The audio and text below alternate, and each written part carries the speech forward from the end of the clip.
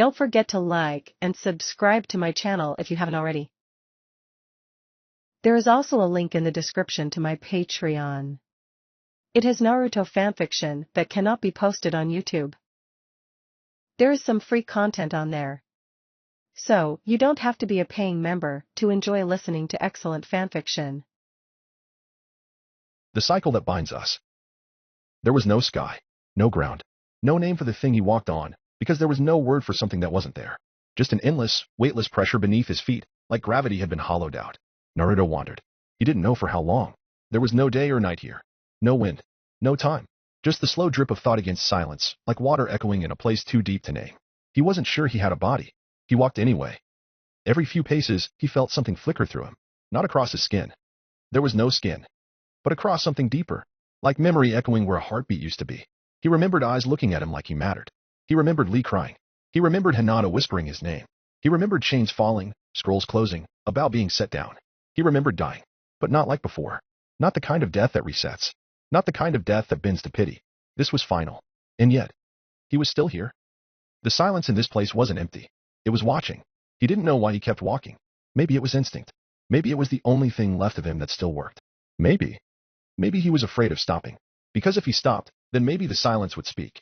And maybe it would say you don't belong anywhere. And worse, you never did. He didn't cry. There were no tears here. No lungs to sob with. No throat to scream through. Just thought. Just memory. And the sound of his footsteps echoing in a world with no ground. Time passed. Or maybe it didn't. He couldn't tell anymore. All he knew was this: he was tired. Not the kind of tired that sleep cures. The kind that wraps around the soul like cold water. The kind that says you did your best. And it still wasn't enough. He thought of the others. Were they still alive? Did it work? Did he matter? He kept walking.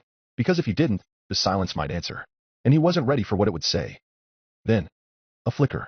A ripple in the nothing. Like a thought not his own had brushed against him. And there, ahead of him, 2 doors. Waiting. One warm. One unreadable.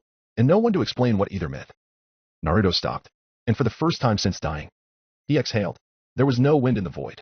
And yet, when Naruto turned, he felt a presence pass through him like the echo of a breath that had never belonged to him. 2 figures stood behind him now. They hadn't walked here. They hadn't arrived. They had always been. The first was small. Childlike, cloaked in silken white, with a lamb skull for a mask and eyes like sleepwalking stars. It hummed. A soft, trailing lullaby that made the world around it quieter just by existing. The second figure towered beside it. A wolf built from shadow and bone, antlers curling upward like broken time. Its eyes burned low and patient. It did not blink. They didn't radiate malice, or warmth, or judgment. They simply stood, and the void watched them back. Naruto stepped back, just once, before remembering he didn't know which way was forward anymore. "Who are you?" he asked. His voice was hollow, like he borrowed it from a memory. The child's mask tilted, slow and deliberate. "We are death. 2 faces. 1 truth." The lamb's voice was soothing, like a mother's hand brushing back your hair as you lay in fever. The wolf's voice followed. Gravelous, low. The kind of sound you feel behind your teeth. "We are not here for you." "Not yet." Naruto blinked. "Then why?" "You asked the question," the lamb whispered. "And so we came to witness the answer." He turned to glance at the doors. One glowed gold, warm and silent. The other flickered. Faintly shaking, fractured along its edges, as if whatever lay behind it was trying to bleed through. "Those," he said. "Are they mine?" The wolf paced, slow and soundless. "They're not rewards. They're not punishments. They're endings." The lamb sat in midair, legs folded beneath her like she'd known this space longer than memory. Many come to this place. Some are broken. Some are emptied. Some are begging for one more beginning. But you walked here with no name. Naruto lowered his eyes. He didn't know what he was anymore. Wind? Ghost? Weapon? Then why am I still here? The wolf stopped pacing. Because the world did not reject you. You gave yourself up. And we do not collect gifts. Naruto stared. "You chose your end," said the lamb. "But that makes what comes next complicated. One door offers you rest. The other," the wolf growled, "offers nothing. Not peace. Not pain. Not purpose. Only the absence of witness. Even we," the lamb whispered, "cannot see what lies behind it." Naruto looked back toward the flickering door. Something about it disturbed the air around it, even here. Why offer it? The wolf stepped forward. Its breath was smoke. Because sometimes, the story needs to keep going. Even when the world no longer wants it to. Naruto didn't answer. He felt something curl in his chest. The memory of a name. The shadow of a boy standing in a windless street, smiling with blood in his teeth and saying, "I'll protect you." He looked back at the golden door. It looked soft, forgiving, a lullaby he could finally sleep inside. But when he took one step toward it, the silence cracked. He froze. He turned, and the wolf was already in front of him. That door will take everything from you. Every pain, every love, every scream you couldn't stop. The lamb stood now, eyes wide. It will let you forget, but it will not let you remember that you ever did. Naruto closed his eyes. For a moment, he wished he had never heard that. For a moment, he wanted to fall forward, let it swallow him, let it end. But something in his gut said no, something small, something mean. The kind of thing that had kept him breathing all those times when the world tried to shut his mouth. I don't want the easy way, he said, voice raw. I want the one that no one else took. Neither death aspect moved. But the wolf said then suffer, and we will watch. And as Naruto turned from the light, and placed one hand on the other door, the lamb whispered, so softly he wasn't sure he heard it goodbye, wind child. And the door opened. Not outward, not inward. It folded. And the world screamed. The world behind the door did not open. It peeled, like skin unraveling from light. The space that waited for Naruto wasn't dark. It wasn't fire. It wasn't hell. Not yet. It was a mirror. A single, infinite mirror that curved around itself. No floor. No ceiling. Just reflection on reflection. And in its center, he stood. Not Naruto now, but Naruto as he had once been. Flesh and blood. Orange jacket. Brighter eyes. The one who still thought the world could be fixed by being loud enough. His reflection leaned against the wall of nothing, arms crossed, smirking. Took you long enough. Naruto stared. His other self looked back. The same eyes. The same weight. But not the same soul.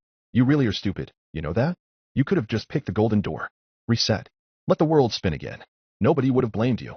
Hell, nobody would have remembered. Naruto didn't speak. The air here didn't move unless he did. You had the easy way out, the reflection continued. Wipe it all. Start fresh. No pain. No memories. It was the smart choice. Naruto's throat felt tight. Then why didn't I take it? He asked quietly. The reflection's smile cracked wider. Because deep down, you already knew. If you reset, they wouldn't be the same. Not Lee. Not Hinata. Not Sasuke. Not even the girl who called you cousin. The reflection took a step closer. They'd still be alive, sure. But not your version of them. And let's be honest. His voice dropped, almost gently. You died for your version of them, didn't you? Naruto clenched his fists. I can't undo what they gave me. No, the reflection agreed. You can't. But you can give it up. Go back. Start over. Forget it ever mattered. A pause. Naruto breathed in. And said. Calmly, I don't want to reset. Not ever again. Because even if they're still alive, I'd be the one who remembered that they weren't. The silence after that was sharp. The reflection lowered its head, smirked, and stepped forward.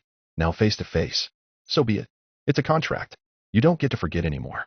You don't get the mercy of not knowing. You walk forward, no matter what's behind the next step. But if you fail, the reflection leaned in, its eyes no longer smiling. I'll collect everything that makes you. You. And I'll wear your skin into the next world. With a smile, Naruto didn't flinch. Deal. The reflection grinned, and dissolved into the glass. The mirror shattered, and the world fell again. This time, there was fire waiting. First trial, the one who waited, he stood in a hallway. Too long. Too quiet. The ceiling flickered with chakra seals like broken glass. At the far end was Hinata Senju. She was 12 again, wearing a coat that no longer fit. Her hands were clasped together, and she was waiting. He stepped forward, but the hallway grew longer. The closer he got, the more the space spun around him. Until she wasn't waiting at all. She was curled on the floor, bleeding from her back. Her body marked with the seal her adoptive family used to punish her. You said you'd come back, she whispered. You said you'd protect me. The walls wrote her pain in kanji. Every footstep rewrote a memory. He didn't show up. She was punished for speaking up. Niji never forgave her. She died with his name in her throat. He dropped to his knees, sobbing, and the hallway dissolved into mist. Second trial, the one who watched now, he stood on a rooftop. The sky bled red. The buildings cracked with seals. Below him, Sasuke, holding a broken bow. Arrowless, faceless bodies surrounded him. Root agents, Uchiha hunters, names burned into their masks. And he was screaming, Naruto, you said you'd help me win. You said we'd do this together. Naruto tried to jump down, but the rooftop fractured under his weight. Each step forward replaying all the moments he let Sasuke bear the burden alone. He saw it. The ink trial where Sasuke bled for nothing. The night Yugao nearly killed him. The silence when he begged Naruto for an answer. The world turned black and white, then red, and Sasuke was gone. Third trial, the one who smiled, the library. Endless. Empty. Scrolls floated like ghosts in water. He recognized them. Memories. And at the center of it, Tenten. She sat on the floor, scrolls torn open around her. Her hands bled from unraveling them. Do you know how many names I wrote? How many people you let me mourn? How many times I wanted to stop? She turned. Her eyes weren't angry. They were tired. But I didn't stop. Because I believed in your legend. She stood, walked past him, and vanished into the shelves. The scrolls ignited. The library collapsed. Fourth trial, the one who followed the ground, was a battlefield. Twisted. Silent. Lee knelt beside a corpse. It took Naruto a second to recognize it. It was Guy. his body frozen in motion, still glowing faintly with the afterburn of the eighth gate. And Lee didn't cry. He looked up, and Naruto saw nothing in his eyes. He gave everything. And you let him. You said his sacrifice mattered. Then why do I feel like he died for a name that can't be spoken? Naruto ran to him. But with each step, his own shadow grew longer, until it swallowed the field. Final trial, the one who called you cousin. He opened his eyes. And he was in the ruins of the obsidian effigy. Not how it had been. How it was now. Cracked. Bleeding with godlight. Burned into ash. Kushina sat alone in the center. Not weeping. Just still. She didn't look up. She didn't need to. I called you cousin, she said. Because it was easier than saying what I wanted you to be. I thought I'd lost everything. But then I met you. And you died like you were never meant to exist. She stood slowly. Her chains floated behind her, slack and frayed. You died alone. And we weren't allowed to follow. She looked at him. And smiled. But it wasn't a kind smile. It was a memorial. And then the bell rang one final time. The world cracked. The trials ended. And Naruto? He wasn't crying. He was still. Because this was the kind of silence he had to earn. The mist parted into walls again. This time jagged and iron red, carved with marks from the caged bird seal. Naruto recognized the corridors. The Hyuga compound. But it wasn't like before. The banners were burned. The Byakugan statues cracked and bleeding from the eyes. At the center of the main hall stood Neji. Back turned, fists clenched, still glowing across his forehead like a branding. His voice cut the air without turning. Do you remember what I told you? That fate was a curse? He turned slowly. His Byakugan was pitch black. No veins. No purity. Just void. I watched you walk into a fate worse than death. And you left me behind. Chains flared up behind him. Not Hinata's. His own. They stabbed through the floor, pinning dozens of Neji clones to the walls. Each whispering the same words. He was free. And still he chose it. And still he chose to forget us. Naruto stepped back, but the hall twisted. Walls closing in like lungs on fire. Neji reached out a hand, and the clones screamed in chorus. Let me go. And Naruto was buried under their judgment. Sixth trial, the one who was forgotten. A field. Flowers. Bright. Soft wind. It looked beautiful. Too beautiful. And in the center of it sat a girl. Unknown. Unlabeled. She had no face. No name. But Naruto knew her. He didn't remember her. But he knew he had once cared. You left me in the first loop, she said. Before even Hinata. You never said goodbye. She reached toward a flower and pulled it. The stem bled. You think the loops made you lonely. But you weren't the only one forgotten. The field bloomed in reverse. Each flower now pulsed like an eye. Red. Crying. I watched you get stronger. More distant. More important. And I waited. For you to remember me. She smiled. And Naruto felt the agony of 100 faces he'd never remembered losing. Seventh trial, the ones who worshipped you. Now he stood in a chapel. Familiar architecture, broken. Chipped chakra glass windows reflected burning skies. Acolytes lined the pews. Cloaked figures. Naruto didn't recognize them. Until they looked up. Each one was a child. Each had his face. Younger. Smiling. Adoring. And when they saw him, they screamed, you were the reason we believed. You said we could survive. You said death wasn't the end. They ran toward him. Limbs too long, faces glitching. And when they touched him, he felt it. Every time someone had trusted his fable to mean something. Every death he inspired by being seen as a savior. They didn't ask why he failed. They asked why he let them hope. We were just trying to be you. And look where it got us. You survived every loop. We didn't. The chapel collapsed. He crawled out from beneath their bones. Eighth trial, the one you couldn't save. He was back in the orphanage. Not the real one. The first one. The erased one. He was 7. Wearing the shirt with the hole in the side. The one that smelled like mold and copper. And he stood over Mizuki's body. Twisted. Burned. The system tearing at his corpse like static. Iruka wasn't there. Because in this timeline, Iruka had already died. And Naruto had already jumped. But he was here again. Watching himself at the end of his very first life. And he heard it. The whisper. The one that came before Foxtail. Nobody will remember you. So why are you trying? You could die again. Make it final. He turned. And behind him was the shadow of Foxtail. Watching. But not intervening. Just grieving. You broke him. You broke us. Naruto stepped into the center of the orphanage. And the floor fell out. Ninth trial, the one who you were supposed to be. He stood now in a perfect house. Dinner at the table. A man in a Hokage cloak. A woman with long red hair. A boy with a big grin and clean clothes. He saw himself. Menma. Sitting at the head of the table. Minato. Kushina. Family. Naruto stood at the window, staring in. He knocked. No one looked. He screamed. They laughed inside. He shattered the glass and climbed in. But no one noticed. And when he tried to speak, Menma stood up. You were never meant to be here. I was. You're the broken one. Naruto's reflection twisted in the window. He didn't look like himself anymore. He looked like a mistake. Why didn't you stay dead? 10th trial, the one who still loves you. Naruto stood in a field of white. Quiet. Empty. In there was a boy, curled into himself, breathing slowly. He looked up. It was Naruto. Younger. Scarred. Eyes puffy from crying. Still alive. still trying. And he looked at the older Naruto like a dream he never thought he'd reach. Did it work? Did we save them? Are we okay now? Naruto couldn't answer. Because the truth was, he didn't know. He fell to his knees, and the boy embraced him. No anger, no questions, just warmth. You're still me, and I still love you. And for the first time in hell, Naruto cried. Real tears. And the field fell away. He opened his eyes for the last time, and he was standing, barefoot, weightless, on a mirror. But this mirror didn't reflect him. It reflected pieces, shards of himself, scattered across the infinite floor. Each one moving, each one alive. The first fragment stepped forward. It wore his face, but younger, more naive, grinning in a way that hurt to look at. I'm your hope. The part of you that believed people would love you even if they didn't see you. I'm the smile that didn't need a reason. It walked up, knelt beside him, and touched his cheek. Let me stay here. Let me suffer. You can go. Forget. Be free. I'll bear the weight. I like it. Naruto tried to speak, but another fragment emerged. His eyes darker. His fists clenched. His voice was raw, like someone who had bitten back every scream for years. I'm your rage.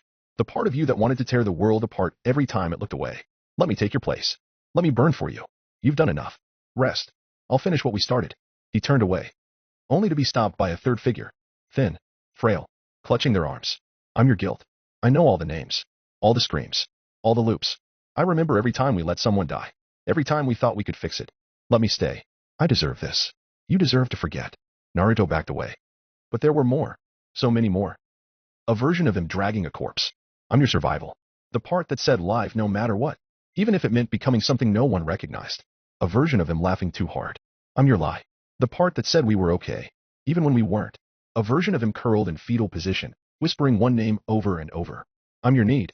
The part that just wanted someone to stay, just once. They circled him, not with hatred, but with love. Twisted, wrong, imperfect love. The kind that only fragments of a shattered soul could still offer. We'll stay here. We'll rot in your place. You don't need to carry us anymore. We forgive you. Let us suffer. And for a moment, he wanted to. He wanted to let go. Let them carry it. Let them scream for him. Let them cry for him. Let them burn in hell so he could finally have a moment without pain. But he looked at them. Really looked. At every wound. At every reflection. At every broken part that had tried to become a person. And realized. They were all him. And he was the one who chose this. He fell to his knees. Not because he gave up.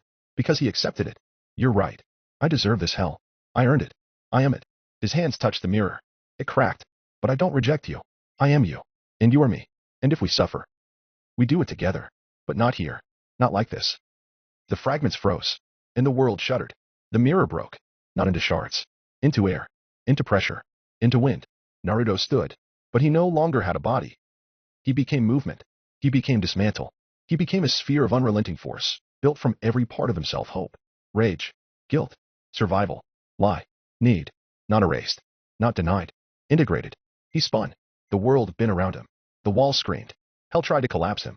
But there was nothing left to collapse. He was no longer a player. He was no longer a person. He was the wind that refuses shape. And he whispered, cleave. The trial fractured. Dismantle. The concept of punishment unzipped. The skies unwrote themselves. The ground turned to intent. The screaming of the condemned ceased. Not because they were saved, but because Naruto's wind left nothing behind to suffer.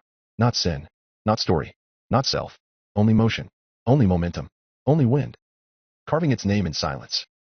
And then, there was no more hell. Only drift. Only whispers. Only the echo of a boy who had become his own salvation. And in the space where gods dare not look, a voice stirred. Fujin. Still watching. Still waiting. Still smiling. There was silence. Not the kind that followed endings. The kind that came before beginnings. Naruto drifted through it. No form. No breath. No thought. Only memory. Not his own. Theirs. The people who had remembered him. The ones who had spoken his name like it meant something. The ones who had cried, screamed, sworn that he mattered.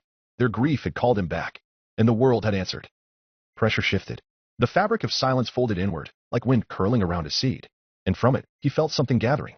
A rhythm. A current. A god. The wind tightened into his spiral. And Fujin stood there. No fanfare. No pronouncement. Just motion, perfectly composed. He wore robes of woven sky thread, fraying at the edges like storm clouds unspoken. His face was calm. Not gentle. Not cruel. Like he was watching a story he hadn't written. He looked at Naruto. Not through him. At him. You exist. Because they would not let you vanish. Because the world still speaks of you in the breath between stories. Fujin extended a hand. And Naruto felt something anchor in the space around him. A sense of shape. Not flesh, but intention. Your fable, Fujin said softly. The Kage of a shadowless village, the act of being remembered. So fiercely, so vividly. Engraved you beyond death. That act forged a new path, not for resurrection, but for ascent. Naruto listened, or perhaps he remembered the listening, because his shape was not yet fixed. And Fujin simply continued. You are no longer human. You may become form. You may walk again, but you will do so as one who has left mortality behind. You are a god, not through heritage, but through causality. Fujin raised his hand, and in the air unfolded a ribbon of script, etched in golden ink that flickered like breathless wind. Fable recognition, the Kage of a shadowless village. Ascension path registered, divine class conceptual manifestation. Causal energy allocation sufficient for materialization. Limitation subject to scenario framework, plausibility enforcement active. Fujin looked back to him, not with praise, not with warning, just truth. Every act of legend grants causality, and causality permits form. That is why you may return. But your strength, your shape, your presence will be dictated by the plausibility of the world you re-enter. The scenario governs perception. It permits what it can justify. And you, Naruto, you will never be justified again. The wind curled through him, and he felt something gather inside, the sorrow of his companions. The weight of the effigy shattered. The silence after his name was spoken for the last time. Fujin's voice reached him again. You are no longer part of the scenario, no longer counted in its balance. You exist between narrative and aftermath. Even I cannot predict what you will become, because God's born of memory. Do not follow prophecy. Naruto began to form, not as flesh, but as motion. A swirl of wind gathering around a core of resolved intent. Not rage, not sadness, just presence. Will I be the same? He asked. Not aloud, but with presence. Fujin's eyes narrowed. Not with judgment, but with understanding. No, you will never be the same, but you will always be Naruto, because they said you were. And with that, Fujin stepped back. His form unraveled into streaks of flowing wind, folding back into the storm of the boundary realm. I will not guide you further. I gave you the wind once. Now you are the one who carves it. And his last words were a whisper, return as you choose. But know this. Every step you take now will be carved into the world as fate. And Naruto? He gathered. He condensed. He chose a direction. And moved. He came back slowly. Not into breath. Not into body. Into presence. The world received him with reluctance, as if it didn't know whether to permit or reject him. Light, but wrong. The sky had no color. It wasn't gray. It wasn't black. It was the absence of light that had forgotten how to hide. The ground. There was ground. But it wasn't land. It was parchment. A vast, infinite stretch of skin-toned canvas, inked over in millions of lines. Scrawls. System fragments. Dead fables. Pieces of authority that never fully formed. Each footstep Naruto took sent a ripple through it. Not physically, but through structure. And each ripple tried to reject him. He had shape now. Not fully human, but enough. He was wind sculpted into form by memory and demand. But even with that form, he could feel it. The damage. It started at the edges, where his fingers didn't cast shadows. They frayed slightly. Not pain, not numbness, but doubt. Like the world couldn't decide whether or not his hands deserved to exist. He clenched them, harder than he meant to, and the pressure pulled back inward. But it didn't go away. Naruto stood on the edge of a cliff that had no height. Beneath him, a spiral. Ink, wind, fable. Below, rivers of broken god essence flowed between cracks in space. Names floated on them. Some he recognized. Most he didn't. One caught his eye for half a second. Unknown authority, the one who devoured the star of prayer. Then it bled away. He stepped back, and the platform adjusted itself beneath his feet. The parchment shimmered, wrote new rules just to support him. He could feel it. Causality resisting his presence. I shouldn't be here, he muttered. The air didn't answer. Because the system was absent. There was no scenario here. No mission. No observer. No rewards. Only drift. And ruin. The sky cracked once. Silently. No thunder. Just a seam across the firmament, as if someone had edited the horizon and forgotten to erase their mark. The seam bled glyphs. Characters Naruto couldn't read. And from them, the weight of judgment pressed down on his chest. Not physically. Causally. As if every breath he took here was a debt the world didn't want to owe him. He knelt. Just once. Hands on the parchment soil. And the moment his fingers made contact, he saw it. A graveyard of gods. Not stones. Not names. Just stories. Half-finished fables. Aborted legends. Divine weapons stabbed into the earth like forgotten punctuation. One sword floated above a crater, frozen in time, still trying to finish a sentence that would never be read. A mountain of discarded masks smoldered nearby. Each one marked with a divine title. One of them read the hand that tried to reach the sky, revoked. Another. The lamb who forgot to sing, and then, as he looked further, he realized. This place. It wasn't a battlefield. It was a trash heap. Of broken myth. Of gods who failed to hold their shape. Of players who outlived their own fables. Naruto rose again. His form flickered slightly at the edges. But he did not fall apart. Because he had a name. And even here, That name carried weight. Wind gathered around him, soft, then sharp, a low spiral. He exhaled once, and the spiral spun wider. He couldn't draw on power here, but he could exist, and that, in this place, was enough. Then, a sound, not real, not heard, just present, a pause in the canvas, a beat in the atmosphere, as if the parchment under his feet had skipped a line. Naruto turned, slowly, and at the edge of the wind, there was a man, masked, unmoving, no aura, no pressure, just stillness that bent everything around it. The air refused to whisper. The wind halted mid-breath. Even the fractured sky stuttered its fall, because he had appeared, and he was watching. Naruto's spine tensed, not from fear, but from recognition he didn't yet understand. The masked man said nothing, but Naruto knew. This wasn't just a meeting, it was a pivot, because even outside the scenario, some stories could not be avoided, not even here. There was no wind, only stillness, stretched so tight across reality that even time refused to breathe. Naruto stood across from the masked man. No system message, no mission window, no voice from the gods, only silence, and the pressure of a presence that remembered too much. The masked figure tilted his head. The motion was slow, deliberate, like even gravity hesitated to interrupt him. And then, he spoke. You know, it's not every day you meet someone you've killed over 1,000 times. Naruto's wind-touched form rippled. He stared. The words didn't make sense. Not yet. What? The masked man stepped closer. His cloak didn't sway, because the air didn't dare move. You've only read 5 volumes from the Library of the Dead, but I've seen you die 1,604 times. This is your 1,605th loop. Naruto's breath caught. Though he had no lungs in this place, it was instinct. Memory of pain buried so deeply it echoed from a time before thought. No. Yes, the masked man said, softly. I've seen them all. The loops you forgot. The ones no one else ever even had the chance to see. He tilted his head again.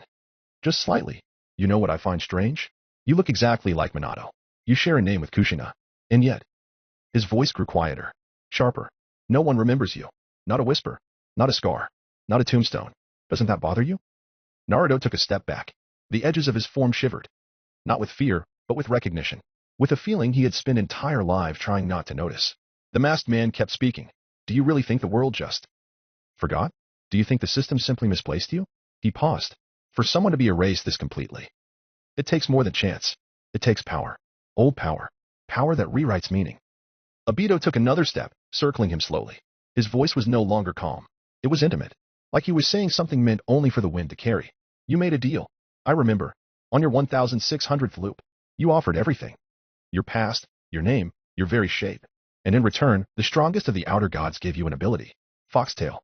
Naruto froze. His form crackled once with ambient pressure, like a storm deciding whether or not to form. He told you it would let you end your loops, that you could write the ending you wanted, that you could preserve the ones you loved. Obito stopped directly in front of him, but that power wasn't the cause. That wasn't what trapped you here. Naruto's voice was barely audible. It wasn't Foxtail? The masked man's response was immediate. No, Foxtail is a branch, a blade handed to you in a moment of desperation. But the root of this story? That runs deeper than any god has permission to speak aloud. He leaned in closer. You were already in the loop. The outer god only gave you the means to stay aware of it. But he didn't build it. He didn't start the chain. You did. Something inside Naruto shook. Not physically. Foundationally. He saw it now. In cracks. In fragments. Flickers of loops he didn't remember. Children who screamed his name in languages he didn't speak. Deaths he mourned without knowing the faces. Victories that faded before they could be held. And above it all, the moment he knelt. The voice that answered. The wind that promised. The deal that never should have been heard. Obito stepped back. His voice softened again.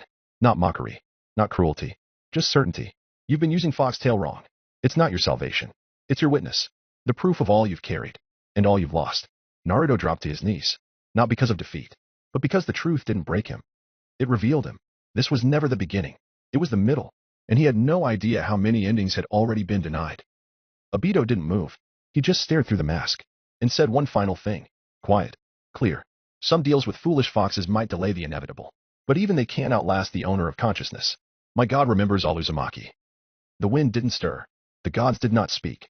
And Naruto, for the first time in his life, began to understand why. The world had gone quiet again. The masked man didn't vanish. He just faded, like he had never spoken at all. Naruto stood alone in the parchment wasteland. The graveyard of gods, half-formed systems, and looped scars too old for the scenario to hold. And then, the ground rippled. Not from motion. From narrative pressure. From a command that no scenario had issued. From something older. Naruto turned. And behind him, the parchment tore open. Not like paper. Like memory, fold by fold, line by line, a dark archway formed, etched in dying ink, sealed with sigils no language could speak. And above it, words appeared. The Library of the Dead, access reinstated. Authorization key witness to the 1605th repetition. Status interloper requalified. The door opened. And the wind screamed. Not out of anger. Out of recognition. He didn't walk in. The air reversed. Space folded inward. And Naruto was pulled through the threshold like ink sucked back into a forgotten pen. Darkness. Then parchment. Then steps. The same endless towers of scrolls and books. Glowing with quiet grief. He remembered this place. Where death was documented. Where memory became monument. Where lives that had no right to speak anymore still whispered in footnotes. Naruto exhaled. He wasn't afraid. Not because he was brave. But because there was no space in him left for fear. Only questions. Then. The laughter. Soft. Refined. Rotting with elegance. From behind a wall of black-bound volumes stepped Orochimaru. His skin looked more like ink than flesh. His robes shifted like they were stitched from torn-out prayers. His smile was hungry. Ah. Back so soon, Windborn? Naruto tensed. Orochimaru didn't. He stepped forward and flicked a finger across a floating scroll. The scroll twitched, then curled shut. You weren't supposed to survive this long, much less qualify. Naruto didn't speak. Orochimaru did. You've changed. Before, you were just a trespasser. Now you're branded. He leaned forward, and his eyes, no longer just snake-like, but hollowed with too much knowledge, glinted with reverence. Tell me, how does it feel to carry the signature of the oldest hope? Naruto froze. What? Orochimaru smiled wider. Too wide. Oh, don't look surprised. You think the gods fear your loops? Your name? No. He gestured to the room. The shelves around them shivered. They fear the mark on you. The one they can't catalog. The one that doesn't belong to this system. Orochimaru turned away. Gliding between memory tomes like a curator walking through a mausoleum he'd hand-built. It whispers when you enter.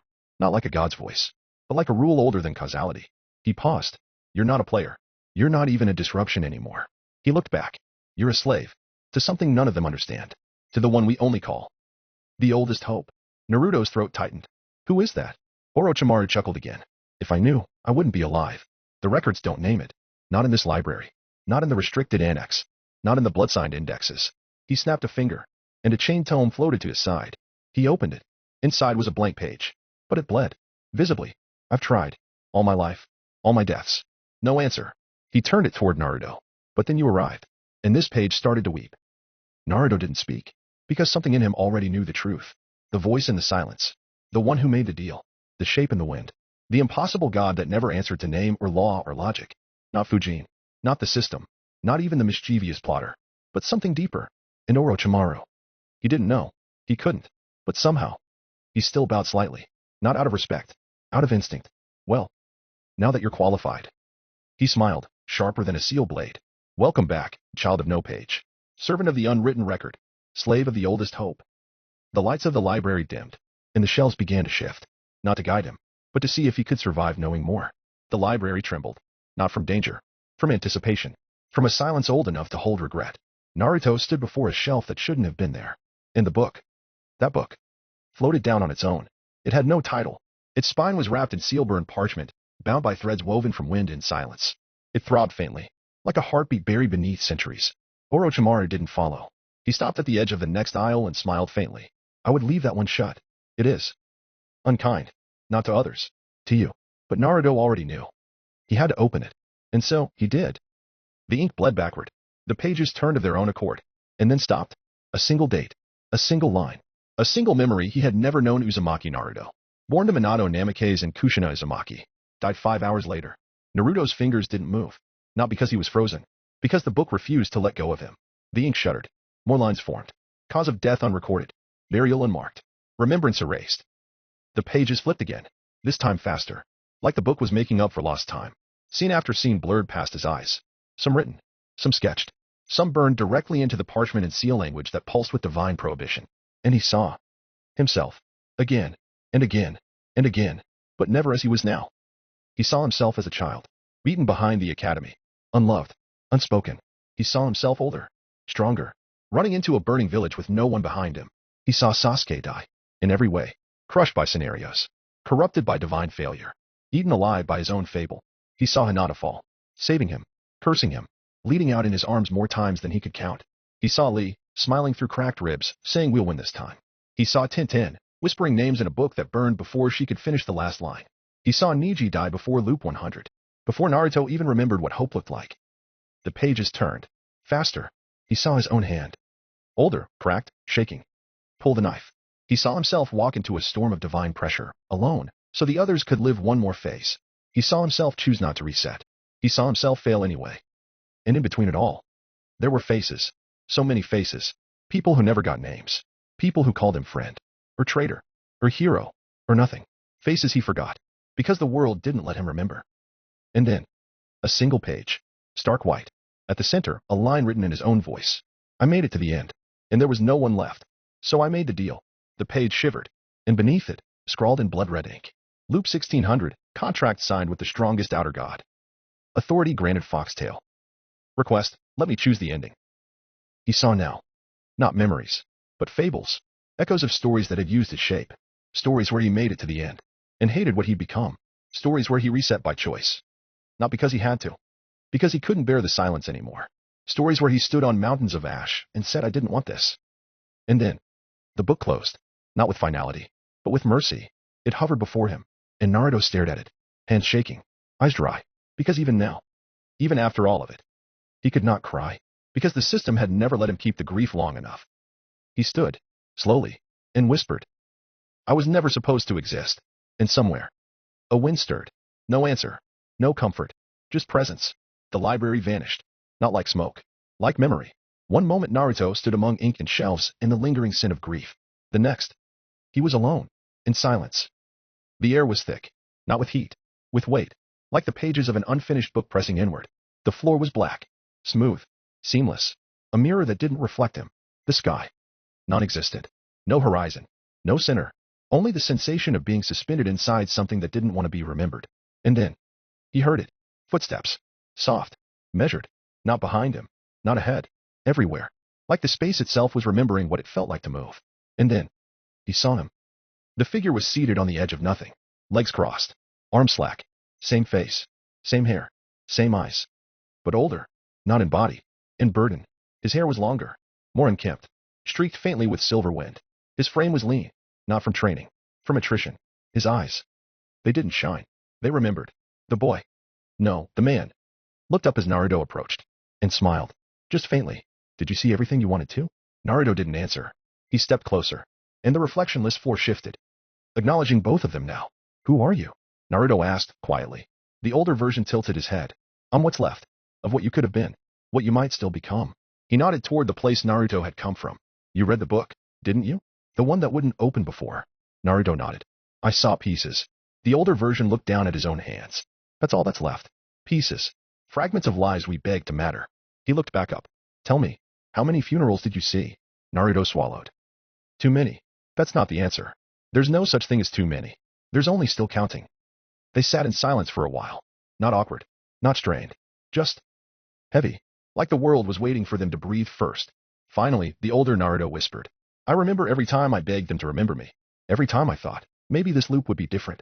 At this time, Sasuke would survive. That Hinata wouldn't die. That guy wouldn't burn. That someone, anyone, would say my name and mean it. Naruto clenched his fists. Why didn't I remember? The older version didn't flinch. Because if you did, you would have stopped. He stood slowly. His posture was straight, not proud, disciplined. Like the only thing holding him together was the act of standing. You made the deal. You asked to be allowed to end it your way, and you were granted the strength to keep going. But you were never allowed to remember why it mattered. Because if you did, he stepped forward and touched Naruto's chest, right over his heart. You would have known how much you'd lost, and you would have broken. Naruto looked away, but the older version wasn't done. You still don't remember me, because I gave myself up. Loop 1000. I saw what I was becoming, and I knew that to move forward, I had to become a myth, not a memory. So I became the god you never met, the wind you couldn't hear, the whisper that made you move, the wish you made at the end of the world. Naruto's hands trembled. You're me? I was, but I'm not anymore. I'm the ghost of a possibility, a message written in pain, the legacy you weren't supposed to read. They stood face to face now, two silhouettes, one born from fire, one born from ashes. The older Naruto smiled again. You're further than I ever made it. You earned a fable I never got to write. You're no longer just a player. You're not a victim. You're not even just a survivor. You're a continuation. He took a step back, and the void rippled. So go, live what I never could. Make it to the end. Not for them, not for the gods, not for the system, for you. Naruto reached out. But the other version was already fading, his body unraveling like sand caught in memory. But before he vanished, he whispered, "One more thing. When the next door opens, don't look back. Because the only reason I'm still standing here is because you never did." And with that, he was gone, and Naruto was alone again. But this time, not empty, not broken, just carrying. The door was simple, wooden, uncarved. Its frame was too narrow for the void, too fragile for the weight behind it. But it stood anyway, as if all of creation agreed. This was the way forward. Naruto stood in front of it. He didn't knock, didn't breathe. He stepped through, and the world did not shift.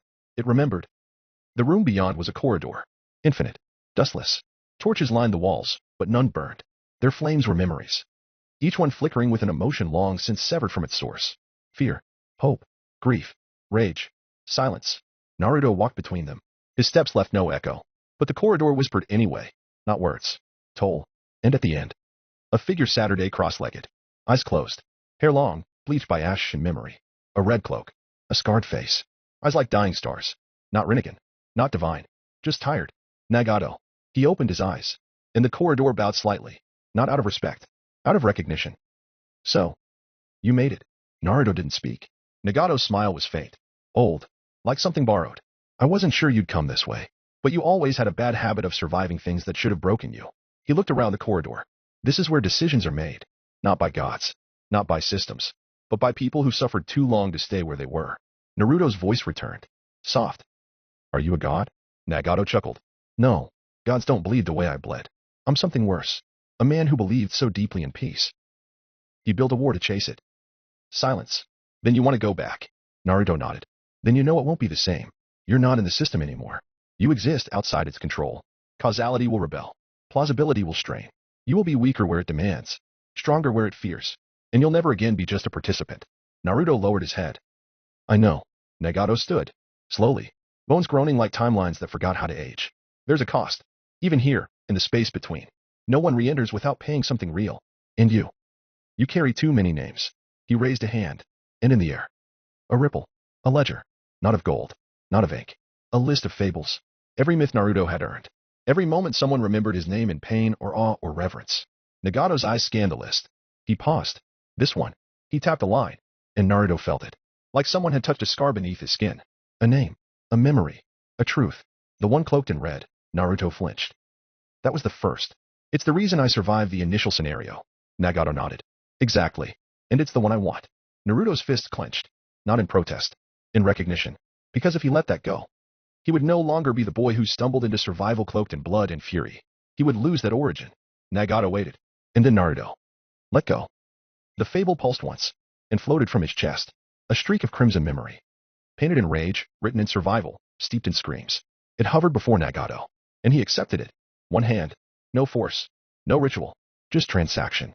A myth for a path. Nagato exhaled. His body faded slightly, but his smile deepened. It's beautiful. You hated yourself so much in this one, but you still lived. He looked at Naruto. I'll send you back. You'll be different. You'll be wrong in every mirror the system tries to show you, but you'll walk. And that's more than most ever get. He raised a hand, and the torches lit, one by one, with flames that remembered every step Naruto had taken. And the corridor shifted, not forward, inward, drawing him into form, into presence, into return. Nagato whispered one last thing. They'll think the story's ended. Make them understand it hasn't. And Naruto stepped into the light. The corridor howled behind him. Reality bent, and the world prepared to be interrupted. The gates of the hidden leaf no longer stood the way they once had. They didn't need to. The world had moved on from walls. It had no choice. After 35 scenarios, the map was no longer drawn in borders. It was drawn in scars. And Konoha, now called by some the cradle of echoes, was not a fortress anymore. It was a symbol of what was lost, of what still endured, and of who they were. 6 figures approached from the east, just clinging to their coats, fatigue lining their bones. Not from battle, from negotiation. The skies over Kumobakir had been stormless for once. But diplomacy remained more dangerous than war. Lee walked with his arms behind his back, posture straight despite the limp he still carried from Scenario 31. Tintin dragged a half-cracked scroll behind her, the ink bleeding slightly from exhaustion she hadn't voiced. And Nana's hair was longer now. Her eyes bore no bloodline seal. But they burned with something deeper, wounds that had learned how to stand. Niji walked beside her. He hadn't smiled in a long time, but the silence he carried no longer felt bitter, only earnest. And Sasuke. Sasuke had changed most of all. There were no gods behind his eyes anymore. Only a storm. Silent. Unyielding. A bow slung across his back, rebuilt not inward but memory. And Guy brought up the rear. Older. Slower. But not defeated. His chakra didn't blaze like before. His fists didn't glow. But when he walked, the wind still made room for him. They were tired. But they were together. And they were home. The path curved along a ridge. A half-felled memorial stood crooked in the distance. One of the few structures left from the original leaf. And as they passed it, the wind shifted. Not loud. Not fast. Just different. Like the air had remembered a sound it had promised never to echo again. Sasuke stopped walking. Hinata turned her head. Lee looked up. Wait, Tenten said, voice too soft. And then they saw him. He was standing on the rise of the next hill. Just standing. One hand tucked into a long, pale coat. The other held at his side, fingers brushing the tall grass. His hair moved with the wind. But it wasn't hair the world remembered first. It was the stillness. The silence that didn't empty a space, but gave it weight. Sasuke's bow fell from his shoulder. Niji's chakra flared once. Then faltered. Hinata's legs buckled. And Guy took one slow, broken breath. No, he whispered. That's not. But he didn't finish. Because Naruto stepped forward. Just one step. And the world broke. Tenen dropped her scroll. She didn't know she was crying until her knees hit the ground. Lee stared like he was 13 again. Hinata choked. He's not. He died. We buried him. Naruto didn't speak. He just kept walking. One step. Another. Not dramatic. Not divine. Just real. Every footfall pressed a memory into the earth. Every movement undid a scar the world thought it sealed. He was different. Taller. Not older. Just refined. His body was still wind. Still written by something the scenario refused to catalog. But he was here. And he was Naruto. Sasuke took a step forward. Then another. His hands trembled. He looked like he didn't know whether to draw his weapon or cry. You bastard, he whispered. You fucking bastard. Naruto stopped 2 paces away. They stared at each other. Neither moved. And then Sasuke punched him. Not in rage. Not in hate. But in every looped moment that he hadn't been able to say goodbye. In every I should have died instead. In every you promised you'd stay. Naruto didn't block it. Didn't flinch. The fist hit his chest. And Sasuke collapsed into him. Fingers gripping the coat like he couldn't let go or he'd forget again. Naruto held him. Slowly. Hinata screamed. Not a sound of fear. Of release. Of remembering what grief had buried. She ran. Chains of sage chakra scattering behind her like ribbons of forgiveness. She crashed into him. Arms around his back. Sobbing into the place his name had been. Tenten followed. Then Niji. Then Lee, who didn't run. He walked. Step by step. Like the last time he'd done it, he'd watched Naruto die. And Guy stood on the ridge. He didn't move. He just smiled. And whispered the promise we made. It lived. Naruto held them all. One by one. He said nothing. Because there were no words for this. Only presence. Only the sound of the wind returning to the ones who had carried its silence. And on a hill that once bore the shadow of forgotten gods. The boy who had died 1,000 times was remembered by those who had lived. The wind blew home. The breath before finality. It started when Naruto tried to quiet the wind. But the wind no longer answered to silence. He stood atop the high ridge where Konoha's southern wall had once cast its shadow. The city shimmered beneath him. Restored in form, but not in memory. Everything had changed. Everyone had grown. But inside his chest, something still hummed. Not like a song. Like a warning. Like a tail flicking beneath his ribs. He closed his eyes. And forced himself to speak the name. Foxtail. No answer. So he whispered again. I know you've been holding out on me. And that was enough. The world convulsed. Naruto dropped through himself. Not downward. Inward. Through consciousness. Through memory. Through that final breath he'd exhaled when Minato killed him. He fell. Past the field where his companions cried. Past the wind that whispered his name. Past the myth he left behind. Until the air thickened into narrative. When he landed, he stood in a library. But not the library of the dead. This one was wrong. Too quiet. Too intact. The shelves were built from threadbare script. The ceiling was blank, as if the sky had been erased and rewritten too many times to stabilize. Every candle burned with red ink instead of flame. And at the center of the room was a pedestal. Upon it stood 9 stories. Each one bound in different skin. Some with scales. Some with fur. One still bleeding. And they whispered. Not aloud. Inside his skull. Each tale radiated a pressure of its own. Not chakra. Not divine energy. Narrative weight. A voice echoed between them. But there was no mouth. You speak as if I owe you something. You, who do not even know your own prologue. Naruto stepped closer. The 9 tales pulsed. Like organ beats tied to forgotten timelines. You've been inside me since I was a child, Naruto said. You guided me. Twisted my path. Forced me to learn how to survive. But you never gave me everything. Not even a name. The air shivered. Because you were never supposed to remember. One of the tales lifted slightly. Its pages fluttered. But nothing readable could be seen. Only black noise. I am not a power. I am not your friend. I am not the fox. Each tale began to glow, symbols crawling across their surfaces like worms learning how to become letters. I am a fracture in narrative law, a broken editor's final breath. A contract formed when the gods tried to erase what should never have been written. Naruto narrowed his eyes. Then why help me at all? Silence. Then. Because you're interesting. Because you were broken in the right shape. Because the outer god who fed me was nothing compared to the boy who tricked death and walked again. Naruto's hand trembled. I died. You did. And they remembered you. And that remembrance became weight. Enough weight to pull your story back into the world. The shelves began to shift. Books rearranging. Ink bleeding upward. Narrative restructuring itself to make space. The 9 tales hovered. One drifted closer to Naruto. Not in threat. An invitation. You want the truth? Then read. Not just my tales. Yours. But beware. Stories are like blood. Take too much, and you forget where you end and the next person begins. Your tale is incomplete. And so is mine. Naruto stared at the 9 hovering tomes. One curled back slightly, revealing an impossible table of contents. And a single blinking space beneath them all. Current completion 62%. Remaining tales 3 unclaimed. Kindred holds the tale of good and evil, the voice said, written in mercy and ended in silence. The reincarnator of endless bodies bears the tale of unfinished finality. A life that refuses its last line. And the librarian before me, the origin that should never have been named, holds the first tale. You must claim them all, or Foxtail will never be whole. And neither will you. Naruto stepped back. The room throbbed. The tales pulsed. And one final whisper emerged from nowhere and everywhere when the time comes. You will step into stories that are not yours. And if you stay too long, you will vanish inside them. The wind stirred. And Naruto opened his eyes again. He stood alone, back in Konoha. And now he knew he didn't return whole. He returned unwritten. The wind didn't return all at once. It waited, hesitated. Like it, too, had been watching. Naruto opened his eyes slowly. He wasn't back on the ridge. Not entirely. The world was still soft around the edges. Like parchment soaked too long in meaning. But his feet stood on Konoha stone. His breath moved through Konoha air. And the pressure behind his ribs was Foxtail. Not active. Not whispering. Listening. Until finally. It spoke. That was reckless, you know. The voice was not warm. Not cold. It simply existed. Like punctuation in a story that had already decided its ending. Yanking me into your subconscious like that. You could have dissolved in your own plotline. Naruto didn't reply. His hands were shaking. The tremor of someone who had just touched the shape of something larger than identity. Foxtail continued still. You survived. You always do. There was a pause. And then, a strange sound. Not laughter, but the idea of it. Perhaps it's time you were given something more fitting. The wind folded in on itself. Reality creased. Like a page being dog-eared in the corner of a moment. And then it began. Narrative core activation POV shift. A trait has awakened perspective drift. This ability allows the user to momentarily step into the narrative structure of another.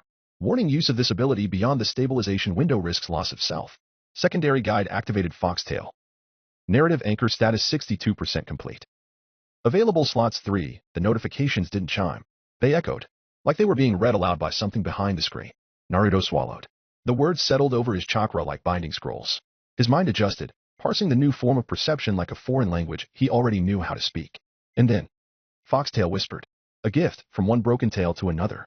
Use it wisely, or at least, use it interestingly. The wind tugged at the corner of his coat. And then, I hope to be whole someday. Naruto blinked. The wind didn't stop. It grinned. So keep walking, slave to the oldest hope. We still have chapters to collect. And then, just as the wind stilled, a line of text appeared. Not spoken, not registered, but felt. Mischievous plotter smiles in excitement. Naruto's body froze. His chakra stopped circulating. He didn't move. He couldn't. The system had never named him, never allowed it, never even acknowledged what lay behind the trait. And yet, mischievous plotter smiles in excitement. Naruto opened the observer menu. A list of divine presences watching his current state. He expected to see the familiar tags. Azura, Inari, Kindred. But nothing had changed. Current observers 3. The 3-headed breath of life. Silent laughter. The twin aspects of death, he scrolled. Check deeper. No hidden values. No system interference. No divine tampering. And yet, mischievous plotter smiles in excitement. Naruto closed the screen and whispered, you're not watching. The wind didn't answer. Naruto looked at the sky. His own reflection blinked back at him in the starlight. He wasn't alone, but he wasn't being watched. Not by something within the scenario. No, he was being remembered, and far beyond the edge of the screen. Outside the scenario. Outside the gods. Outside the names. Something that wasn't supposed to exist. Curled a tail around the corner of the world. And waited. Naruto breathed. The ability settled into his soul. Naruto walked the inner paths of Konoha like a ghost with unfinished purpose. Not unwelcomed, but unplaceable. Children didn't recognize him. Veterans bowed too deeply. The system still glitched when he crossed village thresholds, failing to register his class, his divine favor, even his ID. There was a role missing. Not for the system. For the world. Yo. Naruto didn't turn around. He didn't have to. The weight behind him wasn't divine. It wasn't God-marked. It was personal. Sasuke stood behind him with his sword over his shoulder, Raijin pulsing like a heartbeat through the blade. His left eye flickered with renewed purpose. The bow on his back remained untouched. Cracked, ceremonial now. You're back, Sasuke said. Naruto exhaled. I noticed. Then spar me. Naruto looked over his shoulder, not smiling. Is that an order? It's a request. But I'm not above making it an order. A few minutes later, they walked together to the training field that had once served as a graveyard.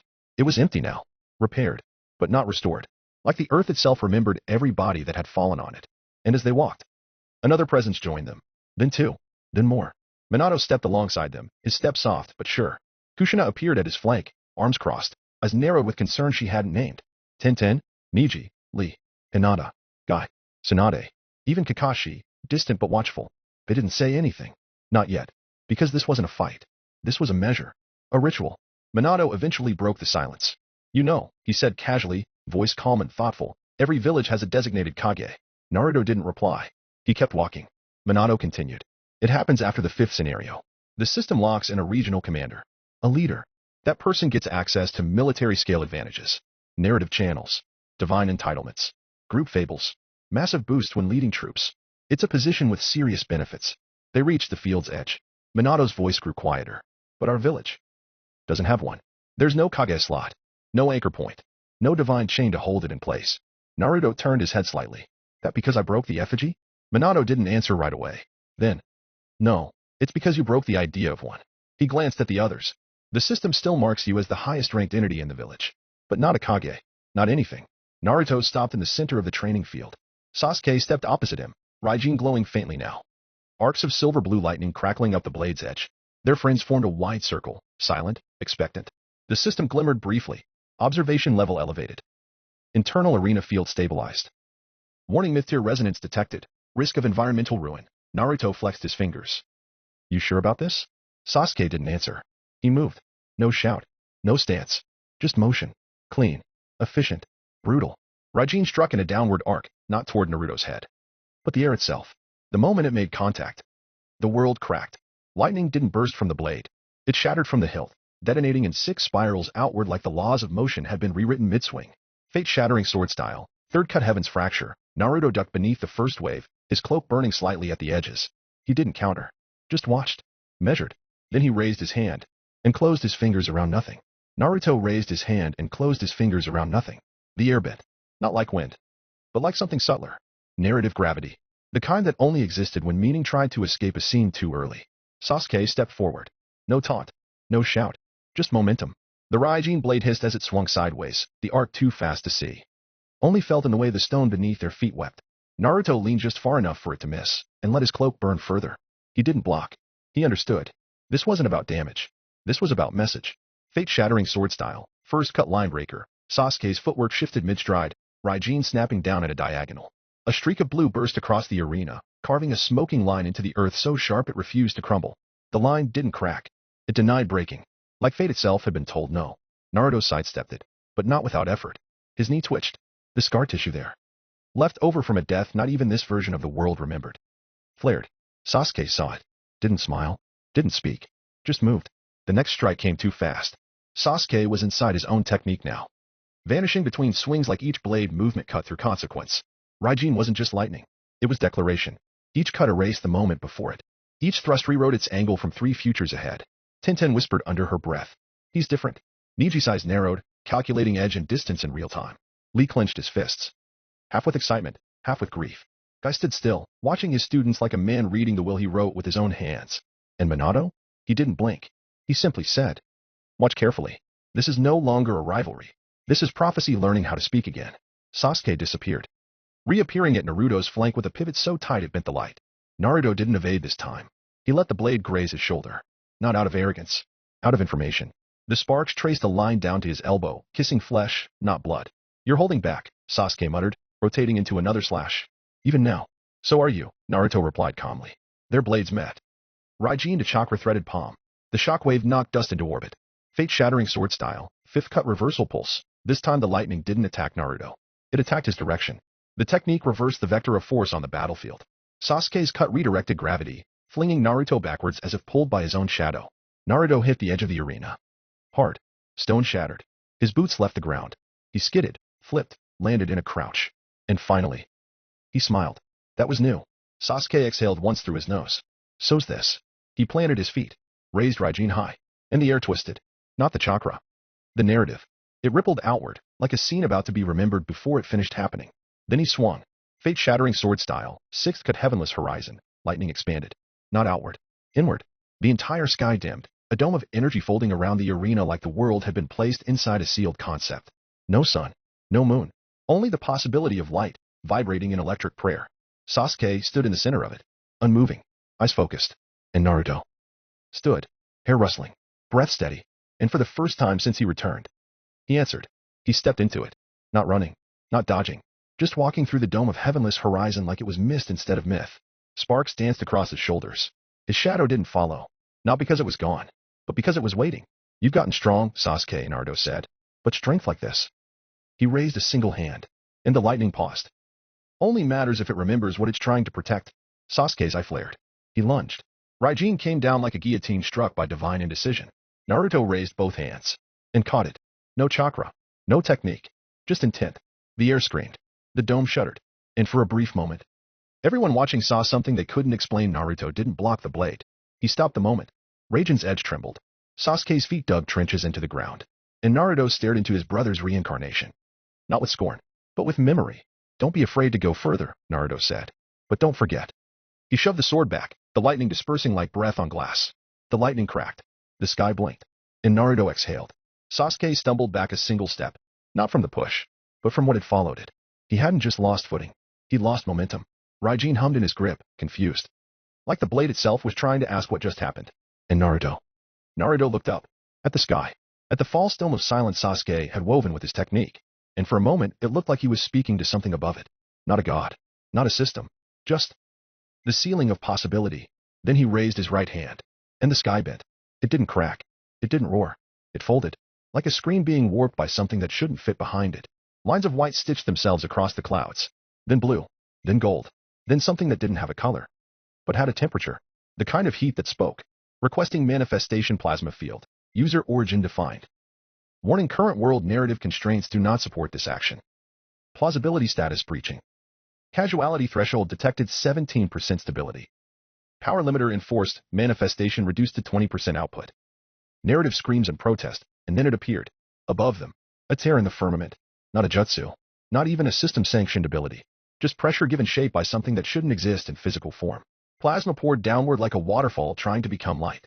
It didn't crackle. It vibrated. It didn't destroy the air. It replaced it. The oxygen vanished in a 10-meter radius. The heat distorted memory. Even the observers watching. Gods, mortals, system ghosts. Winced. What is that? Hinata murmured, eyes wide. That's not chakra, Tsunade whispered, backing up half a step. Tintin didn't say anything. She was too busy writing. Naruto didn't move. The field hovered behind him like a second sun being convinced not to ignite. And the system, almost desperately, printed new warnings. Scenario balance disrupted. Casuality nodes reconfiguring. Plausibility chain fractured. 3 threads remaining, and still the plasma hovered. Waiting. Breathing. And Naruto lowered his hand. Sasuke. His voice was calm. Forfeit. You can't beat this. Not here. Not without a cost. Sasuke didn't answer immediately. His blade was still raised. But his expression had changed. Not fear. Not rage. Just something close to disbelief. Something bitter. You're not fighting me, he said quietly. You're measuring me. The silence said it was true. So Sasuke stepped forward. And the earth didn't crack beneath him this time. It shivered. Because he wasn't raising Raijin now. He was raising everything. His chakra spiked. His lineage awakened. And behind him, a skeleton formed. The Susanoo emerged slowly. Not in fire. Not in sound. But in inevitability. It wasn't the fully realized warrior yet. But it wasn't an avatar of defense either. It was a declaration that the storm of silver law had not been erased. Only waiting. Minato's mouth opened slightly. Then closed. Kushina took a step forward, then stopped. Guy didn't blink. Niji whispered something into the wind. And Lee, for once, didn't shout. He just watched. Silent. Unbreathing. Naruto raised his hand again. The plasma responded instantly. Twisting into a dome behind him, flickering with quantum instability. It wasn't reacting to chakra. It was reacting to him. To his presence. And to the fact that he should not be here. Narrative overreach critical. System threshold approaching collapse. Do not proceed. Naruto closed his hand. In the plasma post, it didn't vanish. It hung, like a guillotine waiting to understand if the head beneath it was worthy of ending. And Naruto turned his head slightly, just enough to meet Sasuke's eyes. That's enough. I've seen it. You're ready. The Susanoo flickered. Raijin hummed. And Sasuke didn't move. You're not serious, he said. Naruto stepped forward. One step. No threat. Just truth. If we keep going, I'll destroy Konoha again. And I promised myself I wouldn't. The Susanoo cracked. Not from damage. From hesitation. Sasuke's grip faltered. Not because of weakness, but because of remembrance. He let Raijin fall to his side. The blade hissed against the ground like it didn't agree, but it obeyed. And Sasuke looked away. The system sighed. Yes. Sighed. As if grateful. As if relieved that it could stop patching together cause and effect with duct tape made of prophecy. Narrative stabilization resuming. Casualty repair engaged. 41 threads pending. System note: do not summon that again. The arena went silent again. The plasma collapsed in on itself with a sound like an argument losing its will to continue. And Naruto turned to the others. We've all changed. Some of us more than others. But this isn't about power anymore. It's about what we use it for. Minato looked at him, eyes unreadable, and said, simply, then keep showing us. The dust had only just settled. The field was whole again in name alone. Scorched at the edges, riddled with lightning cuts and micro-fractures the system hadn't finished smoothing. But for once, it didn't matter. Because the village had just seen it. Not rumor. Not title. Not system message. They'd seen it. Naruto Uzumaki wasn't a man anymore. Not in the way mortals define men. He was a force now. Something written in thresholds and restraint. And for the first time since his return, he felt the world was about to ask him to move again. New divine message received. Channel Azura, the three-headed breath of life. Naruto didn't flinch. The voice wasn't heard. It was felt. A presence at the base of the neck. The kind of whisper that didn't use sound. Just wait. What was that? The thing you called down. Naruto blinked. Then thought. Not spoke. Plasma. Not chakra. Not jutsu. Something beyond that. Something the world still doesn't want to remember. It's a mistake with meaning. There was a pause. Not on the channel. But in reality. Then. Good. I was worried you'd gone soft. The connection snapped shut. Like a door that had never been opened. POV shift. Slot 1 unlocked. Perspective registered Sasuke Uchiha. Status legend bound transcendent candidate. Warning ego weight registered. User must stabilize within 5 minutes to avoid identity drift. Registering narrative anchor. Complete. Naruto exhaled. Sasuke hadn't noticed. But Naruto had seen it. The way Raijin had harmonized with the Susanoo. The way every cut didn't just threaten damage, but structure. The battlefield bent to him. And that was the first step toward godhood. He would need him later. And so, he placed Sasuke's name inside himself. Not to steal. To remember. POV shift. Slot 2 unlocked. Perspective registered Minato Namikaze. Status outer god favored. The answer that precedes the question. Warning system permission restricted. Plausibility filter active. Data scrambling in effect. Cognitive sync dangerous. Naruto blinked. His body staggered a half step. The link snapped shut on its own. That's fine, he muttered. One day, a hand touched his shoulder. Naruto turned. And Kushina was already pulling him into a hug. No words. No chakra. No divine flare. Just arms. Human. Desperate. Whole. You weren't supposed to die again, she whispered. He didn't answer at first. Then, I didn't. She pulled back, looked at him, eyes brimming with something older than grief. I miss my cousin. Naruto smiled softly. Me too. They sat together for a while. The others had dispersed for the moment. Sasuke remained by the field's edge, talking to Neji in low, clipped tones. Lee was on his knees, meditating so hard he looked like he might implode. Tintin had already left. Her scroll open, ink flying, recording what would undoubtedly become a new myth for the Hollow Leaf. And Minato approached. His expression unreadable. But his aura? His aura was certainty. I need you, he said. Naruto tilted his head. All of you. Minato looked to Kushina. Then to Sasuke. The three of you are coming with me. To Kumo. Naruto didn't flinch. But something in his chest tensed. Minato continued. It's a diplomatic mission. But it's more than that. Scenario 35 reopened the world. And that means villages are no longer bound by their original system threads. But each place evolved differently. The gods they follow now aren't like ours. Naruto narrowed his eyes. Minato folded his arms. Konoha's gods are drawn from the Neon Pantheon. Shinto lineage. Familiar structure. Myth and memory. But Kumo. He looked off toward the distant mountains. Their gods are drawn from another sect entirely. They're from the Zhang Pantheon. Old Chinese were gods. Reincarnated sages. Emperors of mandate and lightning. Their divine politics are alien. Their sponsorships are warlike. Hierarchical. Bureaucratic in one moment. Brutal the next. Kushina's mouth thinned. Naruto finally asked. Why us? Minato's voice dropped. Because you're the strongest.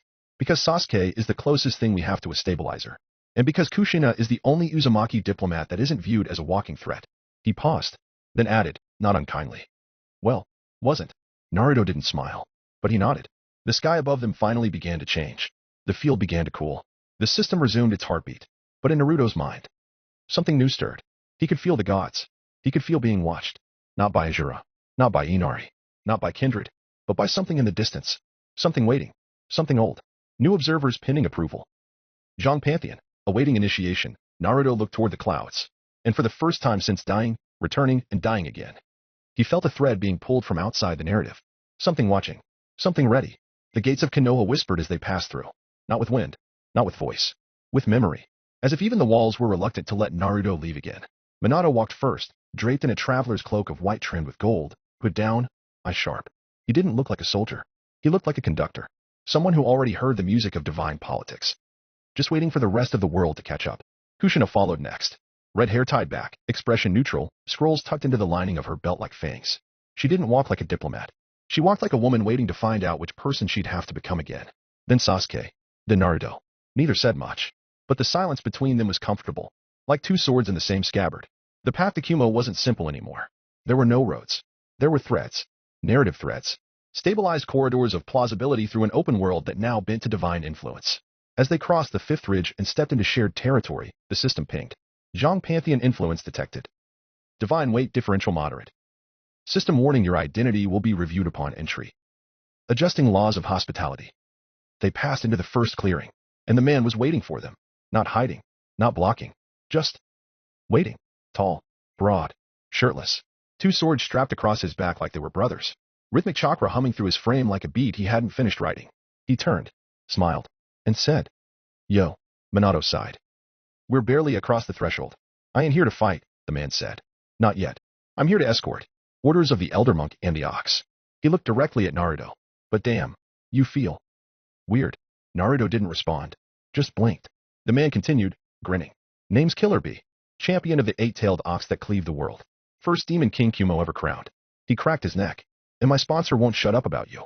Says your wind feels like it passed over him once. Says it reminds him of a scream he didn't get to finish. Naruto stared. Kushina's brows creased. Sasuke just tensed slightly. And Minato actually looked interested. He noticed it all. He laughed. Not mockingly. Just like someone who was alive and existed in rhythm. So here's my ask. Ox wants a fight. And I'm curious too. Just a spar. Not a duel. He wants to know why he keeps remembering you when he's never seen you. Naruto's eye twitched. He remembers me? He nodded. He don't forget things. Not screams. Not blades. Not even lies. He smiled again. So, what do you say? The system responded before Naruto could. Incoming divine challenge and formal recognition match. Sponsor the ox that cleave the world. Warning engagement outside local laws of hospitality. Status sparring right. No death outcomes permitted. Acceptance will adjust divine favor balance. Your sponsor has not objected. In fact, the mischievous plotter is laughing, Naruto sighed. Then turned to Minato. This gonna be a problem? Minato shrugged. As long as the trees don't catch fire. We need the goodwill. And he's not trying to kill you. Yet. Naruto stepped forward. Killer Bee's smile widened. The ear shifted.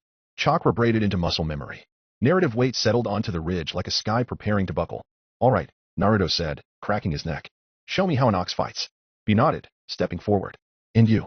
Show me why my god thinks you're a scream that never stopped echoing. Naruto's cloak twitched. The wind held its breath. The wind didn't howl. It coiled. Like a serpent behind a smile. Killer Bee stepped forward, chakra pulsing in rhythmic cadences. His frame buzzed with the beat of battle, like his bones were an instrument, and the eight tails was still tuning him. Behind him stood no figure. Only intention. The ox that cleaved the world did not manifest. But everyone could feel the weight behind Bee's shadow. The smell of iron, the crackle of stone splitting where no foot had touched. God watching the ox that cleaved the world. God watching the mischievous plotter. The mischievous plotter shifts in anticipation. Naruto didn't flinch. He split. Two wind-formed arms tore from his sides. Not ghostly, not chakra projections. Manifestations. Pressure condensed into limbs that whispered of storms. His original hands lowered behind his back.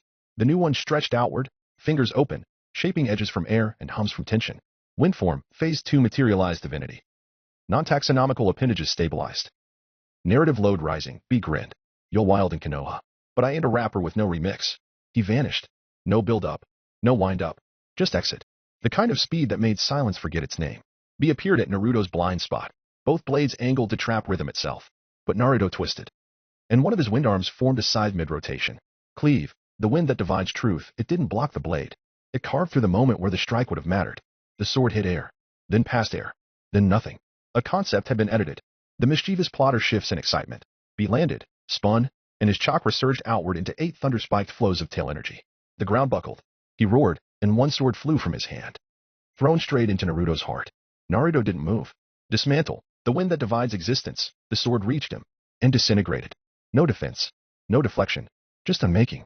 It stopped existing like a name forgotten mid-introduction. He blinked, then laughed. Okay. You're good. But I'm not done. His right sword crashed downward like a falling verse. Naruto lifted his left wind arm. Let it shatter. He absorbed the impact with his body. Flesh cracking, shoulder fracturing. But he pivoted into the blow, spun, and reformed a new limb mid-motion, reconstructing appendage complete. Narrative cost minor. Stability holding. He didn't slow. He moved with rhythm only gods could follow. Each step a stanza, each breath a beat. But Naruto layered. For arms moved at once cleave. Dismantle. Dome forging compression. Interference wind forms. He wasn't fighting. He was rewriting. The mischievous plotter shifts again. The sky folds like paper. Threads of reality twist. Observation tier elevated. He tried to respond. The 8 tails chakra spiked, and a monstrous shadow of horns and muscle reared behind him. But Naruto didn't give him the time. He aimed a dismantle blade not at B, but at his tempo. The music broke. B staggered, and Naruto stepped in. Real hands forming a twist of wind so condensed it shimmered like glass about to break. He swung once. Not at B, at the memory of him. Fall. The ox stirred in the ether, but not to protect. To watch. B hit the earth. Not violently. Inevitably. Casuality strain acceptable. Plausibility bending. The mischievous plotter twitches. Like a smile crawling sideways, Naruto stood over him. Blood on his lip. Wind whispering at his shoulders. The storm was gone, but the silence he left behind remembered it. Temporary synchronization request. POV shift Minato Namakase. Warning narrative anchor load unsafe. Time limit 5 seconds. Naruto accepted. And the world screamed. He fell backward through time. He saw a question being answered before it was asked. He felt entire battles happen in one heartbeat. Then unhappen. The narrative folded in on itself, rejecting him like a host cell spotting the wrong DNA. He staggered out of the sink, bleeding, shaking, half-named. Persona fragment detected stabilizing ego core. Mischievous plotter shifts. Then stills, Naruto reformed his stance. He was coughing now, lying in the crater like a man who'd just been told his rhythm was offbeat for the first time in his life. He didn't look angry, just amused. You're the real deal. My god's gonna be thinking about you for a while. So am I. Naruto offered him a hand. Wind retracted. The field exhaled. God watching the ox that cleaved the world. Laughs. The mischievous plotter twitches once. Like a question mark being sharpened. His eyes didn't blink. His breath didn't rise. But his presence sank. Like a weight dropped from the edge of eternity. Then, he smiled. Only barely. Still. I can't let someone who can kill me walk away. The fog screamed. It didn't roll. It didn't curl. It shrieked. Like memory caught fire. The world behind Naruto twisted, and the ground beneath the reincarnator split. But not into stone. Into hands. White. Skeletal. Endless. They rose from the dirt like puppets returning to the stage. 10, 20, 30 hands crawling from the fog. Some bore prayer beads. Others, blades. Most were empty. All reached for Naruto's neck. Tale of unfinished finality, activated. Fragment thousandfold grasp of past lives. You are being pulled into the ending someone else already died for. Naruto stepped back. Not out of fear, but because the wind wouldn't move. His domain was suffocating beneath the weight of this man's recorded deaths. Every version of the reincarnated who had ever died now crawled toward him. As if his survival were the mistake. You carry godhood, the man whispered, still standing motionless in the fog. That makes you an ending. And I'm what endings fear. The hands struck. They didn't claw. They remembered. One wrapped around Naruto's ankle. Another sank through his shoulder. A third passed through his face. And he saw himself reflected in it. A boy with a name no one remembered. A scream no one had heard. A legacy devoured by loop after loop. Naruto's body twitched. His arms didn't rise. His knees didn't bend. But his cloak. His wind. Exploded. Cleave, the wind that divides truth. A spiral of compressed air burst from Naruto's chest like a sigh sharpened into judgment. The first wave of hands was severed. Not broken. Not cut. Disbelieved. They vanished in reverse. But more came. From the sides. From the sky. From beneath his own feet. The mischievous plotter shifts in dread. Warning, you are being rewritten as a mistake. Naruto roared. Not with voice. With presence. His wind arms materialized. One crackled with dismantle. The other formed a blade so thin it hummed in 2 directions at once. He spun. Dismantle. The wind that divides existence. The second wave of hands shattered. Their memory. Erased. Their weight. Resisted. But resistance wasn't the problem. It was acceptance. The fog did not pull back. It adapted. One hand caught Naruto's right eye. Another seized his spine. A third passed into his chest. Gripping not flesh, but something more integral. Naruto gasped. Stability fractured. Narrative continuity dropping. POV dissonance detected. He dropped to one knee, but didn't fall, because the wind didn't yield. It hissed, and spoke through his bones. He is not the one who ends. He is the one who refuses the end. The reincarnator stepped forward. Finally, the fog parted around him, and for the first time, he changed. Not his body, not his face, but his presence. It narrowed, condensed. His form bled lightless shadow. Bones overlaid by bones, like a corpse folding in on itself. One of his hands raised. And behind him, all of the hands stopped, then mirrored him. They raised too. 1,000 hands, all aimed at Naruto, and every single one whispered with power from a different age. Fable technique, samsaric execution. The moment repeated eternally. The attack wasn't physical. It was recursion. A moment looped. Naruto, dying. Over and over. Not in reality. In possibility. It struck all at once. Naruto held. Every death he hadn't had. Every loss he could still face. All of them happened at once. His wind faltered. Cleave Jan mid-flow. Dismantle. Twisted. Almost turned inward. Casuality alignment unstable. Godly presence at risk of fragmentation. Mischievous plotter. Stops moving, but Naruto laughed. Not loudly. Not crazily. Just once. Sharp. Dry. And said, "You're strong." His voice cracked. "But you're not me." Then he stepped forward. One foot. Then another. Every move shattered a recursion. Every breath destabilized the spell. The reincarnator didn't move, but his hands began to blur. One set clasped into prayer. The other ripped his own chest open. A blade formed. Not forged. Not summoned. Remembered. A sword from a life where he had once slain a god. Let's finish what I failed to for lifetimes. Naruto's body was steaming. His eyes were bloodshot.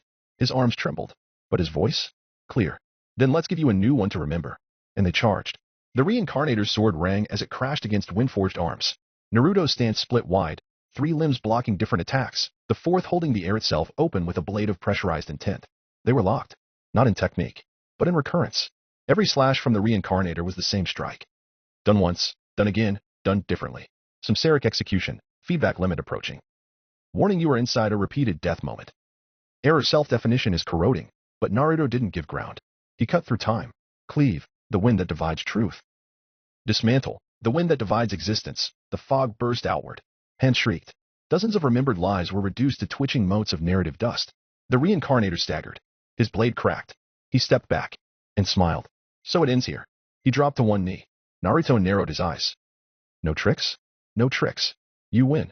Naruto raised his hand. Wind flickered. A shimmer formed above his shoulder. Heat blooming from the split seams of air itself. The pressure condensed. Flame without fire. Light without color. Plasma. Classification superheated formless pressure. Category myth class forbidden energy, approximate purity 20%. Warning, plausibility is screaming. The gods begin watching again. The mischievous plotter shivers in delight. Naruto raised it like a moon caught in thought. Searing. Silent. Impossible. The reincarnator didn't move. He just laughed. Then reached toward his own chest. And pulled Naruto inside. It wasn't a jutsu. It wasn't a seal. It was acceptance. And suddenly, Naruto was not there. Inside the reincarnator there was no ground. No sky. Just hands. Thousands. Endless. Grasping. Caressing. Pulling. Each hand had a different temperature. A different tremble. A different name written in blood across its palm. They didn't harm him. They clung. To memory. To his name. To his hope. To his grief. They whispered in 1,000 voices, "You're the one who lived when we didn't." The mistake. The continuation. Let us end. Let us end. Let us end. You are inside a composite soul. You are being smothered by unfulfilled karma. Narrative continuity collapsing. Naruto couldn't move. Not because he was bound, but because his will was drowning. And then, something screamed. Not from the world. Not from outside. From within. A whisper across eternity: you are not meant to end here. You are not theirs. Something pulled back the fog. 9 tails, woven from narrative static, curled upward like a question that already knew the answer. A ripple formed in the samsaric womb, and a message burned across Naruto's inner vision. Foxtail, activation override. Authority, echo of the forgotten loops, 1605th line triggered.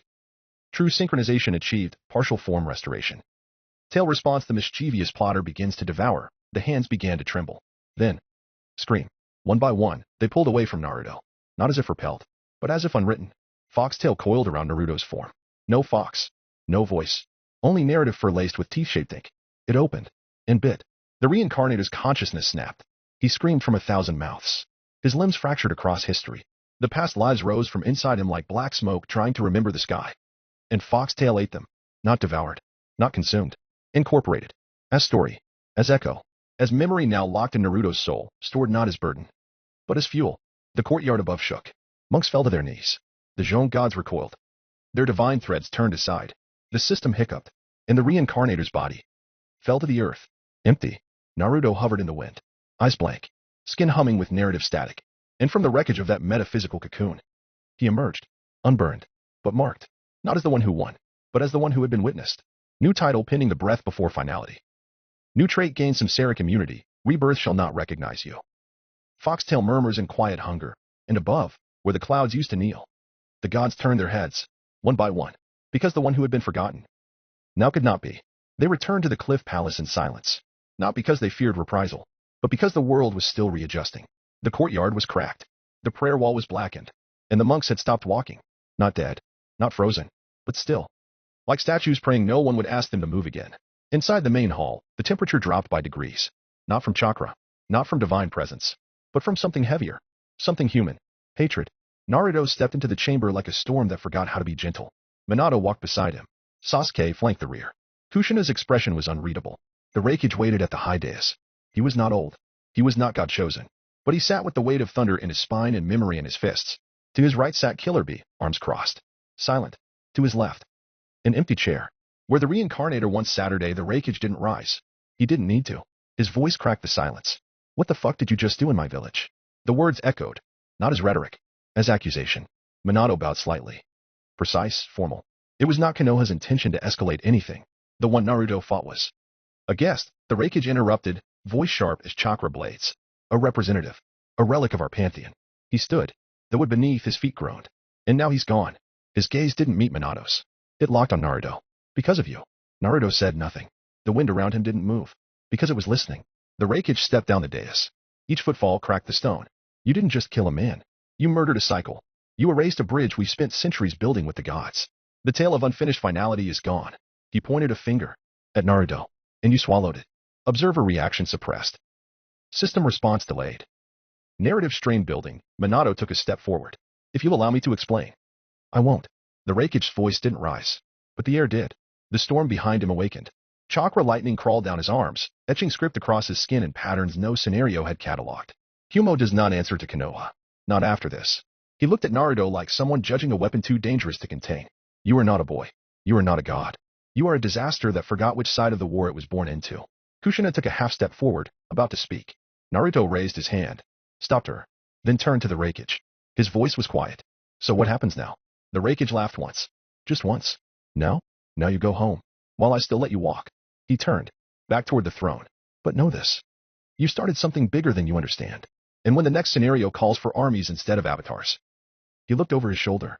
Humo will not answer the call for peace. The wind hissed. Not from anger, but consequence. And then, Killer Bee spoke. For the first time. AI, that's enough. Everyone turned. The Raikage froze. Bee walked forward, not rushing, not smiling. Just solid. Don't forget who brought him here. That was my call. I said I owed him one. He looked at Naruto. Eyes narrowed. Not in anger, but calculation. And I do. He turned back to the Raikage. So let this one slide. On me. Silence. Then. The Raikage nodded. Once. A sharp cut of the neck. You live. This time. He sat down. Did not look at them again. Did not speak again. Did not need to. Diplomatic status terminated. Humo Konoha alignment hostile. War possibility confirmed. Awaiting scenario trigger.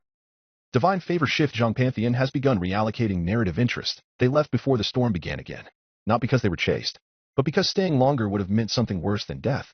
On the walk down the cliffs, Naruto said nothing. Minato's hands remained clenched. Kushina finally exhaled. And Sasuke? Sasuke watched the clouds. Because somewhere beyond them, the gods had started paying attention again. The sky changed. No, not the sky. The concept of sky. Above every village in the world. Above Konoha, Humo, Suna, Kiri, and IWA. Reality blinked. Not closed. Just blinked. Like the observer watching this part of the world finally remembered it existed and chose to focus in. And what looked down was not divine. It descended sideways. Where space should have warped, it rippled. Where clouds should have split, they rethreaded, like an old garment sewn with new string. And at the center of it, something appeared. Not a god. Not a demon. An observer. But not one that was ever meant to observe. The scribe of ending alternatives. A name never said aloud by any pantheon. Its presence stretched beyond dimension. Body coiled in silhouettes of books that were never finished. Every movement turned a page in someone's future. Its skin wasn't skin, but erasures. The texture of censored manuscripts and dreams that never reached memory. It moved without moving. It stepped without stepping. Its voice came not as sound, but as correction. You have enjoyed peace long enough. It is time to choose. No one in the world understood where the voice came from. Only that it came to everyone. The Kazakage froze mid-step inside his sanctum. The Mizuki's ink pen cracked in her grip. The Reikage stood from his war table, veins of lightning running down his spine. Inoki, the oldest, the one who had seen Iris fall, sat still as stone in his meditation hall, his eyes slowly opening. In Konoha, Tsunade raised her head from a seal diagram. Guy clenched his fists. Minato's gaze flicked toward the horizon. And Naruto. Naruto simply stopped walking. Not out of fear. Out of awareness. This is not a war. This is not a scenario. This is a narrative correction. One among you has ascended too far. And convergence cannot allow equality to persist unchallenged. So now, you will choose. One Kage must die. Or the other four will. The voice vanished. The stars flickered back into place. The system, for the first time, refused to display any notifications. It only whispered. Sub-scenario triggered. The balance must bleed. Objective vote or perish. Deadline before the next dawn. Seen the summit of 5 Kage, neutral ground. Unanchored to any nation, the table was round. It always had been. But now, it felt like it had edges. Dangerous ones. The seats were filled. Though one remained symbolically empty. Tsunade sat, pale. The Reikage sat, fist clenched. The Mizuki's fan trembled slightly in her hand. The Kazakage said nothing. And Inoki leaned forward, gravity folding slightly around him, as if the air respected his years. The Reikage was the first to speak. So, the gods have decided to make entertainment out of execution again. The Mizuki's lips tightened. This isn't a scenario, Lord Reikage. This is punishment. Inoki coughed once. A dry, slow sound. They don't care what we call it. They never did. Tsunade's voice cut in. Sharp, careful. We're being asked to decide which one of us dies. Or all but one of us dies. The Kazakage looked between them all. What if we refuse? Inoki closed his eyes again. Then Iwa vanishes. So does Suna. Kiri. Humo. Everything. Silence. Not from fear. From understanding. The Mizuki's said softly, who is it? Which one of us do they think is the strongest? No one answered. No one could. Because the system hadn't said. It had only delivered the demand. Inoki finally looked up again. Eyes ancient. Tired. There's an empty seat. He didn't say where. He didn't say who. But all of them looked at it. And in that silence, something began to form. Not a name. Not a blame. But a direction. A vector. An answer they weren't ready to speak aloud. Not yet. Tsunade clenched the edge of the table. We don't even have a Kage anymore. The Reikage sneered. Don't bullshit us, Lady Tsunade. The system doesn't care about ceremonies. It saw someone. And that someone's going to get us killed. And outside. Beyond the table. Beyond the system. Beyond the gods. The wind blew through the trees of Konoha. Not angry. Not violent. Just watching. No one spoke for several minutes. Because silence, among the Kage, meant strategy. And right now, none of them wanted to admit what their minds had already circled around. That someone. One of them. Was marked for death. Not by blade. Not by poison. By consensus. Tsunade broke the silence first. It can't be anyone from Konoha. Her voice didn't shake. But it didn't defy either. It reasoned. Like a surgeon speaking to a dying patient. The system hasn't marked us with a Kage since the incident. Inoki folded his arms. His back cracked. His breath was thin, but measured. We all heard the observer. One Kage must die, or the rest will. There are 5 of us. One is missing their title. That's math, not mercy. The Mizuki's tapped a fingernail against her fan. Each click was precise. Intentional. But if we're honest, the system doesn't care what we call each other. It never did. If the strongest still walks, title or not, the system will interpret accordingly. Silence again. Until the Reikage stood. His chair shattered behind him from the sheer shift of chakra. He didn't rage. He didn't shout. He simply looked at the others, his voice like thunder sheathed in mourning. Then we settle it. Here. Now. Like Shinobi. The Mizuki's eyebrows arched. You're suggesting a battle? The Kazakage, quiet for most of the session, finally leaned forward. His sand shifted slowly across his shoulders. We've always fought. Not just to win wars, but to prove what power should mean. Tsunade frowned. You want a tournament? Inoki closed his eyes, sighing. We choose who among us is the strongest. With our hands. Our wills. Not through divine decree, or the whispers of gods. But by showing the world we still have some say in who wears the knife. The room shifted. Not physically. Narratively. System response sub-scenario adaptation detected. Tournament of convergence proposed. Conditional sanction granted. Objective updated determine the strongest Kage. Deadline unchanged. Victory condition last standing shall inherit the burden. Loss condition for withdrawals, or for deaths, The message hit them all like a second pulse of truth. Tsunade exhaled. So one of us will win the right to die. The Mizukage laughed softly. It wasn't humor. It was exhaustion. That's what it means to lead. Inoki raised his hand. Slowly. And let it tremble once before curling it into a fist. I will fight. Not because I want to, but because I'm too old to ask someone else to do it for me. The Reikage nodded. I will fight. Because the gods will not feed on cowardice. The Kazekage clenched his teeth. I will fight. Because if I must fall, let it be while standing. The Mizukage folded her fan, then stood. I will fight. Because this world deserves a choice. Tsunade said nothing, but she stood, and the wind that passed through the summit chamber didn't stir a single cloak. It only whispered they have chosen. Kage tournament countdown initialized. Commencement time 17 hours. Arena assignment neutral battlefield, Godlight Hollow. Warning divine viewership will be active, causality will be watching. Outside the hall, the nations were silent. Not because they didn't know what was happening, but because they did. Soldiers held their breath. Children were ushered inside. Monks began prayers in scripts not read since the first scenario. And in Konoha, Naruto watched the horizon. No system window appeared. No voice spoke. But the wind felt different. Like something was waiting to see what he would do when the crown finally broke. The battlefield wasn't in any village. Because no village could hold it. It existed in Godlight Hollow, a realm used only once before. The day the first god was born from mortal blood. No wind blew here. No time ticked here. Only observation. Only judgment. The arena was carved from memory. White stone forged from the aftermath of legends. A perfect circle, bordered by columns made of failed futures. Above the field floated the sigils of the gods. The Zhong Pantheon. The Amaterasu sections, the chained ones of Kiri. The Sand Sun Tribunal. And for Konoha, only silence. No crest. No sponsor. Just a ghost of a title that had never returned. Tournament of Convergence, Phase 1 initiated. Combatants the 5 Kage of the Elemental Nations. Victory condition advanced to final round. Last standing will inherit the death mandate. Bracket status 5 participants registered. Warning, final bracket slot remains unclaimed. The system displayed the names in the sky. 4th Reikage, a 5th Mizukage, Mei Terumi 4th Kazekage, Raza 3rd Tsuchikage, Inoki 5th Hokage, Tsunade. A whisper passed through the divine rows. An empty slot. One meant to be filled. But no one had claimed it. Yet, round 1. Inoki versus Raza. They stepped into the circle like 2 continents colliding. Age in one. Grief in the other. Inoki hovered, arms crossed behind his back, the soles of his sandals barely touching the stone. Raza summoned his sand. Not the golden dust of spectacle, but the metal blood sand of his clan's cursed legacy. The kind mind from corpses. Divine channel activated. Raza blood of the desert chain. Divine channel activated. Inoki gravitational judicator of ages. No words were exchanged. They were already written. The sand struck first. Arcing like blades that remembered how to scream. Inoki didn't block. He increased gravity mid-arc. The particles slammed into the ground like a meteor swarm. Raza shifted, hand weaving another set. This time forming spears, each one etched with divine arrays.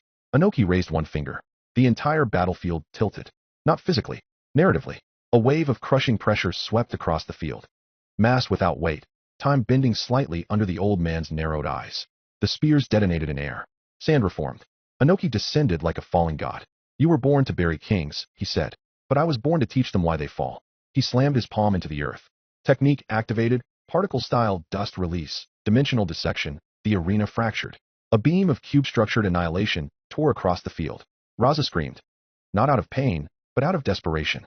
As the sand tried to reweave meaning faster than it was erased. It wasn't enough. When the light cleared, only Inoki remained, breathing heavily, hands trembling, eyes full of sorrow. Winner 3rd Tsuchikage, Inoki. Raza removed from bracket, vital signs critical. Retired via stasis seal. Round 2, Tsunade versus Mei Terumi. Power versus technique. Resolve versus elegance. Tsunade didn't speak as she stepped onto the field, but the ground responded. Mei's eyes narrowed. She didn't summon a defense. She summoned temptation. Divine channel activated. Mei, the mist that drowns desire. Divine channel activated. Tsunade, she who bleeds in your place. Mist swirled. Not illusion, but recalibration. The system began misreading Tsunade's coordinates. Her strikes landed a foot off. Her perception lagged. Mei smiled, lifting a single hand. Acid mist spiraled forward. Tsunade punched the ground. Not to block. To mark the world. Medical seal activated. Self-sacrificial marking field. The acid hit. Burned. Carved. Tsunade didn't flinch. Because her seal was absorbing the damage as currency. If I take enough pain, she whispered, I can give it back. Her next punch folded the mist. Not dispersed. Folded, like paper crumpled in a fist. She appeared in front of Mei in the blink between recovery frames. And struck. A single blow. Not to kill. To shatter every defensive instinct. Mei coughed blood. Collapsed. And smiled. You'll be a beautiful corpse, she said, fading into unconsciousness. Winner 5th Hokage, Tsunade. May removed from bracket. Retired via system seal. Condition preserved. Round 3. Inoki vs Tsunade, old age versus sacrifice. They did not delay, because they had already chosen each other long ago. Their fight was not fast. It was final. Every punch from Tsunade carried the weight of entire hospital wards. Every lift from Inoki reversed mass on contact, flinging bones into the air and reasserting gravity's ownership. She caught one of his stones mid-flight and crushed it in her bare hand. He raised both arms. Dust release, final frame erosion field, but she moved faster. Sacrificial pulse self-transfer, 100% life seal, the attack struck. So did she. Both fell. Only one got up. Bleeding, breathing, broken in every chakra path. Winner 5th Hokage, Tsunade. Tsunade versus Reikage. There was no need for theatrics. No speeches. Only silence. Before the thunder started walking, the Reikage's entrance wasn't marked by divine horns or stormlight. It was marked by a pause in the wind. The kind of stillness before a temple collapses. His body radiated velocity. Not chakra. Velocity as philosophy. As gospel. Tsunade stood across the ring, still battered from her prior win. Blood in her mouth. Cracks in her bones. But her fists clenched all the same. Divine channel activated. The iron bell of thunderous will. Divine channel activated. Tsunade, the one who bleeds in your place. They clashed instantly. No countdown. Just war. Tsunade's palm slammed forward. The Reikage vanished. Her strike missed. And then his foot was in her ribs. She flew backward, hit the ground, and bounced. Chakra seals flaring as her body tried to understand what had just happened. Technique activated. Raiton pulse entry. Style 2 redirect frame. She coughed blood before she could stand. He was already there. Not stepping. Folding space with movement. He struck again. Palm to shoulder. Tsunade tried to roll. But his elbow caught her temple and sent her spiraling again. You came here to die a hero, he growled. But you weren't made for this. I was made to bury gods. She summoned her seal. Full reserve. Her body glowed with medical light. Bones reset. Flesh reknit. And she punched upward. The Reikage caught it. One hand. And held it. Lightning climbed his arm like prophecy recharging itself. You're strong, Senju. But I'm not here to admire you. He crushed her seal. Literally crushed it in his grip. The chakra dispersing like a funeral fire. Then he kicked her into the sky. Tsunade flipped. Blood in her eyes. She tried to call on a new sacrificial field. He teleported behind her. Not through jutsu. Through momentum. And grabbed her throat. You should have let the weaker ones fight this. He slammed her down. A crater opened. The system screamed. System warning battlefield stability, 17%. Critical strike high mid-tier compression damage. She didn't get up. Not at first. But she tried. Hands shaking. Legs barely working. You're going to win, she muttered. But don't you dare say I didn't stand. The Reikage paused. Looked down. And finally, he saluted her. A simple gesture. Fist over heart. You stood. That's why I'm going to end it cleanly. He punched her one last time. Open palm. Straight to the chest. Chakra delicately controlled. Not to kill. To knock her out. She collapsed. Breathing. But defeated. Winner Reikage, A. Tsunade. Eliminated via system registered loss. Finalist assigned, Reikage. Unmatched slot remains. The crowd was silent. Even the gods didn't whisper. Because the thunder didn't just win. It commanded. The arena trembled with finality. The stones still held the shape of Tsunade's body. The clouds above remained parted. Not by wind, but by fear. And the Reikage stood in the center of it all, chest heaving, fist still pulsing with heat. He hadn't moved since the victory was declared. Not because he was exhausted, but because he didn't know what to do with victory. Around him, the world recalibrated. Divine sigils reset their glow. System seals flickered across the battlefield's rim like dying stars. The gods watched. The crowd watched. The survivors watched. And among them, so did Naruto. He stood alone, not in distance, but in type. The system barely acknowledged his presence anymore, the same way a story refuses to name the ending before the last chapter. His hair blew gently in a breeze only he could feel. Sasuke sat beside him, legs folded, blade across his lap. Hinata leaned on a railing nearby, still breathless from watching Tsunade fall. Tenten held a torn banner that read the will of fire and didn't know why she was crying. And Naruto didn't speak. He just watched the fourth Reikage raise a hand. Not in arrogance, but in gratitude. His people roared. Even some of the gods pulsed with silent approval. And for a single, flickering second, Naruto wanted to believe it. He wanted it to be true. That it was the strongest. That the burden could pass. That the story could shift its gaze. That he could be forgotten by fate just long enough to rest. He watched, holding onto that thought with fingers wrapped in trembling restraint. And then, the window behind him opened. Not loudly, not with sound, but with certainty. You are the strongest Kage. Designation the Kage of a shadowless world. Affiliation none. You belong to no village. Command type undefined. Narrative role axis without anchor. Territorial link every scenario that fears its ending. Warning system constraints prevent this message from being acknowledged publicly. You have been seen. Naruto didn't move. He didn't need to, because the lie had died in front of him. I had fought with everything, won with everything, but the system hadn't chosen him. The crown hadn't lowered. And Naruto? Naruto felt it settle. Not on his head, on his back. Like every village, every name, every child still hoping for a tomorrow, had quietly decided he was the place they'd hide their hope. Sasuke looked over. You okay? Naruto didn't answer. The wind curled around his shoulders. Not to comfort, but to remind that no matter how long he stood still, the world was still waiting. And it didn't want a Kage. It wanted a shadowless crown. A myth it could never outgrow. The system dimmed. The crowd dispersed. The Raikage exited the field, unaware of what had not been granted to him. Naruto remained alone, with one line etched across the corner of his window like a sentence carved in prophecy. You belong to every world with no commander. And in the clouds above, something ancient began to stir, because the system had picked its crown, and the next scenario was about to ask for blood. The Black King. The arena had never been this quiet, not even after Tsunade fell, not after the Raikage stood alone, not even when the gods themselves stopped watching. But now that the tournament had crowned its victor and still left one name unspoken, the silence changed. Not emptiness, dread. The system didn't scream. It didn't ring out. It simply opened. You have not participated. You are listed as the final combatant. Slot reserved, shadowless sovereign. Begin match. Begin match. Begin match. Naruto didn't answer. He didn't have to. The moment the final slot flickered into activation, the world adjusted. The arena locked itself in a cage of narrative tension. Barriers, not of chakra or jutsu, but of causality itself. And across from him, the Raikage stood again. No cheers this time. Just a low, confused hum through the stands. Even the gods pulsed with static uncertainty. Seriously? A muttered, stepping forward. You? He cracked his neck. The air around him bristled with pure muscle memory. Like thunder remembered. You didn't even fight to be here. Naruto exhaled and stepped forward. Foxtail POV shift, slot 1 active. Subject a Raikage, scion of the Thunder Mandate. Caution narrative weight at 64%, feedback possible. Beginning tactical echo. Foxtail spoke in his mind. He will begin with a feint to the left. He doesn't believe you'll respond fast enough. Dodge not with your body, with your name. Naruto raised a hand. And the attack hadn't even come yet.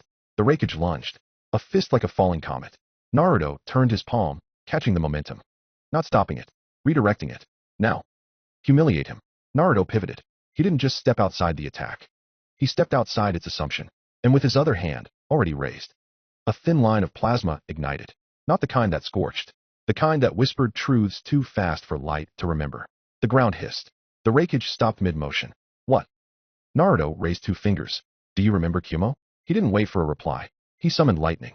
But not his own. POV shift, slot 2 active. Subject Sasuke Uchiha, lightning, Fable Raijin. Warning susceptibility to narrative sync drift. Proceed with focus. Borrowed skill electromagnetic rail vector. Version 1, lightning didn't crackle. It folded.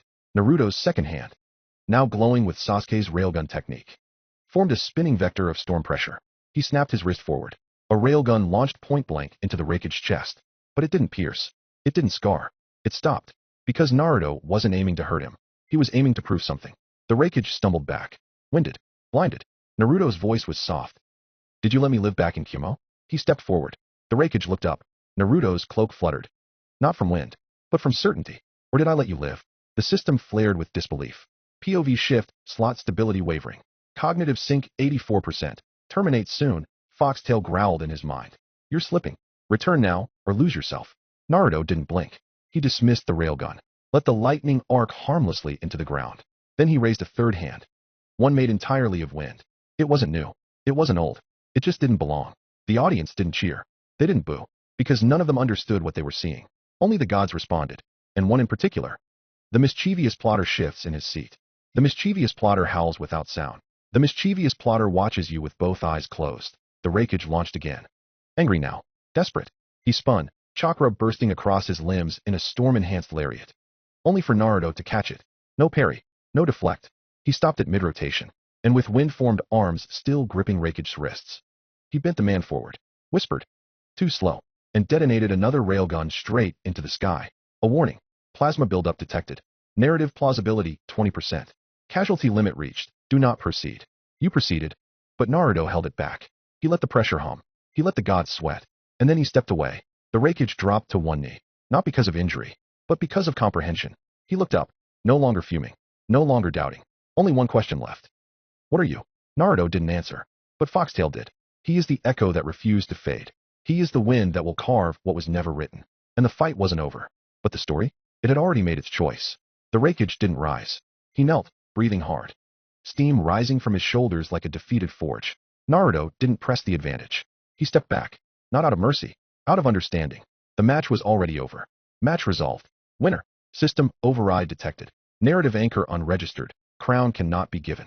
Error crown has already been broken. The arena didn't cheer. It didn't register. Because the world didn't know what to register. Naruto looked toward the sky, and for a moment, it looked back. Minato stepped into the field, slow and cautious. You could have ended it. Naruto didn't turn. I did. Not for him. Naruto lowered his gaze. For me. The others stepped in. Tsunade, still limping from her match Reisa, stone-faced Mei, with blood on her sleeve. Even the Tsuchikage, Oinoki, floated in on a platform of stony silence. None of them spoke. Until the Raikage stood again. Barely. Voice cracked. Lo, Konoha has no Kage. He gestured toward Naruto. But you have this. This thing. Tsunade stepped forward. He's not our Kage. Then what is he? A pause. No one answered. Not even Naruto.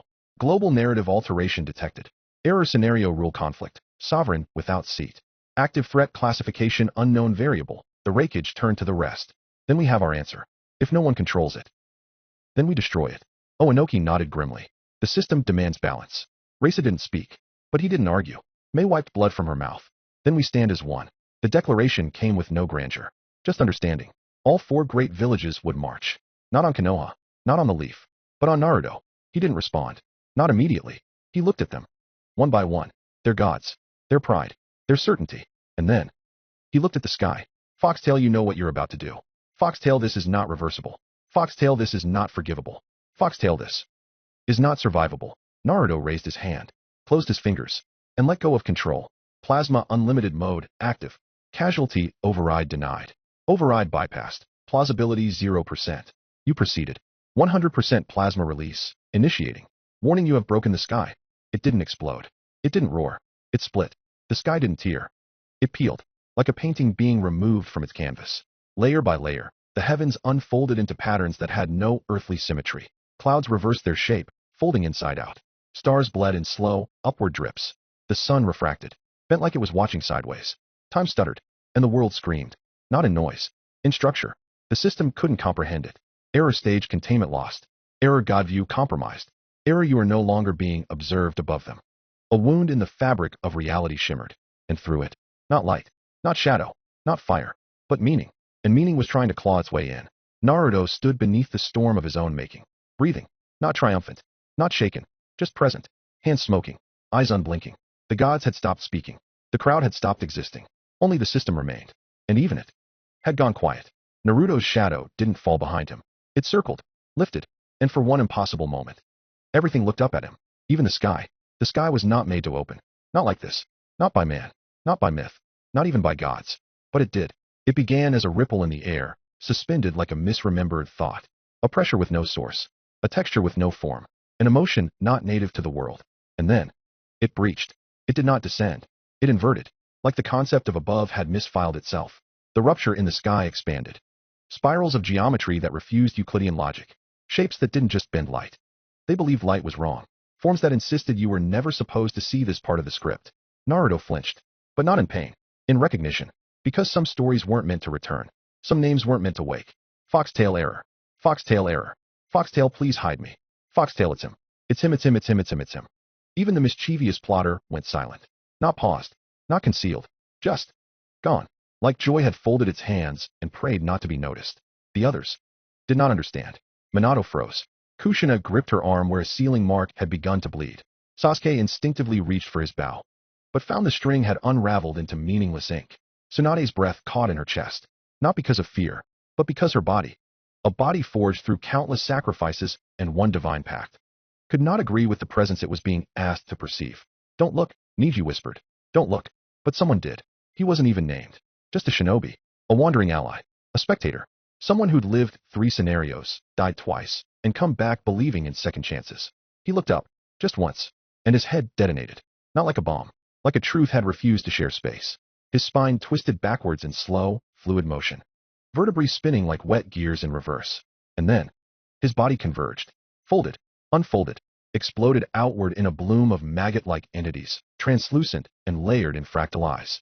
They sang, for less than a second, then imploded, consumed by their own arrival. Not a stain left behind, not a memory, just wait.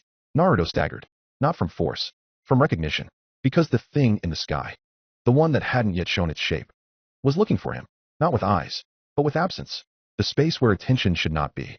The system finally reacted.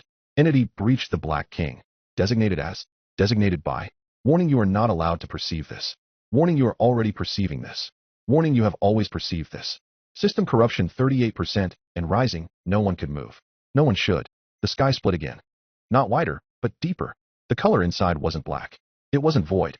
It was remorse, painted in oils of uncreation. And from that wound, a limb emerged. Not a hand, not a claw, not anything born of matter, but a limb of idea, a philosophy of kingship given form. Long, ribbed with thorn-like protrusions that recited ancient tongues, pulsing with time's signatures the world didn't know how to contain. It reached downward, and the ground beneath Naruto curled. Literally, like paper at the edge of a flame. The wind around him screamed in 9 different voices. Foxtail was begging. Foxtail, make a deal. Foxtail, any deal. Foxtail, I can't hide you. I can't hold you. I can't even name you. Naruto's body cracked. Not bones, not flesh, but concept. A piece of his left arm forgot what it had been made for. It began unraveling, pixel by pixel, like a draft the world had second-guessed. And through the sky, the Black King leaned further. Still not visible, still not entirely here, but his presence bled through the seams of belief. Like the sun chariot that blinded, like the train that screamed across meaning itself. He was a thing that should not move, should not think, should not be, and yet, he was already too far in. And still, Naruto did not kneel. The sky did not break again. It remained broken, split open like an oath that no longer agreed to bind itself. The world had not ended, but it had started to unravel, one breath at a time. Naruto stood at the center of it all, his form cracking, his wind faltering, his body, real, unreal, fraying at the concept. The Black King had not fully entered, but it didn't have to. Its limbs curled through the wound in the sky like they had always been there, reaching, clawing, searching for him. And Naruto knew. He knew. This was me, he whispered, not out of guilt, but understanding. I summoned too much. I pushed too far. His fingers curled. The railgun vector on his arm flickered once, then shattered like a dream dismissed. I broke the sky. All around him, the others still couldn't move. Kushina clutched her head, eyes flickering between timelines she couldn't remember. Sasuke bled from one eye, his Sharingan overloaded with truths the world had buried. Guy was shielding Lee, his own skin sloughing off like ink bleeding off a page that refused to write more. Hinata prayed to a god that was no longer watching. Even Minato had frozen, hands locked mid-sign, unsure if time still belonged to him. Naruto exhaled, and the wind didn't come back. Not this time. Foxtail, this is the end. This is the limit. I can't stop it. Foxtail, you will disappear. You will take everything with you. Foxtail, you were never meant to wield what you just touched. But Naruto was calm. His voice came steady, not hollow, not broken, just whole. I've died for less. He raised his arm, looked at it one last time. The plasma marks were gone, replaced by something deeper. Fable runes etched into skin that no longer existed. And with all the weight he still carried. Naruto whispered, let's try something stupid. You are attempting to form a contract. Searching. Only one god is responding. The wind stilled. The sky paused. The world itself held its breath. And then, the mischievous plotter tilts his head. The mischievous plotter unzips the seal of consequence. The mischievous plotter has heard your wish. A flicker. A laugh. A smile that did not come from a mouth. And then, the Black King froze. Just an inch. Just one fracture of time. But enough. Proposal Containment Pact. Clause 1, you shall be removed. Clause 2, so shall the one you called. Clause 3, your name will remain. But not your presence. Do you accept? Naruto closed his eyes. He thought of the training field. Of Tenten's quiet fury. Of Niji's stillness. Of Sasuke's smoldering grief. Of Hinata's voice in the silence. Of Kushina's hand in his. Of Minato's uncertainty. Of a world that almost let him live. He smiled. And said, take me. Covenant accepted. Initiating removal. The world folded.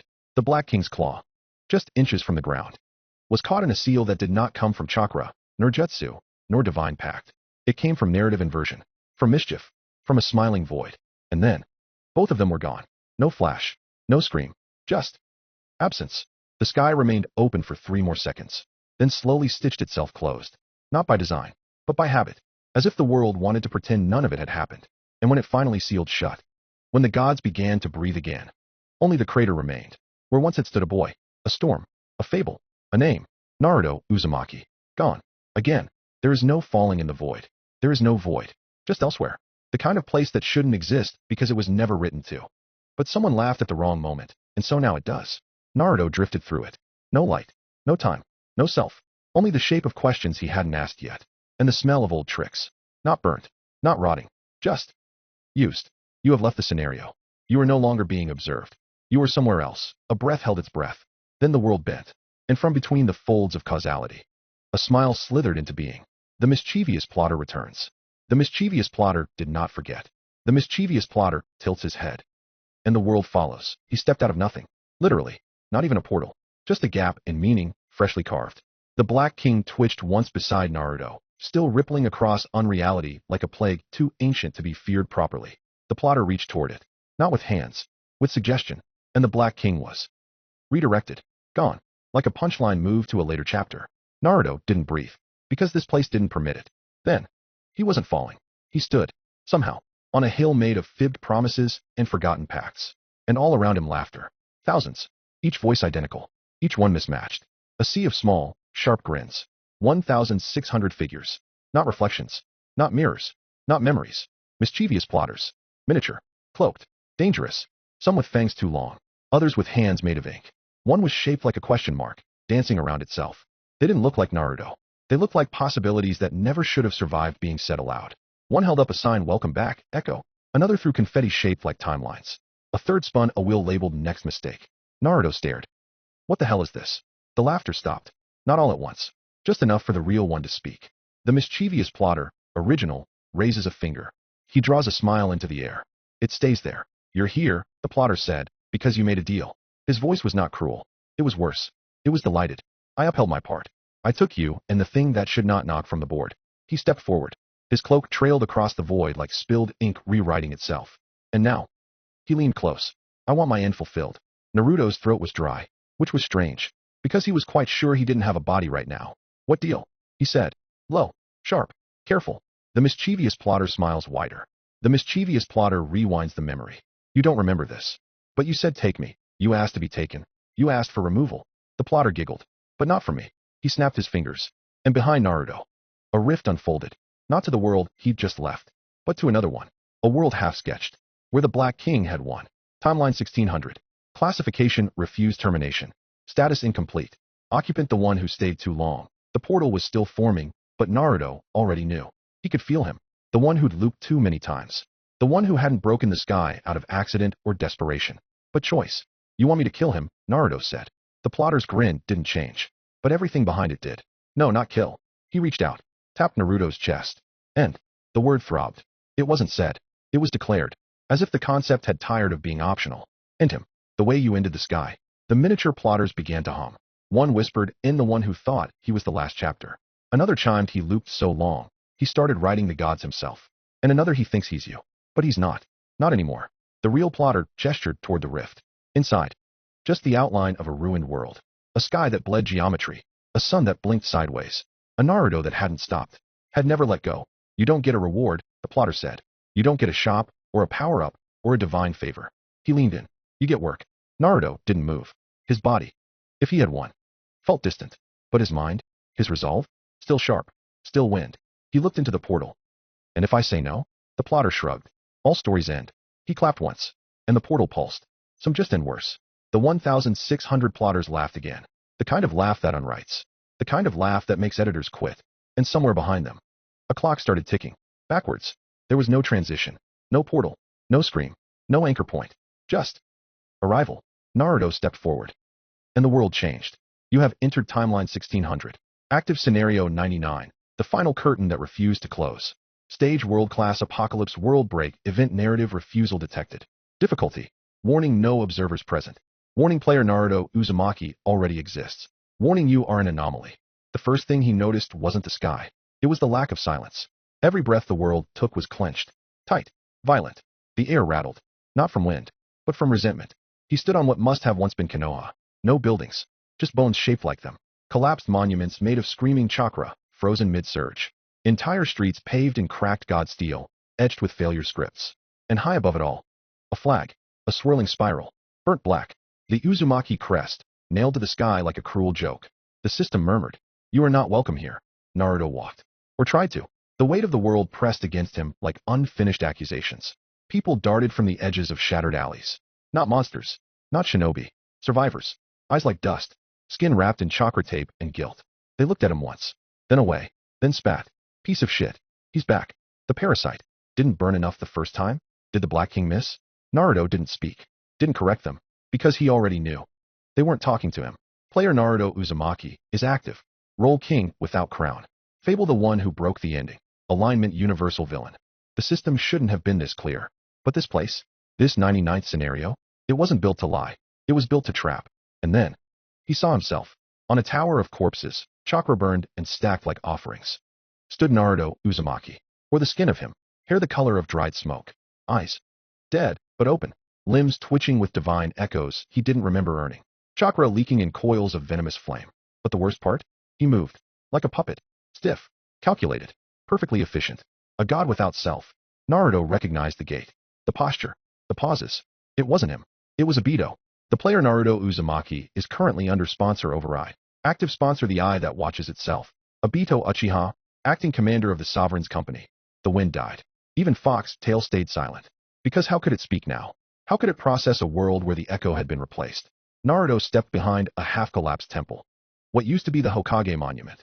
He peeked out just as the company passed through. His company. Hinata, Sasuke, Neji, Lee, Tenten, Guy, even Kushina. But they didn't look right. Their eyes were open. But their hearts?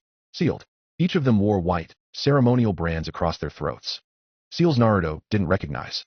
Obito walked at the front, wearing his face like a well-loved lie. He spoke, and the world listened. But only because they were afraid. This day, Obito's voice boomed through the broken village. We purged the final traitors from the northern sector. He held up a severed head. Someone Naruto didn't recognize.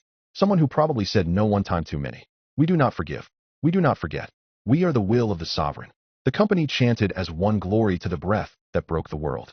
Naruto reeled. Not from chakra, but from memory. That was one of his titles. Twisted. Inverted. Worshipped like a flame that wouldn't die. Obito had taken everything. His face. His legend. His fables. And turned them into weapons. And the world believed it. Naruto backed away, slipping into shadow. He passed old propaganda murals. Children with painted whiskers forced to smile. Villagers walking in perfect formations. The word Uzumaki branded on their necks like a serial code.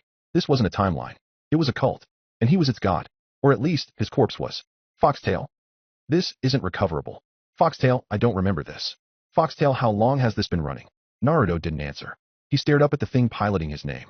And for the first time in a long while, he felt small. Not outmatched. Not powerless. Just erased. And beneath it all, something else stirred. A heartbeat in the story. A loop still grinding. And at the center of it was a version of Naruto who hadn't stopped. Who had turned pain into kingdom. Grief into doctrine. And made obedience his gift to the world. But it wasn't Naruto.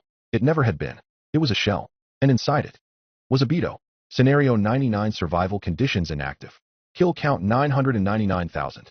Resistance movement 0.003%.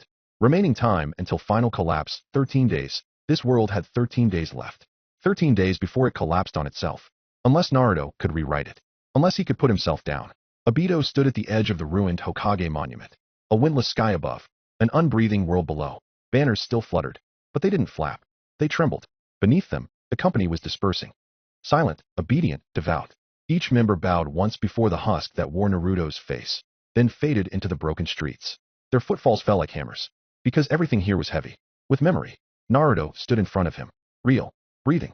Alive. And Obito turned slowly. The empty puppet that wore his skin stood beside him, unmoving. Eyes blank. Chakra coiled. Nothing inside. A ghost of fire. Naruto's voice came low. What the hell did you do? Obito's only reply was silence. At first. Then. A sigh. One aged like dust. You asked me to, Obito said. Foxtail warning. Foxtail memory regression conflict detected. Foxtail, this deal predates your current identity. You came to me, Obito said, stepping toward the puppet beside him. Some loop. Some version. Maybe it wasn't even this world. He placed a hand on the husk's shoulder. And you said, at any cost. His voice cracked. Not from pain. From certainty. Get them to the end of the scenario. I'll give up everything. Naruto stared at the thing beside him. The puppet. The puppet he had once been. And inside, there was something. He felt it now. A flicker. A heartbeat not his own. Foreign chakra signature detected. Containment level immortal class seal. Location core fable center. Entity. Error redacted. There's a fox inside me. He said it without meaning to. Obito didn't flinch. You sealed it there. Long ago. Not for power. Not for protection. He looked up. To hide it. Foxtail? What? Foxtail, I don't remember this. Foxtail, something is wrong. Naruto stepped forward. But this? He gestured around. This isn't a happy ending. This isn't a victory. It's a graveyard. Obito shrugged. Better a graveyard than a scenario that never ends. He turned to face him. For you it's been. What? One lifetime? Two. For me? Obito's eye glowed. It's been over 1600. Naruto stiffened. Because Obito wasn't lying. The way he stood. The way he carried time. This man had looped. He had remembered. He had been there when the world burned, and burned again, and begged to end. People don't change, Obito said softly. They beg you to save them. Then curse you when you do. I needed a villain. One strong enough, loud enough, obvious enough that everyone could hate him. He looked at the puppet. And you were kind enough to volunteer. Foxtail confirming source match. This is you. This is you. This is your body. This is your soul. This is not your mind. I used your name, Obito continued. Used your body. Used your myth. He tilted his head. And it worked. I built unity from your ruin. He gestured at the horizon. Burnt orange, eternally scorched. Because the real war hasn't started yet. Naruto didn't speak. Because he could feel it now. The coming of Aurelii. A final scenario. Something that made the Black King look like a trial run. The world wasn't ending. It was being prepped. Like a stage before the final act. And Obito? He was locking it in place. To tell the truth. Obito said quietly. You didn't want to come back. Naruto's breath caught. You asked me to seal you. Obito looked up at the sky. That's why I'm going to invert one of the scenario keys. Wake Aurelii prematurely. And then I'll lock the world in stasis. Forever. System panic world loop suppression protocol detected. Key inversion in progress. Target time regressor lock. Objective sever infinite return. Naruto staggered. Not from pain. From realization. If Obito succeeded, there would be no more loops. No more restarts. No more regrets to fix. Foxtail whimpered. Foxtail, if he locks this world, you can't regress. Foxtail, that means the mission ends. Foxtail, the plotter gets what he wanted. And for a second, Naruto faltered. Because wasn't that what he wanted? An end? A finish line? A place where his friends survived, and his story stopped hurting? If he just turned around. If he just let it go. Obito would finish it. He would keep everyone safe. Even if it meant this.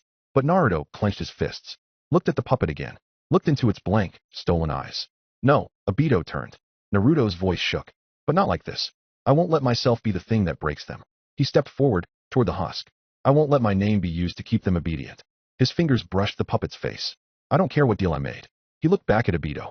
I'm going to find another way. The wind stirred. Only slightly. But enough. Enough for the puppet's cloak to rustle. Enough for Obito's eye to twitch. Enough for the fox inside him to shift. Internal seal status fracturing. Subconscious identity reactivating. Entity split incoming. And in that moment, the puppet blinked. For the first time. And whispered. I'm tired. Naruto froze. Because it wasn't Obito's voice. It wasn't a command. It wasn't a script. It was him. A faint echo. A dying ember. Still flickering in the back of that lifeless husk. The real Naruto of this world. And the fox inside. It howled. Seal failure imminent. Identified Kurama. Red. Status soulbound dormant splittable. Naruto reeled. Kurama. But the voice inside him didn't reply. Only growled. And from within the puppet, a shape began to stir. Chakra peeled away. The husk's back arched. Its arms split along seam lines of narrative stress. And from the cracks, two forms began to separate. One a boy with dead eyes and a fading voice. Two a fox. Small, ragged, golden-eyed, whispering with fire and guilt. Obito stepped back. No. But the split was already happening. The 1600th Naruto is dividing. Outcome soul shatter imminent. One will regress. One will remain. Naruto moved forward. But the fox looked at him first. 1,000 years in its eyes. I remember you, it said. You're the one who almost gave up. The world trembled. And the husk opened its eyes again. Take it, he whispered. Take him with you. Obito roared. Chakra bursting. But it was too late. The world rejects the fragment. The world accepts the remaining husk. You have been ejected. Destination? The mischievous plotter waits. And as the void claimed him again, Naruto held something new. Something warm. Something ancient. A fox. Golden-eyed. Flickering. Real. The fox blinked. Once.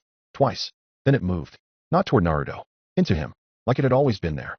Like it had always waited for this. Fox integration complete. External soul Kurama. Red has been subsumed. Warning, two memories are now intertwining. POV slot available. Slot 3 activated. Subject Naruto Uzumaki. Turn 1600. The world tilted. Not physically. Narratively. A new voice echoed beneath his own. A second rhythm beating from within his breath. He staggered. Clutched his chest. Saw images. Not from his life. But a life that could have been his. The wars. The betrayals. The laughter that hollowed out everyone it touched. The deals with Obito. The last smile of Hinata before the seal took her tongue. The moment he asked to be sealed. To become the villain. To carry the hate. To give everyone else a future. Even if he didn't get one. Slot 3 POV Naruto. Turn 1600 active. Title The One Who Was Willing. Fable sync 12% and rising. Naruto's knees hit the ground. But he did not fall. He breathed. And the air did not fight him. The fox growled gently from inside his chest. Settling, winding through his chakra like an old habit rekindled. It didn't hurt. It fit. And then the world ended. A tear split through the air. Not a portal. Not a teleport. A conclusion. And from it stepped the mischievous plotter. Applause echoed from nowhere. A theater with no audience. A god with too many arms clapped with hands not present. The plotter bowed, hat tipping to the side. The mischievous plotter has returned. The mischievous plotter has watched. The mischievous plotter is amused. You didn't complete the deal, he said, twirling a coin that hadn't been forged yet. Naruto looked up. I couldn't. Didn't, the plotter corrected. You could. That's what made it interesting. He crouched, level with Naruto. Eye to eye, grin to grin. If you had let Obito finish it, everything would have been sewn up. Book closed. Final joke delivered. He poked Naruto's chest. You ruined the punchline. Then, he laughed. It sounded like clocks rewinding. The mischievous plotter has chosen to send you back. Not as reward, but as entertainment. Here's the twist, he whispered. You're not going back the same. He stood, snapped his fingers. And the world? It won't see you the same either. A flash. A distortion. Naruto's body melted. Not painfully. Just conceptually. He did not remain himself. Your identity has been concealed. Your appearance has been altered. Your existence is now on a line. You have been assigned to the village without a name. You are now the first piece in a demon king's territory. The world opened again. And Naruto fell. But not into battle. Not into chaos. Into dirt. Dry. Cracked. Unclaimed. A small village. Tents instead of buildings. Survivors instead of civilians. A place untouched by divine rule.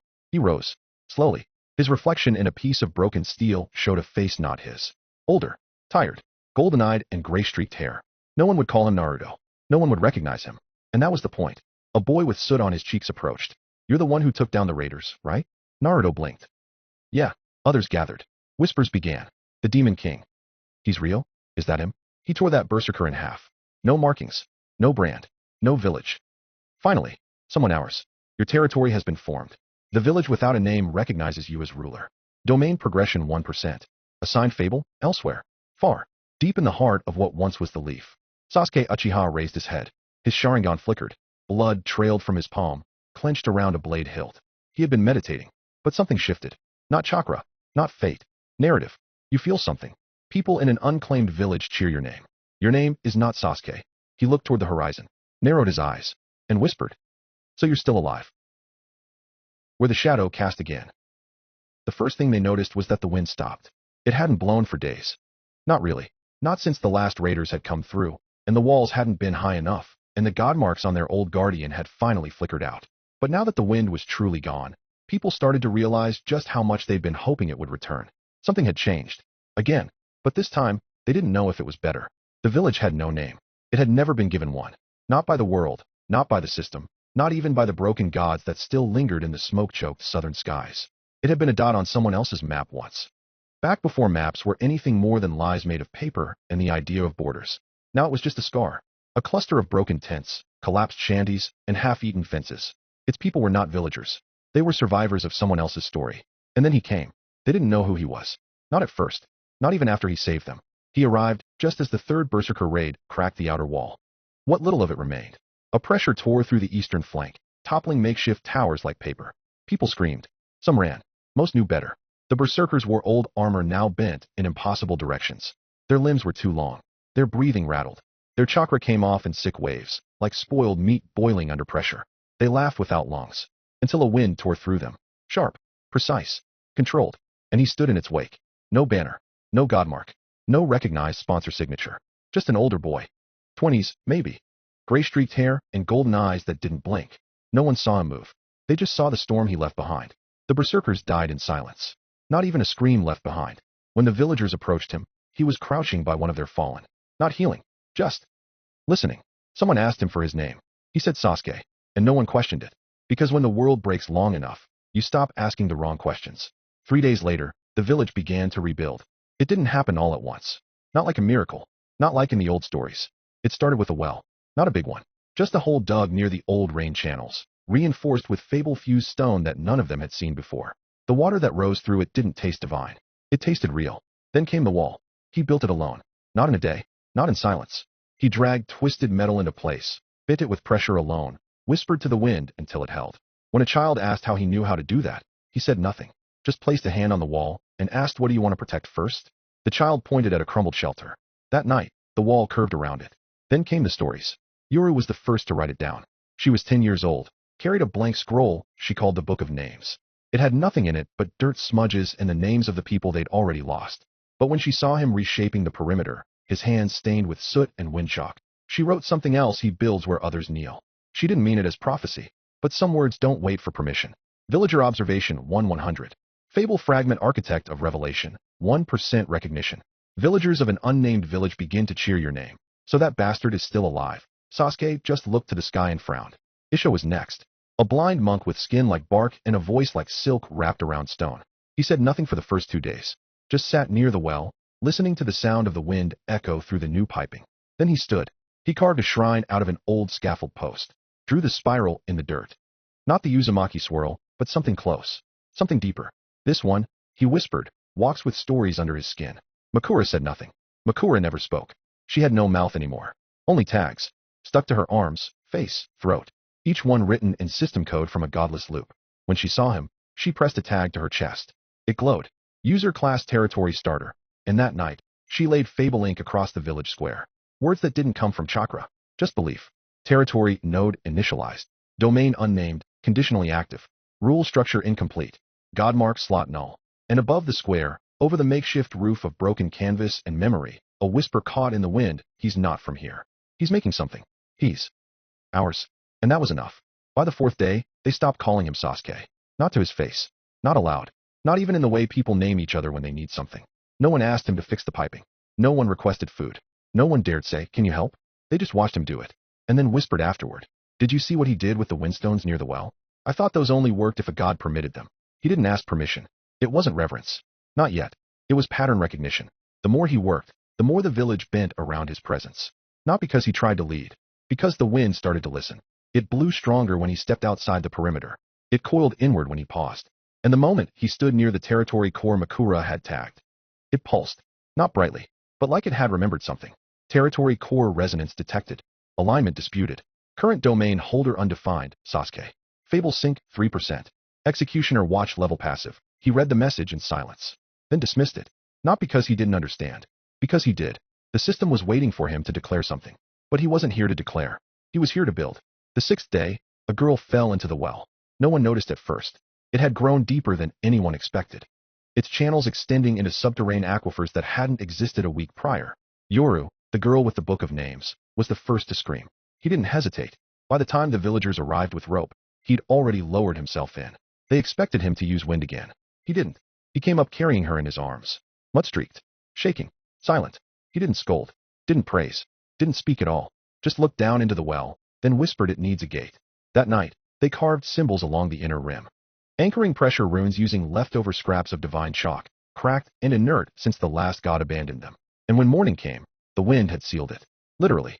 A lattice of pressure and myth, shaped like twisted bamboo, had closed over the mouth of the well. Isho called it a miracle. Makura tagged it. Wind structure minor blessing registered. Yoru added a line in her book: "He seals danger." But not with seals. Fable fragment architect of revelation, 9% recognition. The villagers began to follow without realizing it. They took cues from where he stood. They built around where he walked. Children started placing broken tiles near his feet. Offerings of sorts. Not in thanks. Just to say, "We see you." The ones who resisted. Old fighters, distrustful remnants from sponsorless clans. Watch from the outskirts. Not hostile. Just waiting for him to break. When nothing broke, they left quietly. But none of them returned. And so the wind shifted again. By the 8th day, the shrine Isho built began to hum. Not constantly. Just once. At sunrise. A 3-second tone that pulsed through the village like a heartbeat. And that same morning, a message appeared across the square. Public system notification. The territory core has aligned with a fable in progress. Domain phase early myth recognition. Warning: territory lacks proper godmark authorization. Potential conflict executioner dispatch threshold equals 15%. He didn't react to the message. But the villagers did. Some panicked. Others whispered. They knew what happened when executioners were sent. One hit. No trial. No reversal. Just the mark. And then erasure. He gathered them in the square. Not to lecture. Just to explain. I won't bow to a god, he said. Not yet. Not for this. Silence followed. No one objected. Because deep down, the village had already started to believe in something else. Something other than gods. Someone who built, instead of ruled. On the 9th day, a boy painted a lie onto the side of his tent. Not with brush or chalk, but with wind ink, scraped from the inside of an abandoned system cartridge. The pigment had no color, only vibration. It hummed if you stared at it too long. The boy didn't ask permission. He just wrote, "We are the ones he rebuilt." By noon, 3 more tents had copied the same mark. By nightfall, the phrase had been carved into the broken plank above the shrine. Fable fragment architect of revelation, 13% recognition. Pattern detected belief constructing form. Triggering domain stability protocol. You have not accepted a title. You have not denied one either. That night, Naruto walked the village perimeter. Not to guard, not to patrol, to understand. Because something was shifting. Not around him, but beneath him. The earth had stopped resisting his footsteps. The wind bent without needing call. The territory core hadn't asked for his name again. It was waiting for the villagers to say it for him. By the 10th day, the shrine bell rang twice. Once at sunrise. Once when a stranger entered. No one saw him come through the gate. He didn't approach from the hills. He simply appeared. Cloaked in prayer fabric, embroidered with a divine symbol none of them recognized. He didn't speak. Just planted a spear in the center of the square. A curved blade. Gold-tipped. Engraved in celestial format. Order of the Eastern Pantheon. Petitioner for tribute clan of 3 saints.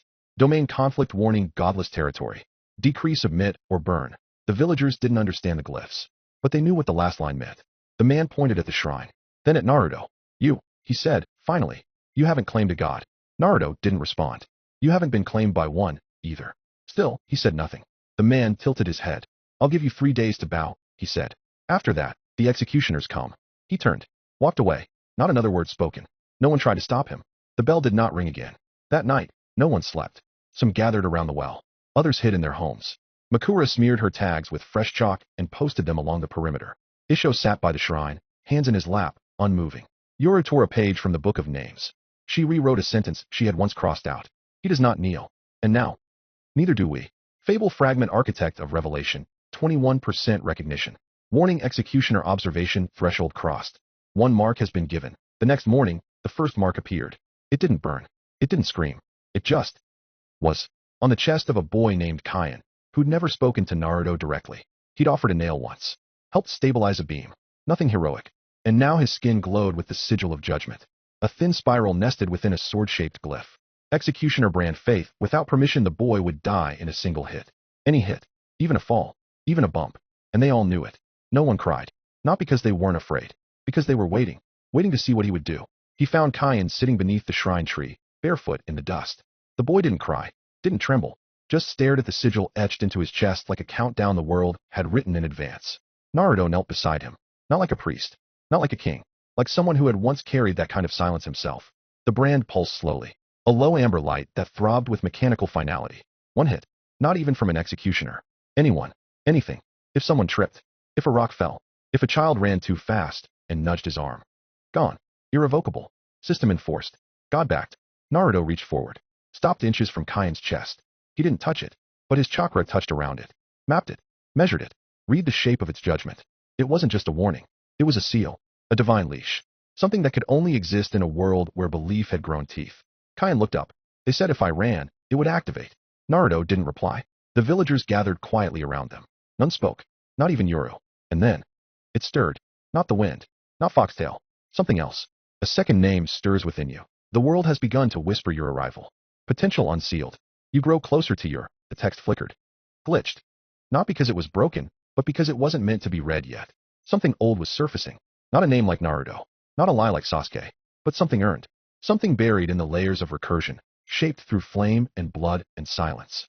Something that remembered every time he had died for others and chose not to be known. The name did not finish forming. Not yet. But he felt its weight press against his spine. Like the moment before a fable finished writing itself. Kyan whispered, will I die? Naruto stood. No, he said. Then turned to the village. I need 3 people. That's all he said. No order. No elaboration. And still, they stepped forward. A carpenter with only one eye. A woman who had lost both legs in the last raid, but crawled anyway. And Yoru. He placed one hand over the sigil on Kyan's chest. Another over Yoru's journal. And whispered something that never left his throat. The wind answered. System error unrecognized override. Executioner mark resisted. Risk domain collapse, 64%. Your fable interferes with divine authority. Your fable interferes with divine authority. Your fable interferes. Then it stopped. The sigil vanished. Kaien blinked, looked at his chest, looked at Naruto, and screamed, but not from fear, not from pain, from relief so loud it cracked the morning air in half. The villagers didn't cheer. They knelt, not to pray, to steady themselves, because the world had just told them something impossible, that a god's judgment could be reversed by him. Fable fragment architect of revelation, 41% recognition. You are now being watched. Executioner dispatch imminent. And in the hills beyond the village, 3 cloaked figures began their descent. One with a bell tied to their ribs. One with no hands, only knives. One with a mask that never changed. The first executioners. Kaien's brand vanished. And the world did not understand how. Not even the system.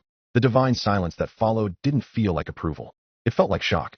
Like something watching from above had forgotten this was possible. Or worse, that it never thought someone would try. No one spoke for a long time. The boy clutched his chest, breath ragged, eyes wide. He reached toward Naruto, like someone reaching for a memory that wasn't supposed to return. Naruto didn't move, didn't speak, but he felt it again. That weight in his spine. Not pain, not pressure, recognition. Not from the villagers, from the world. Something dormant was stirring. Another name, not ready to rise yet, but breathing. Internal resonance detected. Fable sync architect of revelation, 64%. Unclaimed second name suppressed, name input deferred. Warning divine observation now active. 3 executioners are within range of your domain. The wind thickened. Not physically, not tangibly, just enough that it stopped being wind and became attention. Naruto turned toward the edge of the village and saw them. 3 silhouettes, standing beyond the perimeter like ink that forgot how to dry. They did not move. They did not speak. But one of them raised a hand, and a bell rang.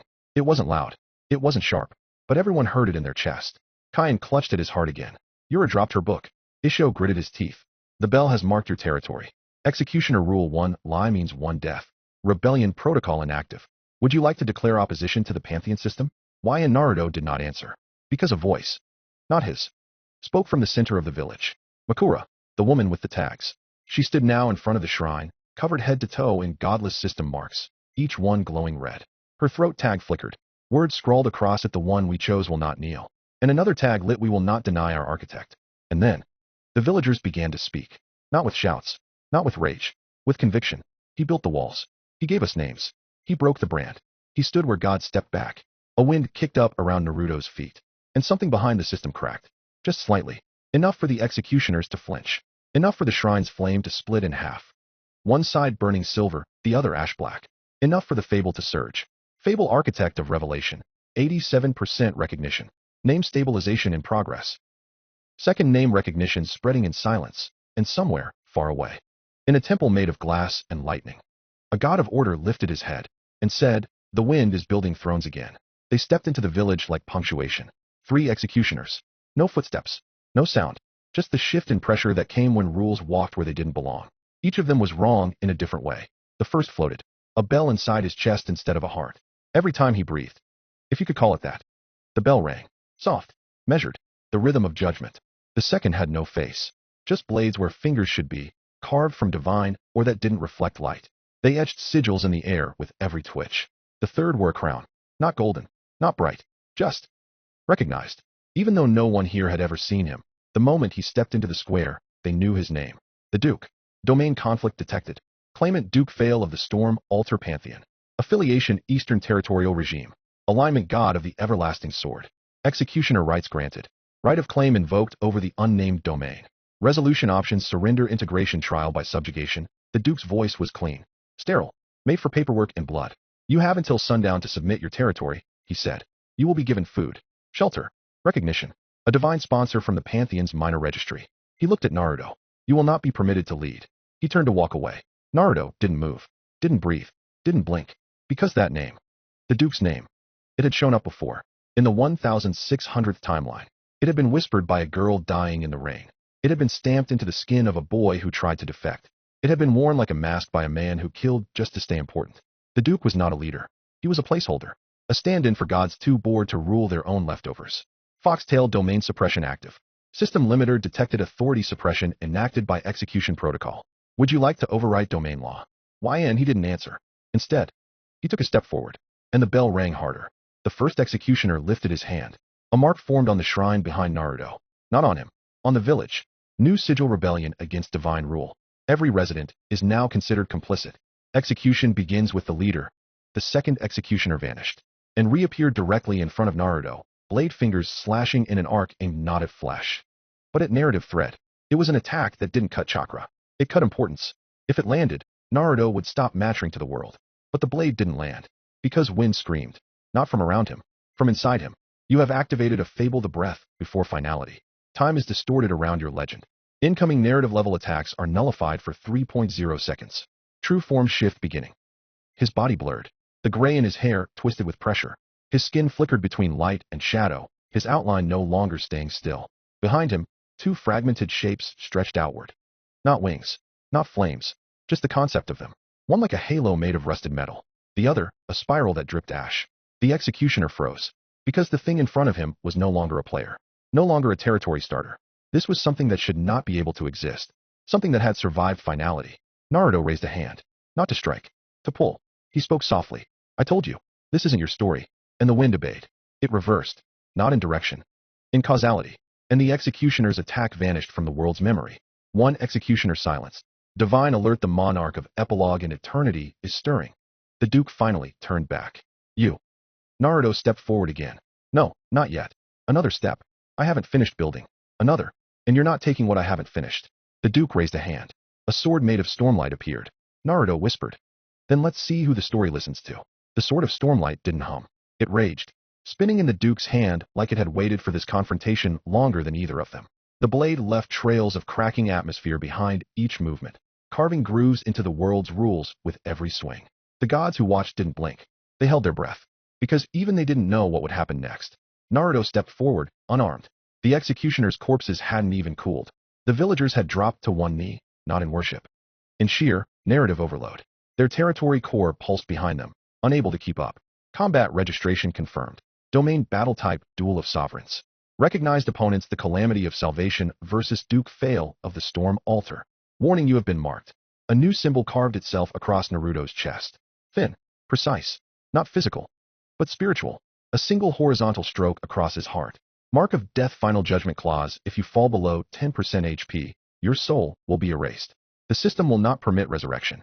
There will be no fable, no memory. No one will speak your name again. The villagers screamed. Makura's tags ignited. Yura dropped her pen. Kain reached for him without knowing why. But Naruto didn't flinch. Because in the moment the mark branded him. He moved sideways through himself. Foxtail slot request accepted. POV shift. Slot 3 Naruto Uzumaki. Turn 1600. Legend fable, the one who was willing has accepted temporary sync. Warning, you may not survive the burden of his memory. The world split. Not visibly. Not outwardly. But inside Naruto's mind. A door opened. And someone was already standing on the other side. The Naruto of the 1600th loop. Eyes like empty suns. Skin pale, with recursion. A body honed for nothing but inevitability. You're not ready for this, the ghost said. Naruto gritted his teeth. I don't care. The ghost nodded. Then let me show you. POV shift activated. To the outside world. Naruto vanished. Not physically, but conceptually. The world no longer recognized him as the same person it had marked. The death claws hung in the air. Unchanged. But now untethered to any known pattern. Duke Fail hesitated. Just long enough. And that's when Naruto struck. The wind moved first. A single spiral of air pressure twisted around his legs, launching him forward. Not like a shinobi. Like a calamity, remembering what it meant to arrive. Fable, the one who was willing. Synced at 42%. Borrowed ability, storm memory severance. Effect, every strike severs one potential future the enemy could use. Naruto's first blow didn't target the Duke's weapon. It targeted the idea of what he might block next. The result? The Duke parried. And still got hit. A shallow slice across his collarbone. Just enough to force an error. Fail stepped back, sword spinning defensively. But Naruto didn't pursue. He stepped to the side, wind curling around him, dragging timelines like torn pages. Do you feel that? He said softly. The Duke narrowed his eyes. Naruto's form blurred again. Half shadow, half light. You're not fighting me, he said. You're fighting a mistake the gods never corrected.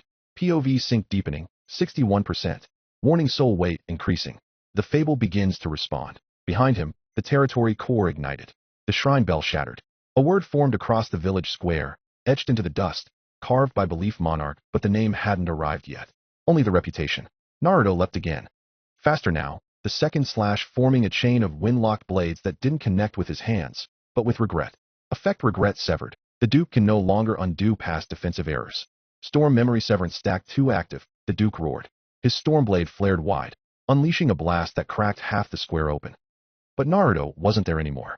He was already behind him. And this time, he didn't strike. He whispered, "I've died more times than you've ever prayed." POV shift holding. Sync lock at 70%. Duration remaining 45 seconds. The Duke swung again. A wide, divine arc.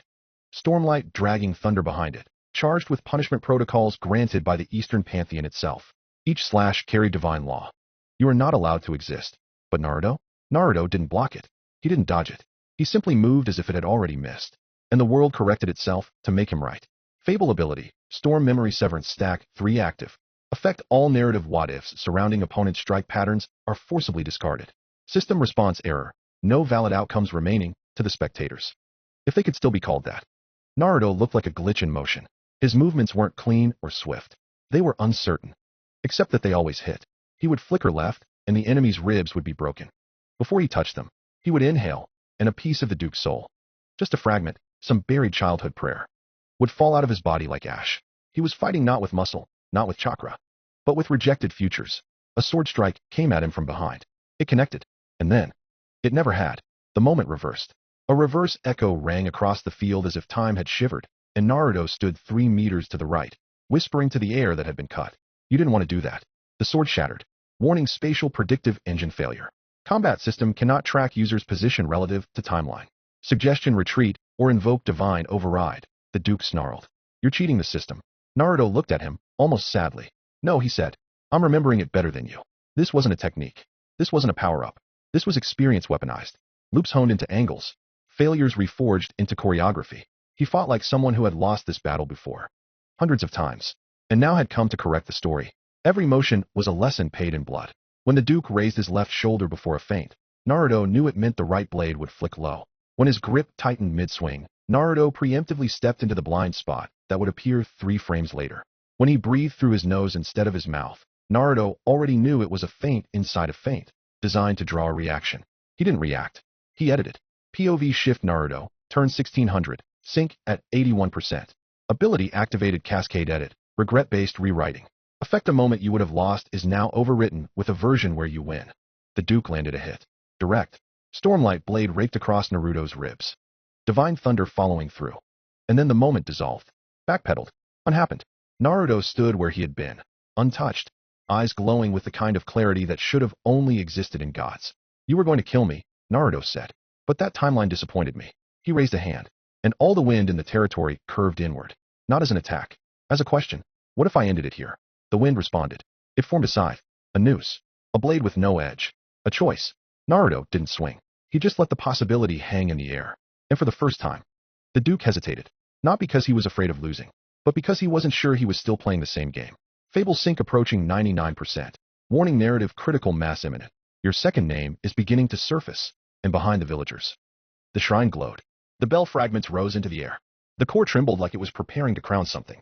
But not yet. Not yet. Because Naruto hadn't won. He hadn't even truly started.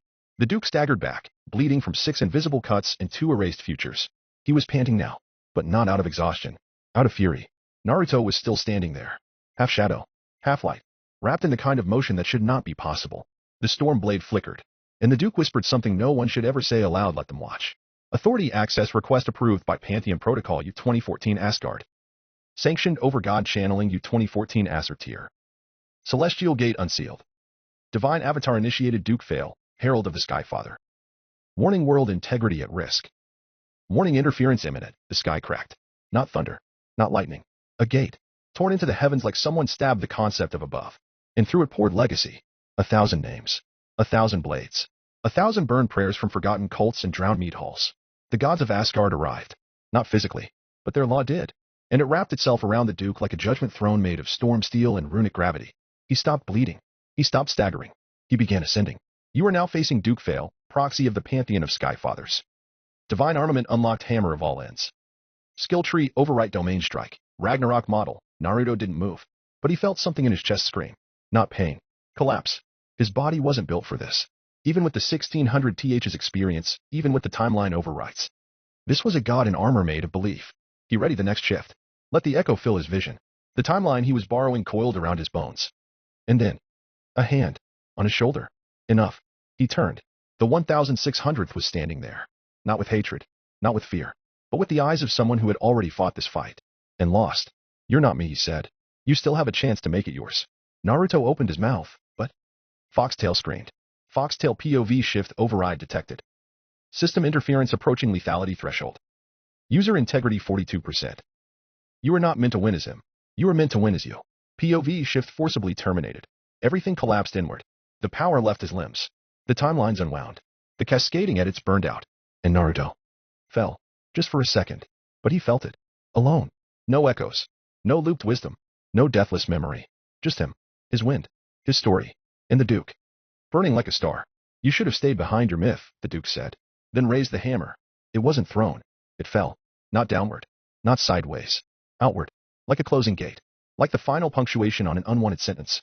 And Naruto, without power, without guidance, without recursion, raised his hand anyway, and whispered, I'm still here.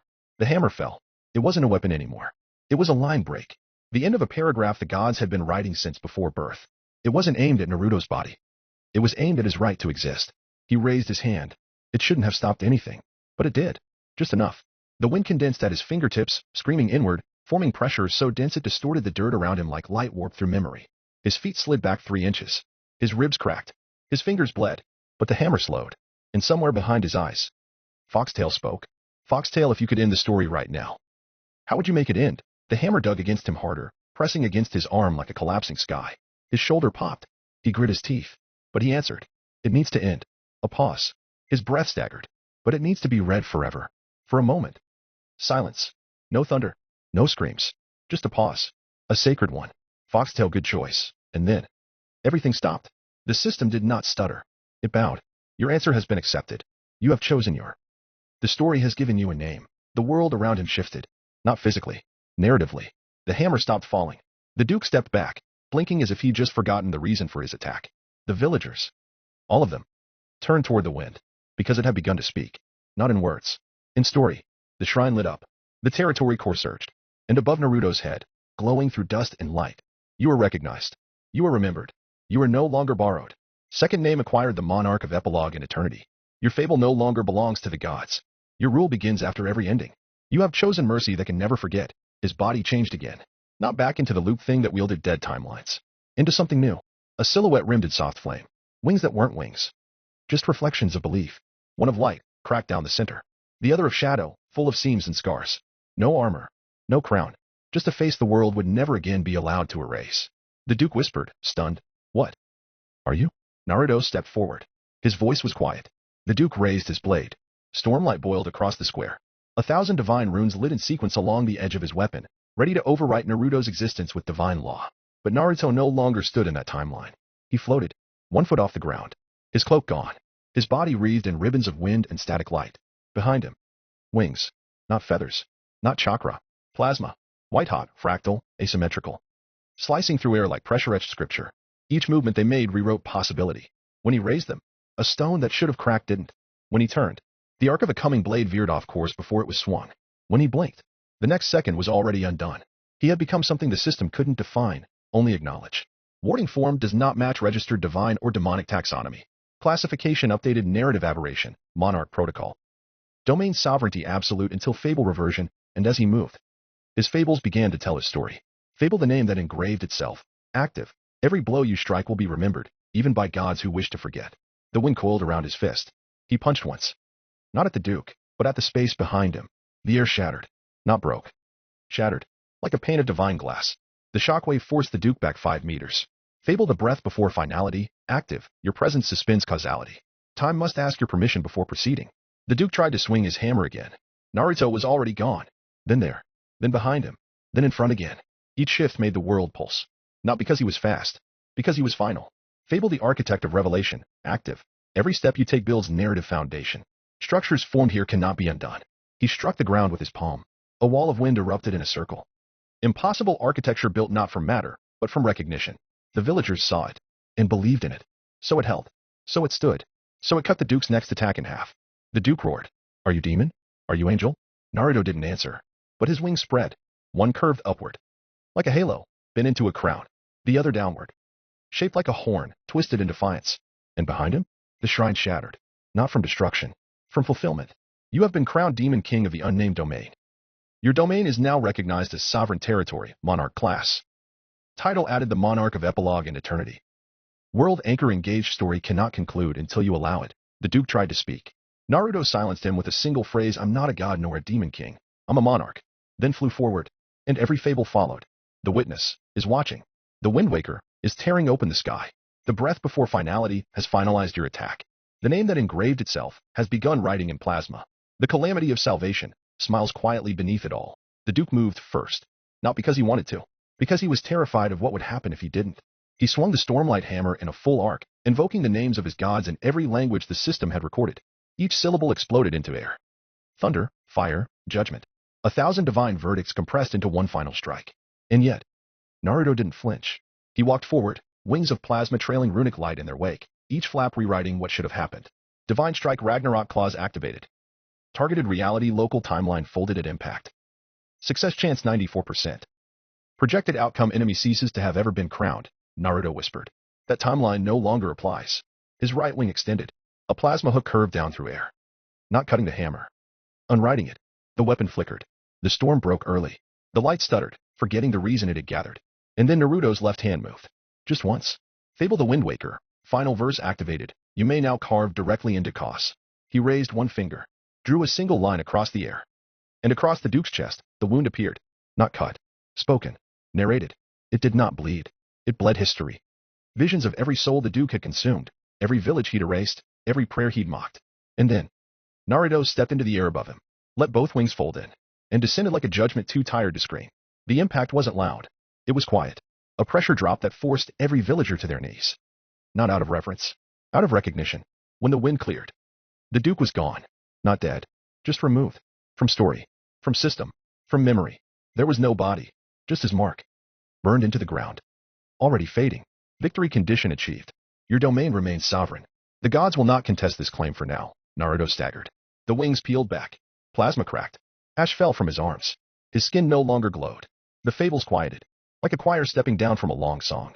And then, Foxtail spoke. You have returned to your name. The mischievous plotter rewards your accomplishment. Your appearance has been restored. You are now seen as you truly are. To those who can still remember, his body reverted. Gray-streaked hair. Golden eyes. No longer godlight or abyss stuff. Just Naruto again. Exhausted. Breathing. Alive. The villagers began to stand. Not all at once, but slowly. Like they had seen the end of something holy. Like they had just survived a new beginning. The shrine core pulsed once more. But this time, it didn't flicker. It rang. A bell with no sound. Only acknowledgement. A resonance deeper than noise.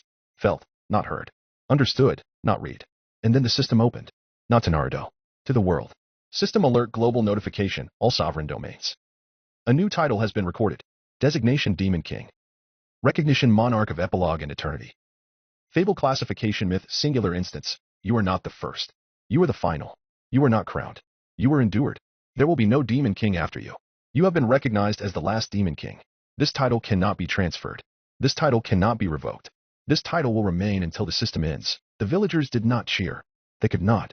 The pressure of the title pressed into their hearts like a final truth.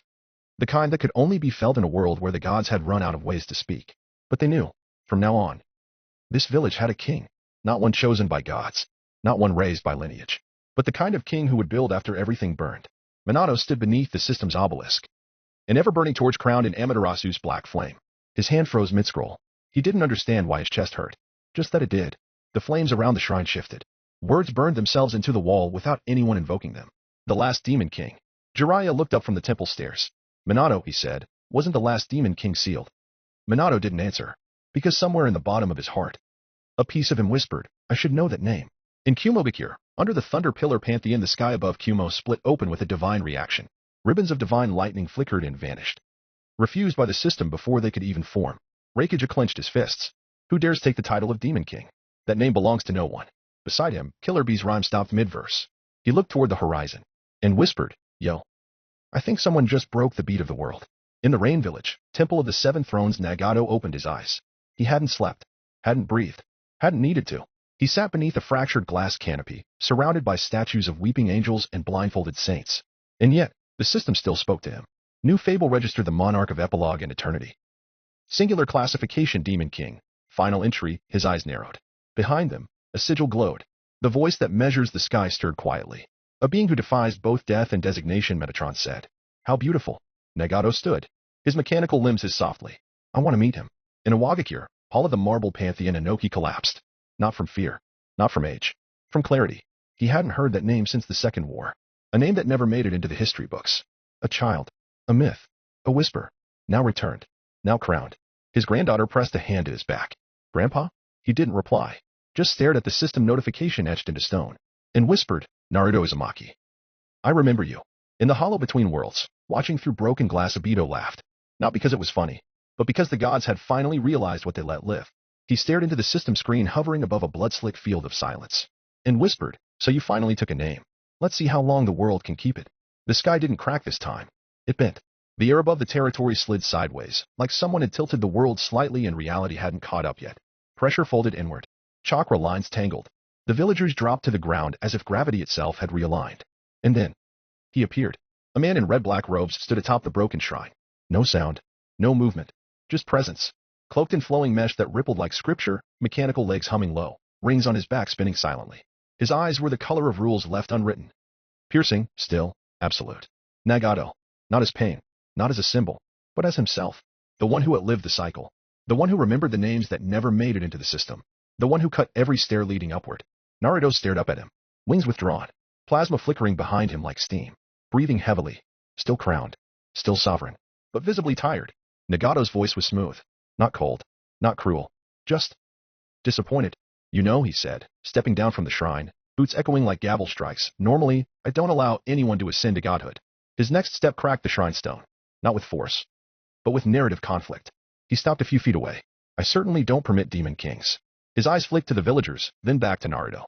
You eluded me somehow. He didn't sound angry. He sounded curious.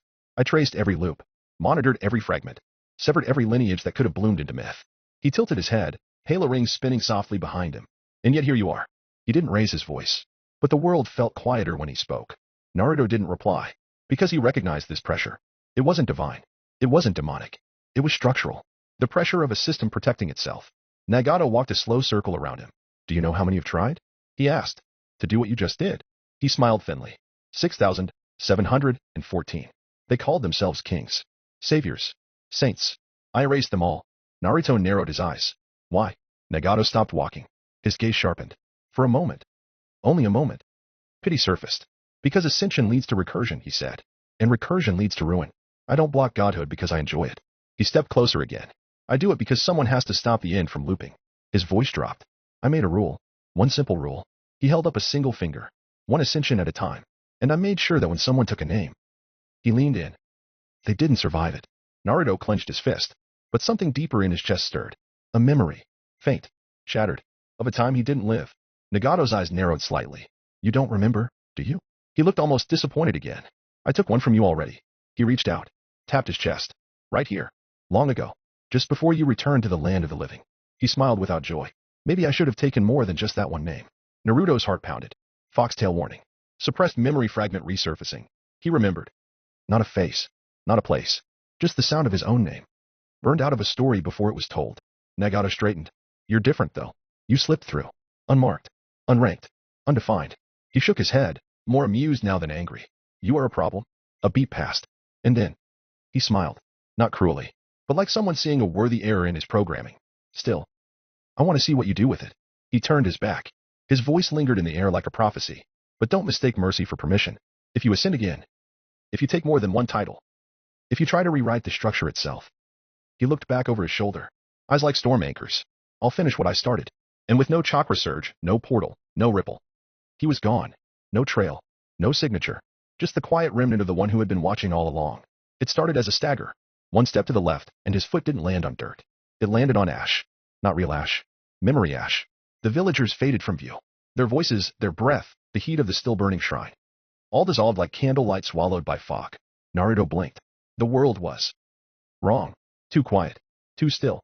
Like the moment between a heartbeat and its echo. Then, the shelves rose. Taller than the sky. Stacked with books bound in skin, breath, song, and silence. No two alike. Some screamed softly when you passed. Some bled. He was back. The library of death.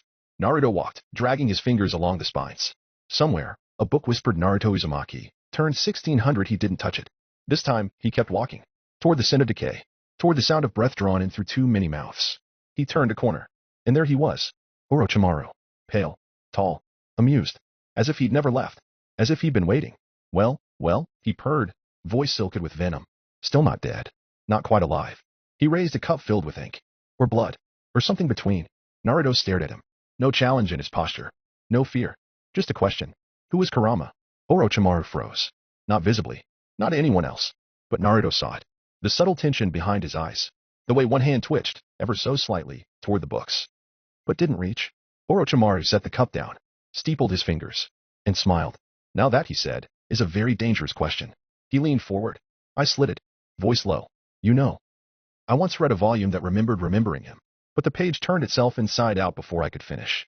He tapped the table. Once. Twice. A soft echo that didn't belong to this world. Do you know what that means, Naruto? He didn't wait for an answer. It means something older than the library came here. And stole his name. He leaned back, hands folded like a priest at the edge of a funeral. And if something could do that? His smile widened. Sharp. Knowing. Then it's not a beast. It's not a god. It's not even an outer thing. He paused. Lowered his voice to a whisper. It's the narrative itself. Naruto didn't respond. But in his chest, Foxtail flickered like a lantern dropped into deep water. And for a moment, something stirred. Something with 9 tails and no name. Orochimaru stood. Not with threat. With reverence. He stepped back into the aisle, one pale hand brushing along the shelves until he found it. A thin black volume wrapped in stitched parchment, its pages sealed with a lock that looked like a weeping eye.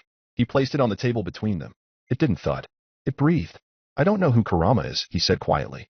But this. Might know what came before him. Naruto looked down at the cover. No title. No markings. Just pressure. Even in the library of death. Where soul screamed and memory was currency. This book felt unwelcome. Naruto didn't ask if he should open it. He just did. And the page turned itself. The first thing he saw wasn't a word. It was a shape. A spiral, etched in concepts, not ink. It moved when he looked at it. It wept when he blinked. The words below it rearranged constantly, scrawling between languages. Some recognizable, some not. For a moment, the letters formed something legible. He is not a name. He is the lie between erasure and birth. Before the fox, there was the question. The one you knew as Kurama is a fragment of what could not be framed. To name him is to invite recursion. To remember him is to awaken the plotter. Naruto turned the page. And something screamed. Not aloud. Inside. His vision split. Not horizontally or vertically, but chronologically. He saw a child with whiskers dying in a cradle, never born. A laughing 9-tailed beast painting blood across a mountain and being erased mid-roar. A spiral on a forehead cracking open to reveal a mouth that asked, who? A man. Himself. Standing in front of a mirror, and the reflection was missing. The book whispered again. To seek him is to forget yourself. To find him is to become a breach. You were already leaking. Naruto should have closed it. But he didn't. He kept reading. And the pages kept turning. Not forward. Sideways. The book expanded. Each chapter becoming a language. Each language a timeline. Each timeline a refusal to end. Foxtail warning. You are exceeding narrative stability. You are not meant to know this. You are not meant to remain. But Naruto remained. Eyes wide. Heart steady. Wings twitching beneath skin. Because somewhere in these pages. Somewhere. Was a trace of the truth. He read. And read. And the library began to dim. The shelves fell silent. The candles stopped flickering. The librarian stopped walking. Everything stood still. Because time no longer had permission to move. 200 years passed. Not in the world. Just here. Just in the library. Just in him. Naruto didn't age. Didn't breathe. Didn't sleep. He just read. Until the book stopped turning. Until the Necronomicon fragment sealed itself with a final blink of its weeping eye. And then. He felt it. A presence. Not a god. Not a demon. Not a man. But something that walked across endings like they were stepping stones. You've been here a long time.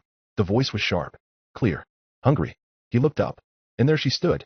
The heavenly demon. Barefoot in a torn robe. Eyes like collapsing stars. A smile that forgot what mercy looked like.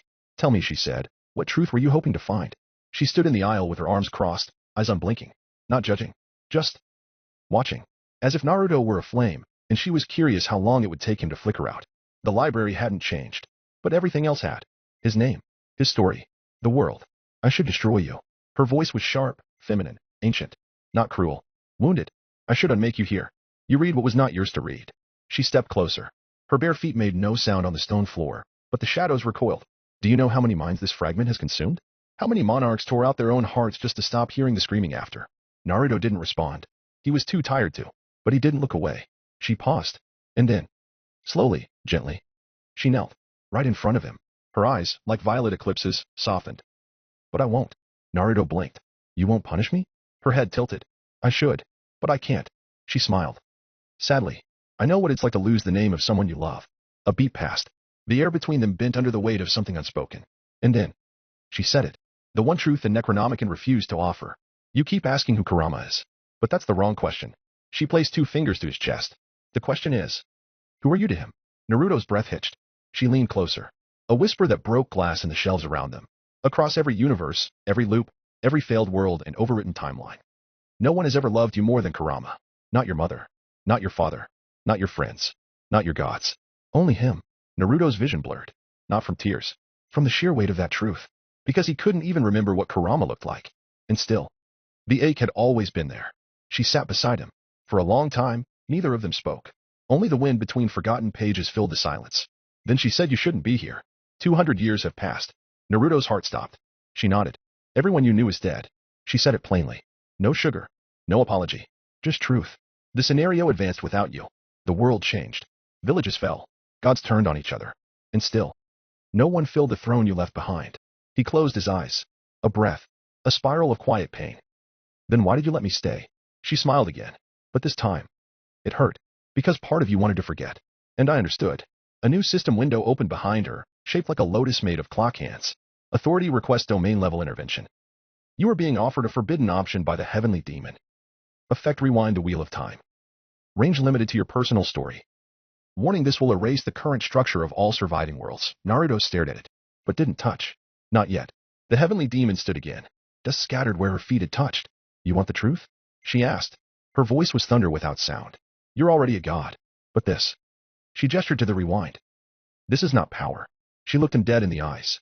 This is permission to destroy everything just to try again. And the library groaned. The shelves bent inward. The books began to whisper again. Because the wheel was stirring. Waiting. Wanting. And only one hand could turn it. Naruto stood before the lotus of time. The system trembled. The library had fallen silent again. Even the Necronomicon fragment refused to open. The heavenly demon said nothing more. She just waited. He looked at the petals made of clock hands. Each one pointed to a world he'd never get back. Each one ticked softly. Not in seconds, but in eras. Naruto closed his eyes. And whispered. Do it. The moment he said it, the library collapsed. Not like stone. Like narrative. Shelves folded in on themselves. Books screamed backward. Names vanished from the air as if they had never been spoken. The wheel of time did not spin. It broke and then rewound, spiraling through multiversal thread, shattering causal lock points, tearing open sealed chronoscapes. The heavenly demon rose into the air. Her body shimmered. Not like light. Like something being undone. Before she vanished completely. She looked down at him. Her voice wavered. Not with fear. With love. Tell my son.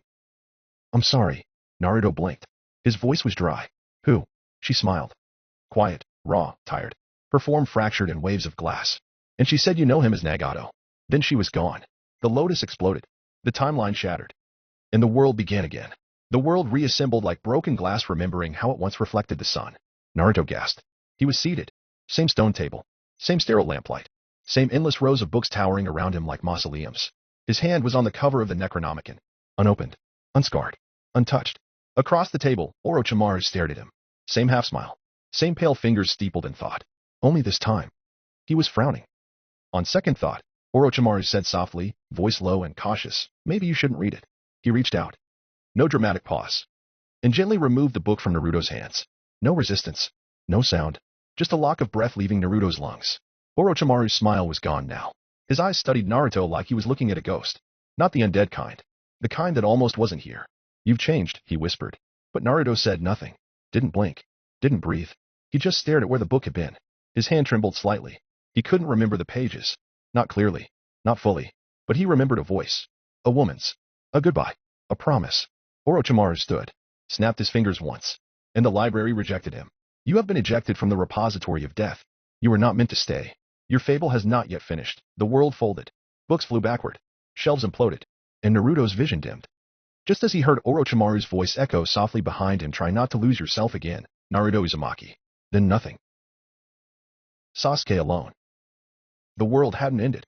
It had just forgotten what it meant to be alive. Sasuke walked through a dead forest where the trees bled ash instead of sap. The sky above him no longer followed the arc of the sun. It moved sideways, like it wasn't sure where the day belonged. Clouds hung like discarded bandages, dragging the light in sluggish pulses of gray. No birds. No wind. Just the sound of his footsteps grinding into chalk-dusted soil. The others had stayed behind. Hinata had whispered something about the temples buried beneath the southern peaks, where Azura's voice still echoed in bones that never decomposed. She said she wanted to remember something. Maybe herself. Maybe the world. He understood. He didn't want to be left behind either. But Sasuke wasn't looking for wisdom. He was looking for a burial. They called it the Scarfield. Once a border between the Uchiha clan's territory and the outer marshlands, now it was just a wound.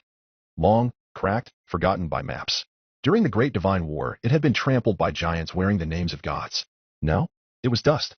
But underneath it, beneath the concrete veins, beneath the rusted weapons, beneath the petrified fangs of broken divine constructs, was said to be one of the first Uchiha strongholds. The one built before Konoha, before the truce, before the bloodlines were known by names. He walked alone. Status unaccompanied. Recognition level low. Local Pantheon access limited. Observation detected. Oathbreaker signature dormant. Mission unknown. Motivation transcendence attempt suspected. The system tried to classify him. It failed. His current fables weren't active. His divine path had gone quiet. His eye, the Mangekyo he once feared and once weaponized, was still, not blind, just waiting. He passed a broken effigy at the edge of a dried riverbed. It had once been shaped like a flame, the Uchiha crest. Now it was hollowed out by divine erosion. Jutsu so powerful it didn't burn the stone, it erased its context. Even the cracks didn't remember what caused them. He knelt beside it, pressed a hand to the base. Nothing. Then something. A ripple. Not chakra. Not memory. Recognition. Location registered forgotten Uchiha compound. Tier 0 historical fragment. Warning narrative integrity below 12%. Zone subject to collapse. Access authorized. Reincarnate designation storm of silver law. He stepped through the ruin. And the world changed. It was colder here. Not temperature. Just color. Intention. Meaning. The trees no longer moved. They listened. The sky was pinned in place by black spears of cloud. The stones beneath his boots hummed with names too old to speak. And there, half swallowed by moss and myth, the Uchiha compound. Not the one from Konoha. Not the one from his childhood. This was angular, carved with pre-shinobi glyphs, walls covered in smudged handprints of children who'd been taught to fight gods before they ever learned to speak. The compound didn't welcome him, but it let him in. Inside, the rooms were bare. No furniture. No scrolls. Only shadows and bones. He passed murals that pulsed with war. The old kind. Not steel against steel, but eye against eye. Symbols that reacted to gaze alone. And in the center, carved into the floor of the ancestral hall, a massive spiral of burnt obsidian. He stepped into the center. It whispered, not in a language, in a decision. You came alone. He nodded. You still carry the curse. He didn't deny it. What do you want? He closed his eyes and spoke aloud to stop being what they expect. The spiral grew warm beneath him. The ground shuddered. A soft tremor. Not a collapse. A heartbeat. A pressure he hadn't felt since standing beside Naruto during the worst days of the scenario. When gods bled and fables screamed. But here, it was quieter. More ancestral. Not divine. Just blood. Uchiha blood. And for a moment, he thought he heard a voice. Familiar. Older than himself. Then break the path. He opened his eyes. And the spiral had grown eyes. A dozen of them. Not Sharingan. Not quite. They stared at him, unblinking. Waiting. He would not call Indra. Not yet. First, he had to know what was buried here. Not who. What. The spiral shifted again. Its glow faded. Not dimmed. Hardened. Like a door locking behind him. Sasuke stepped back. But the room didn't vanish. It descended. The floor slid downward into shadow, carrying him with it, stone grinding against forgotten seals. The air grew thick. Thicker than chakra, thicker than breath. He passed wall carvings now. Layered like sediment, each older than the last. He saw battles with spears of bone. Eyes gouged from brothers. Gods kneeling in fear of those eyes. And then, a name etched not in ink or flame, but in wounds. Indra. He didn't speak it aloud. But the spiral heard him. Memory seal engaged. Releasing hidden lineage fragment, the first curse. Warning, you are not permitted to alter what is seen. You are only permitted to remember it. The spiral surged outward. Forming a vision. Not genjutsu. Not illusion. History. Sasuke stood in the center of an ancient battlefield. The sky was still bleeding. The earth, scorched.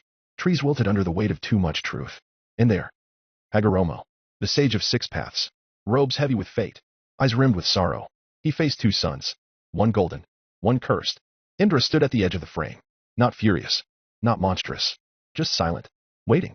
I have made my choice, Hagoromo said, voice trembling beneath godhood. His hand rose. Pointed to Azura. You will carry my teachings. The moment hit like a blade. Indra didn't cry out. He didn't rage. He just looked down at his hands and let the words fall into the cracks of his soul. So my birth was already a mistake. Sasuke clenched his fists. He tried to move. Couldn't. This wasn't for him to interrupt. Only witness. Azura stepped forward. He didn't gloat. He didn't even smile. Because he didn't understand.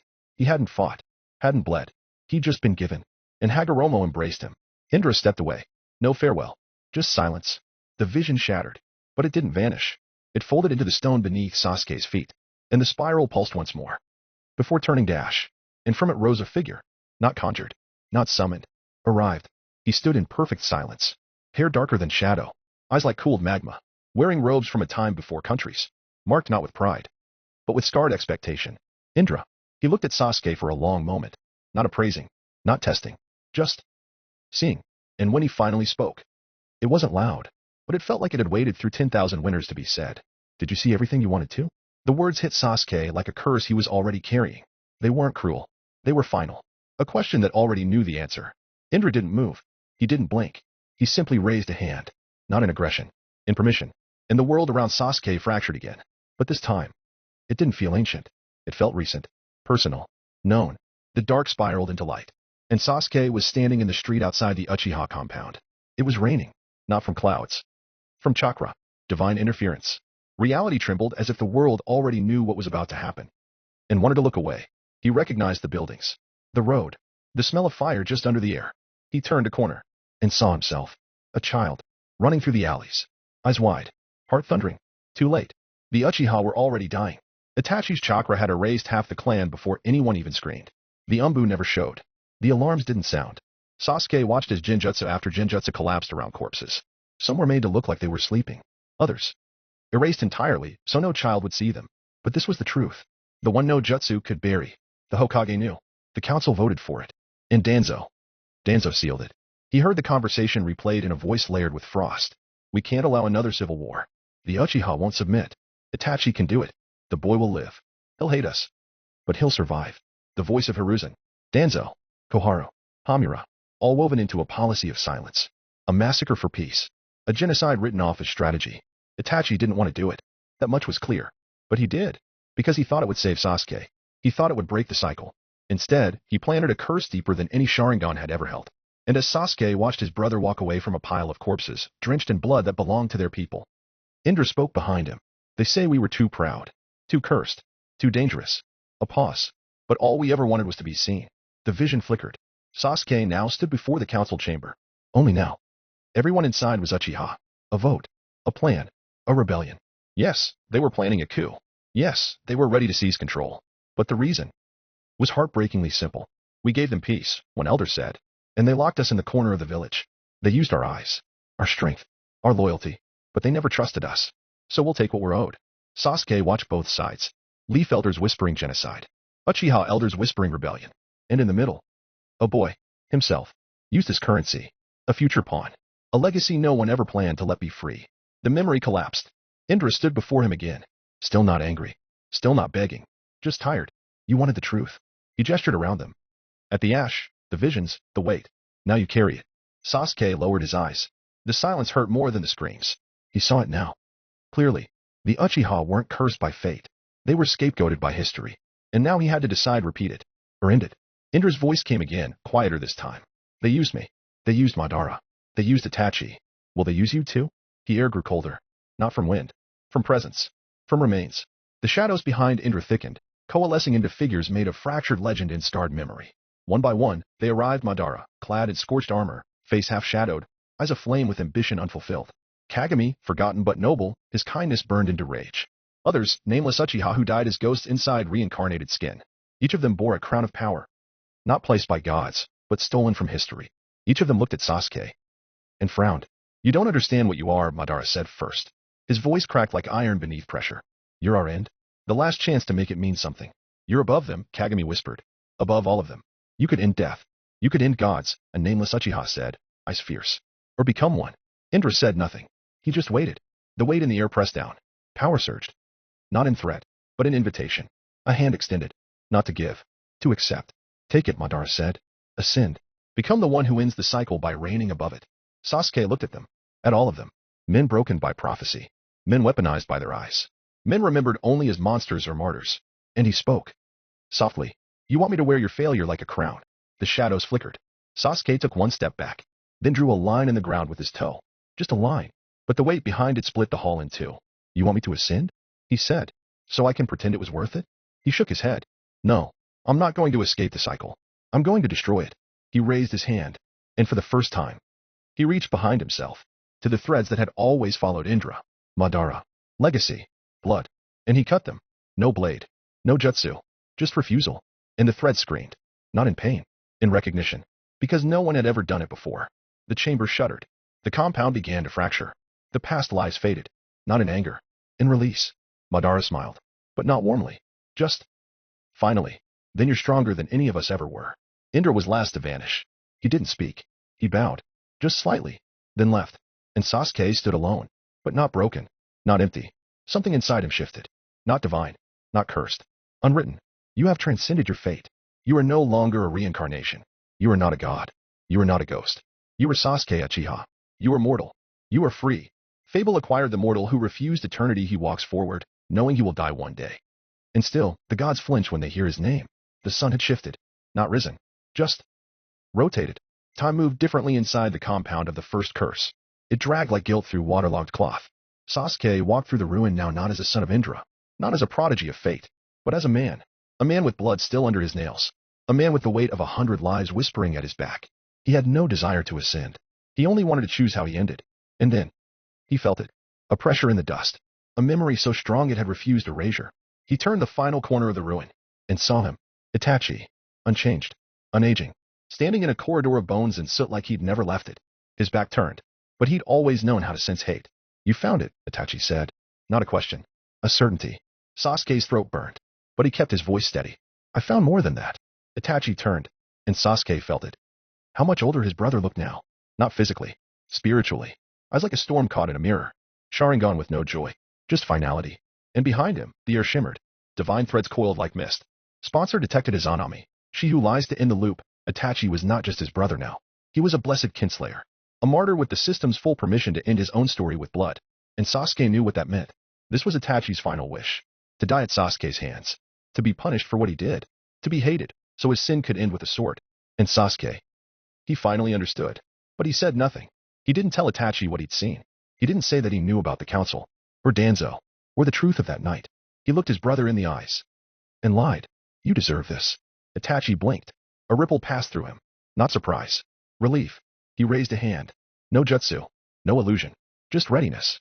You still hate me, he said. A whisper. A wound that never closed. Sasuke said nothing. Because the truth would rob his brother of his ending. Itachi nodded. Good. Then let's finish it. Scenario fragment activated judgment between brothers. Recognition is Izanami's designated closure. Conditions: 1 must fall. No fable will be recorded unless the victor still believes. The world twisted around them. Not a full domain, but a final stage. Stone turned to mist. Bone turned to petals. A single crow flew overhead, then exploded into black fire. Itachi moved first. Fast. But Sasuke was already there. He parried, not with anger, but with weight. Every blow felt like silence carved into steel. Itachi kicked low. Sasuke sidestepped, slid his hand across a broken mural and turned the stone into a flash bomb. They separated. You're stronger than I remember, Itachi said. Sasuke activated his Mangekyo, but said nothing. Because if he spoke, the truth would slip through. Itachi made a seal. Crows erupted from his skin, forming a chakra storm above them. Hundreds of beaks, claws, and illusions spiraling into a single execution technique. Technique binding murder of the endless gaze. A genjutsu that traps the target inside all the versions of themselves their family expected them to be. Sasuke didn't resist it. He let it hit. And inside, he saw himself. The monster. The savior. The avenger. The corpse. The king. Each one begging to be real. And each one. He cut down. Outside, the storm exploded. Feathers burned. Ash fell. Itachi stepped back in shock. You resisted it? Sasuke raised his blade. I'm not who they wanted me to be. I'm me. Warning: Izanami scenario integrity destabilizing. Combatant has rejected all expected roles. Truth breach potential high. The gods were watching now. Not to judge, but to understand what Sasuke was about to become. Because it wasn't a god. Wasn't a demon. It was something new. And Itachi, bless him, had no idea he was fighting someone who had just rejected eternity itself. Itachi made the next move. Lightning fast, smooth as a blade across silk. 2 hand signs, a chakra surge, and the battlefield inverted. Trees now hung upside down. Ground twisted into sky. Gravity shifted. Tsukuyami partial cast. A folded illusion layered over a physical domain. Enough to fracture a mind without sealing it. Itachi's specialty. The kind of genjutsu that didn't show you your death. It made you choose it. But Sasuke didn't flinch. He didn't cast a counter genjutsu. He didn't dispel the illusion. He just stepped forward. and lightning walked with him. The air cracked. Not from jutsu. From pressure. From something new. Sasuke's right arm gleamed. Not chakra, not armor, but lightning incarnate. Reijinchu activated. Plasma crawled fingers arcing into the spiral pattern of a storm born from silence, and wrapped around that arm. Layered like a second skin.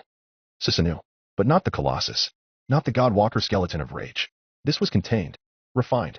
Human scale. A full-body armor formed of translucent blue and black plates, curved like sides, burning like memory. His face was partially masked. His limbs elongated slightly by the construct. Each step sparked and silenced the ground. The armor was him now. No longer a summon. No longer a shield. He had become the storm.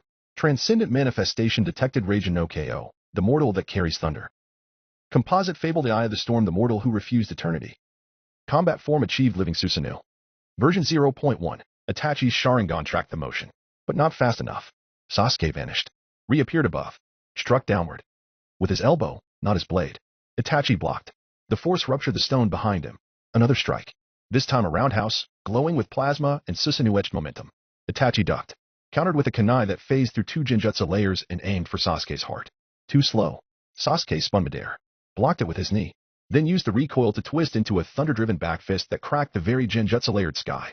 You're not the same, Itachi whispered. Blood at his lips. Sasuke landed. Stood straight. No wasted movement. No speech. Just wind and thunder in his posture. You're using yourself like a weapon. Itachi coughed once. But he smiled. Not mockingly. Proudly.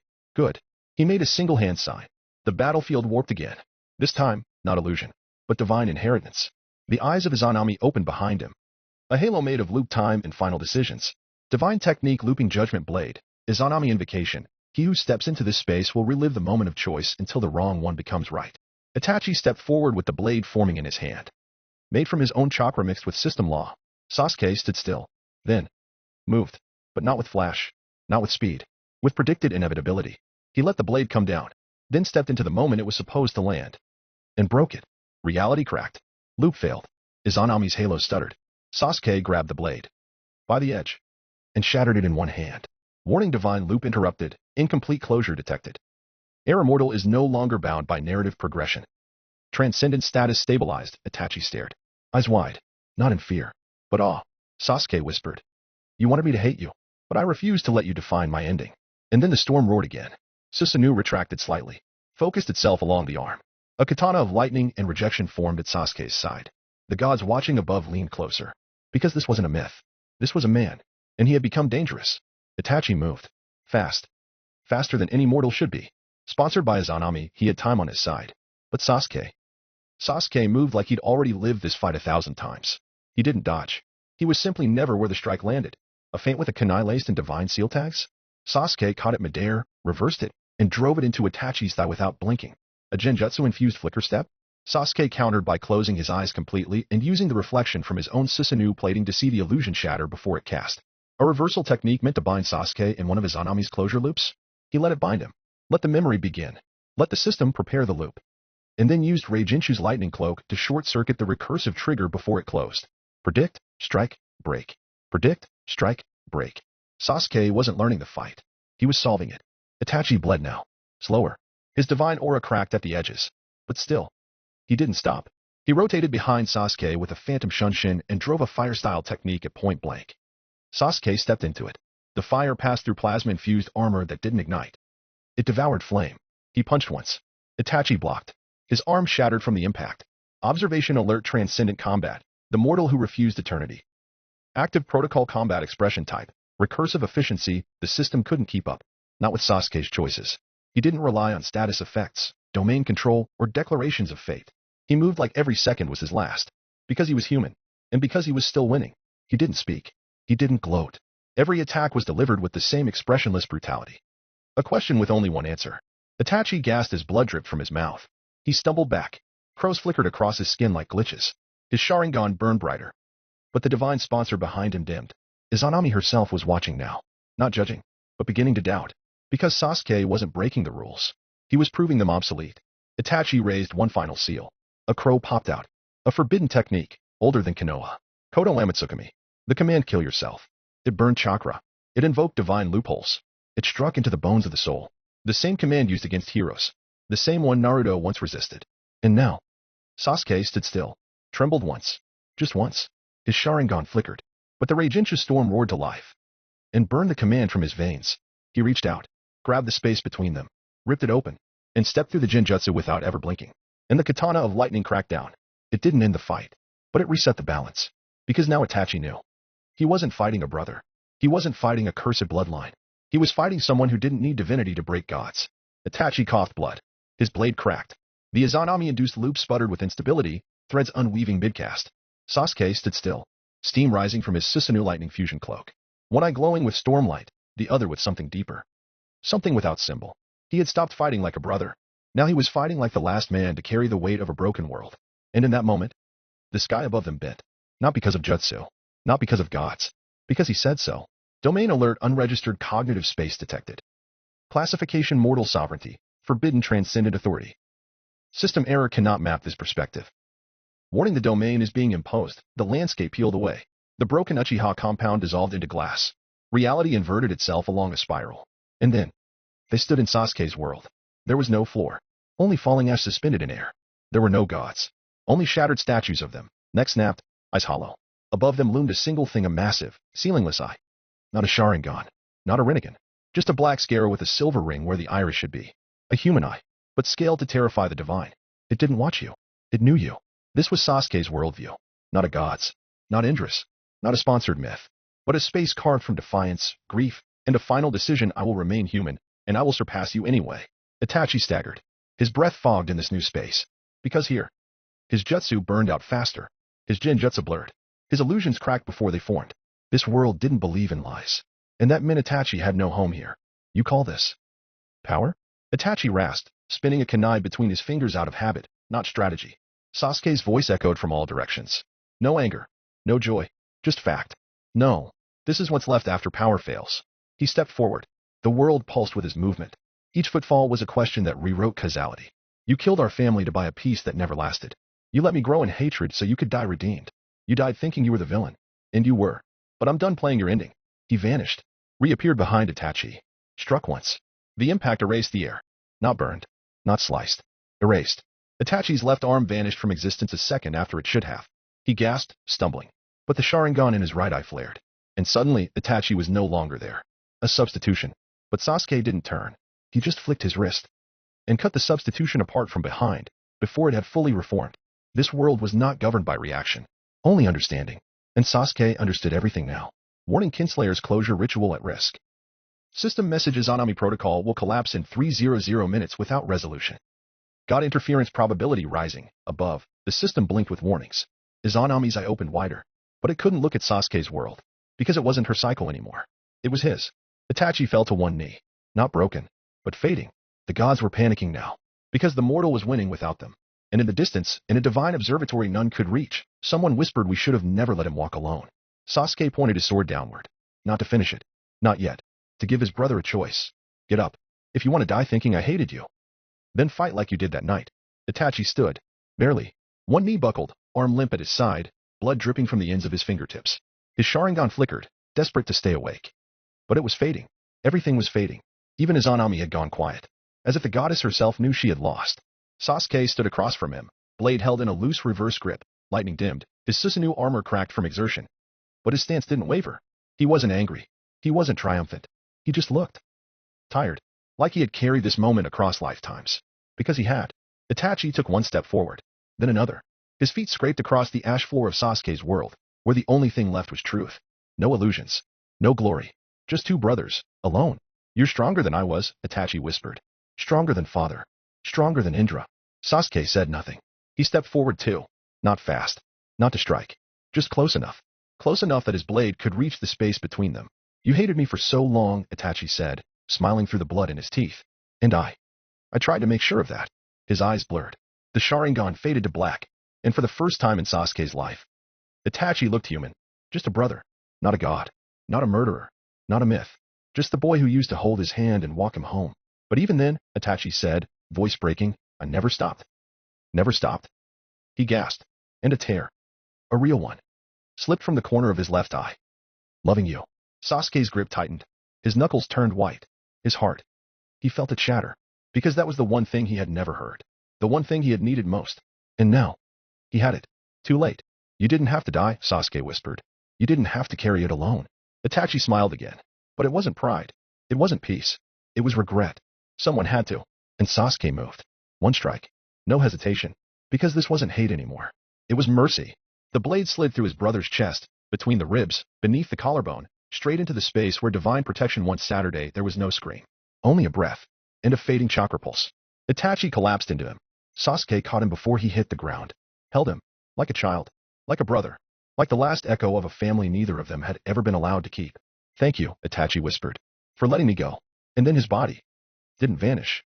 Didn't explode into crows. Didn't burn away like a ghost. He just died. Scenario complete. Kinslayer's closure. Fragment of Izanami released. System authority relinquished. No new title assigned. Your fable remains the mortal who refused eternity. Sasuke held him for a long time. Didn't cry. Didn't speak. Just held him. Because if he moved, he was afraid the world would start again. And he wasn't ready. Not yet. Somewhere far above, the gods remained silent. Because for once, even they understood this was not a moment they could touch. The body was cold. Still. Fragile in a way Itachi had never allowed himself to be in life. The strength in his jaw was slack now. His shoulders, always so precise in posture, slumped like they had finally been allowed to drop the weight they carried. The final breath had long passed. There was no one left to hear what Sasuke would say. So he said it anyway. He lowered Itachi's body to the ground gently. No ceremony, no system blessing, no scroll-bound legacy to swallow it whole. Just earth, dust, ash. Sasuke knelt beside him and reached forward, fingers trembling. He brushed the lids closed. Just for a moment. Then, he opened them again. The Sharingan stared back, dim, silent, waiting. I'm sorry, Sasuke whispered. His voice broke. Just once. I hated you. I blamed you. I wanted to kill you. His hand hovered over his brother's eyes. He clenched his jaw, and none of it mattered. He saw them again. Two children in the courtyard, tossing pebbles across the pond behind the house. Itachi, always winning, always quiet. Sasuke, laughing, even when he lost. You're not watching. I'm watching, Sasuke. I always am. Another memory. Itachi placing a hand on his head, ruffling his hair. Sasuke grumbling, pretending to hate it. You'll be better than me someday. TCH. You always say that. Another. Blood on the compound walls. His mother's body slumped over the table. His father silent in death. And Itachi. Sword drawn. Eyes glowing. Lip shaking. Forgive me. Sasuke's fingers touched the side of Itachi's temple. He didn't use a jutsu. He didn't pray. He just took the eyes. Not for power. Not to surpass. But to remember. I'll keep seeing, Sasuke said, voice low and shaking. So you don't have to. He held the eyes like they were flame. They didn't burn. But they ached. With everything they had seen. Every lie. Every mercy. Every time Itachi had spared the world at the cost of himself. And Sasuke whispered, I'll remember it all. Even if the world forgets you again.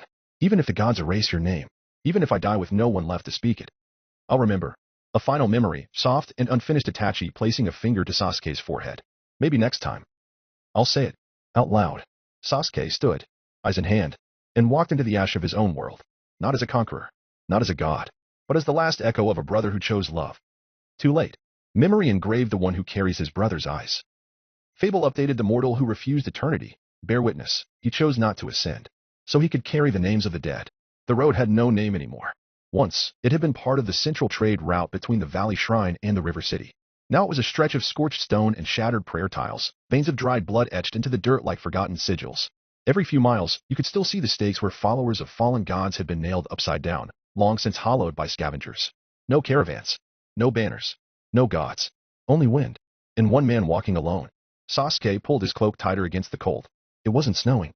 But the ash fell like it should have been. Gray flakes drifting from the sky in slow spirals, like the gods above still hadn't decided if this place was allowed to rot yet. He passed the ruins of a torii gate. Its pillars were charred and leaning, the paper seals around it unreadable. Burned to the point of becoming just texture. He didn't stop walking. Until he heard it. Crying. Not loud. Just sharp. Like someone who had learned not to sob, but still couldn't hold it in. Sasuke turned. A boy. Maybe 5 or 6. Sat beneath a collapsed cart, cradling a broken doll. His cheeks were hollow. His hair dusted with soot. One of his shoes had melted halfway off, the strap charred black. A small cut leaked down the side of his face in a dry trickle. He looked up as Sasuke approached. Flinched. Held the doll tighter. It's okay, Sasuke said. His voice sounded wrong in this world. Too soft. Like it hadn't been used in years. He knelt beside the boy. No sudden movements. No genjutsu aura. Just hands, bare and open. Are you hurt anywhere else? The boy didn't answer. Just stared. Until finally. He reached out. And handed Sasuke the doll. It was a little fabric hawk. One wing missing. A single bead eye sewn and lopsided. Sasuke took it, turned it over once, then reached into his pack. He pulled out a strip of his old bandage wrap, clean, if fraying at the edge, and began readying the wing, looping it in place with slow, practiced fingers. He handed it back.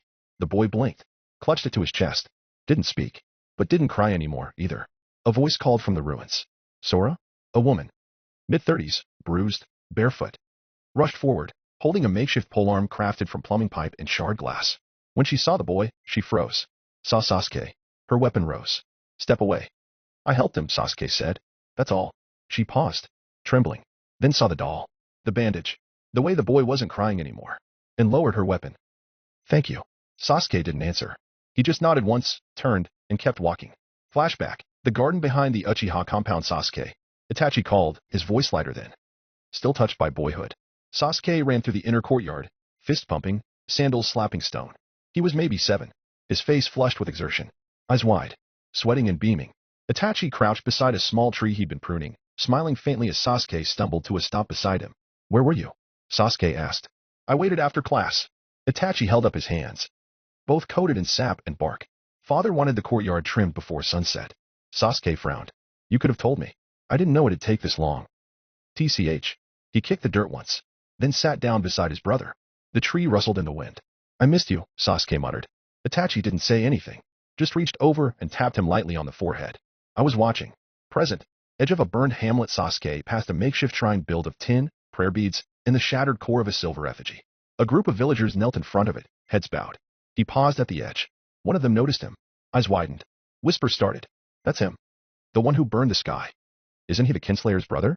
No. I heard he killed the Kinslayer. He didn't stay long. Just kept walking. He didn't correct them, because they were all wrong anyway. He arrived at dusk. The village was barely more than a scattering of stone shells and reed mud structures huddled between 3 collapsed windmills.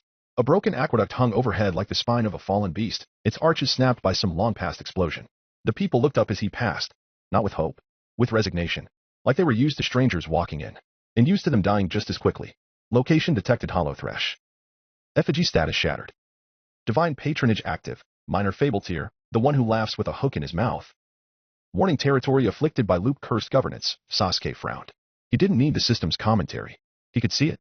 The fear in the way the children clung to corners. The bruises left unbandaged. The old man lying on the temple steps, missing a leg, eyes empty but still alive. No one helped him. No one stopped Sasuke either. He kept walking, until he saw the execution post. A single pole, set dead center in the square. No rope. Just dried blood at the base. And beneath it, a child, maybe 8, chained by the wrist, eyes swollen shut. No one looked. No one spoke. Sasuke turned to the nearest elder. An old woman with cracked fingers and chalk-scrawled prayer marks up her arm. Who did this? He asked. She didn't answer, just stared at the ground, then whispered. The Blessed One. He found the tyrant in what had once been a barn. Now it was a hall, strewn with rugs stitched from divine mantles, half-melted totems, and bones turned to furniture. The Cinnabole chakra hung in the air like rot. At the center sat a man draped in gold thread rags, barefoot, eyes yellowed from overexposure to sponsor feedback. His fingers glowed faintly with residual godmark channels. When he saw Sasuke, he grinned with too many teeth. Did the system send you? Or are you just here to die like the others? Sasuke said nothing, just took one step forward. The tyrant rose, stretching, his bones cracking audibly. He walked to a table piled with weapons and bones. Not as a fighter, but as a collector of violence. They listen because I make them. They kneel because I remind them what the gods already did to them. I don't need a name. I've got a mark. He pulled back his sleeve. On his forearm, a jagged smile-shaped sigil carved into the flesh, burning with pale orange light. The one who laughs with a hook in his mouth. A fable-tier patron of mockery, obedience, and false mercy. You think they need a hero? The tyrant asked, gesturing outside. They need a leash. And I'm the one holding it. Sasuke stared. Not angry. Just empty. And that, somehow, made the tyrant hesitate. I won't warn you again, the man said, fist glowing now, chakra rippling from a sponsor-summoned jutsu. This territory's under divine lock. You touch me, the gods retaliate. Sasuke reached into his cloak, pulled out a single black stone. One of Itachi's eyes. Held it out. Not threatening. Just showing. You see this? The tyrant paused, frowned, then laughed. What, you think I care? You think I'm scared of some? He didn't finish, because Sasuke was already behind him. A single pulse of plasma from the Raijincha cloak shattered the floor. The tyrant collapsed, choking on dust, a gash opening from shoulder to thigh. Not fatal, but deep. Sasuke knelt beside him, placed the eye in his hand, then whispered, this is all the warning you'll get. He stood, turned, and left him there, bleeding, because killing him wasn't the point. The point was, the leash was broken. Outside, the boy in the square was gone. Someone had cut his chains. Sasuke didn't ask who. He didn't need to. The fear was leaving the village. Not fast, but it was leaving. As he walked, a little girl ran up beside him, soot-covered, missing a tooth. She tugged on his cloak, held something out. A spiral pin, made of bent scrap wire and a cracked blue gem. It was my mom's, she said. Take it. He looked at it for a long time. Didn't smile. Didn't cry. Just took it. And kept walking. Flashback. The last meal they sat in silence that night. Makoto, across the table, quietly placing pickled radish and boiled root vegetables onto Sasuke's plate. Fugaka read a scroll. Itachi wasn't there. The silence was warm, not strained. Until Makoto broke it. Eat, Sasuke. You're growing fast. He picked at the radish. Will Itachi come home tonight? Fugaka didn't look up. Makoto smiled, just a little. Maybe.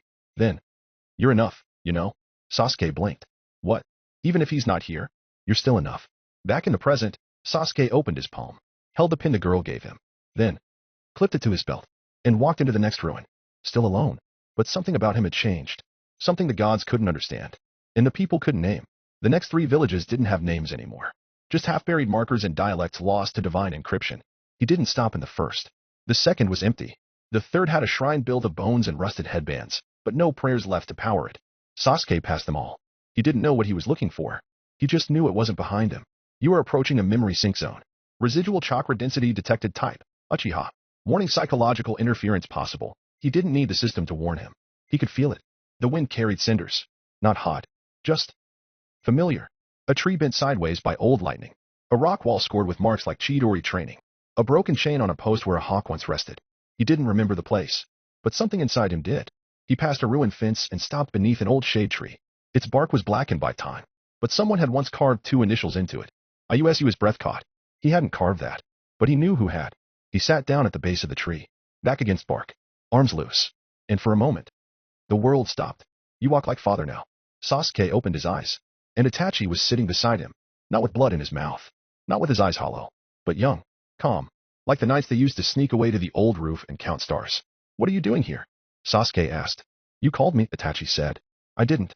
Then why are you crying? He didn't realize it at first. But his face was wet. Silent tears sliding down dirt-caked skin. He hadn't noticed. Then don't go home. Not until you're ready. When Sasuke opened his eyes again, the tree was empty. The initials on the bark had faded. The air was colder. But he didn't shiver. He stood, took 1 step forward, then another, and kept walking. He wasn't healed. He wasn't whole. But he hadn't stopped. Not yet. Not ever. The valley was wrong. That was the first thing he felt. Not danger. Not chakra. Just wrongness. Like the air had once belonged to something else. And whatever it had belonged to was dead. He stood at the edge for a long moment.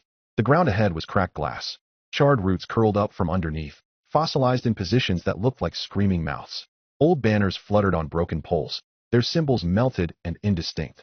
Some bore crests of the gods. Others, fragments of shinobi clans that hadn't existed in centuries.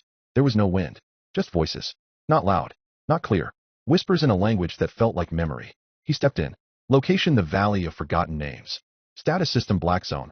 No faith paths permitted. Divine activity sealed. Cycle access attempting reconnection. Something pulsed beneath his feet. Not a heartbeat. A wheel. Trying to spin. Trying to drag him back in. He knelt and touched the ground. Saw the marks.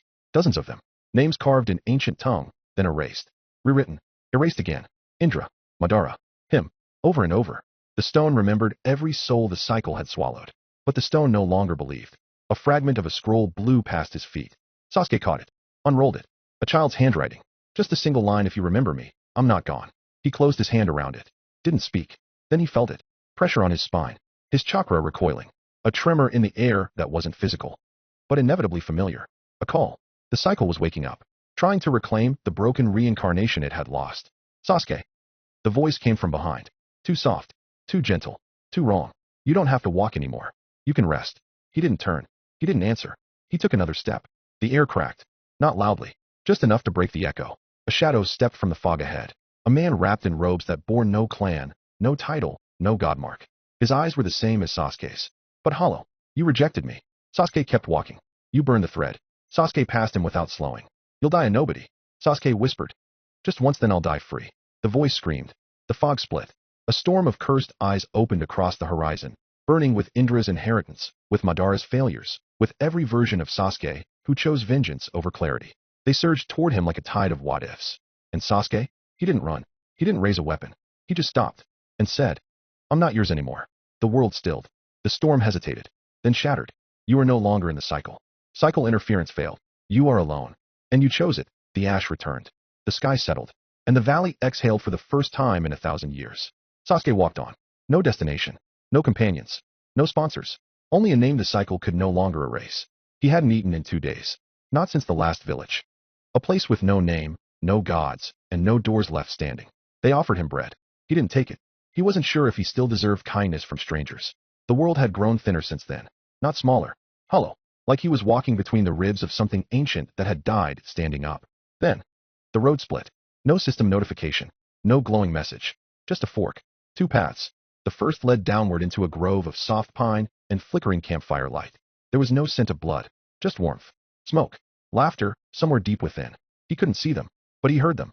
It's your turn, Lee. I'll cook next time, I swear. Where's Sasuke? He'd hate this. His foot moved forward. Just slightly. Something pulled. Comfort. A world that had already forgiven him. He could go back. He could be seen again. Be told he mattered. That it was enough to just be there. Just sit by the fire and let them say his name like it hadn't burned down a family. Then, the second path. Narrow. Stone-lined. Twisting up through a ravine of jagged bone-pale trees. No light. Only silence. And, just barely audible beneath the hush of broken wind. Breathing. He stared at both paths. A long time. Minutes. Maybe hours. You can't walk both. The voice wasn't his. It didn't come from the system. It came from the soil. The road itself. If you turn back, you may forget. If you keep walking, you will not be forgiven. Sasuke clenched his jaw. He looked toward the fire again. He thought he saw a shadow lean forward in the glow. A boy with golden hair, sitting cross-legged. A girl with pale eyes, arms around her knees. A group around him. Waiting. For what? For him? He turned away. Stepped onto the second path. Not quickly. Not heroically. Just unwilling to pretend he was done yet. The trees swallowed him. And the warmth vanished. The deeper he walked, the colder the wind became. Not temperature, but intent. A chill that touched only the places his regrets had rooted deepest. The ravine narrowed. The sky vanished. He descended into shadow. Until he heard it. His own voice. Why did you leave us? Why did you walk away? He turned. No one there. Then ahead. A shape moved. Not large, but crawling with stillness. A man. If you could call it that.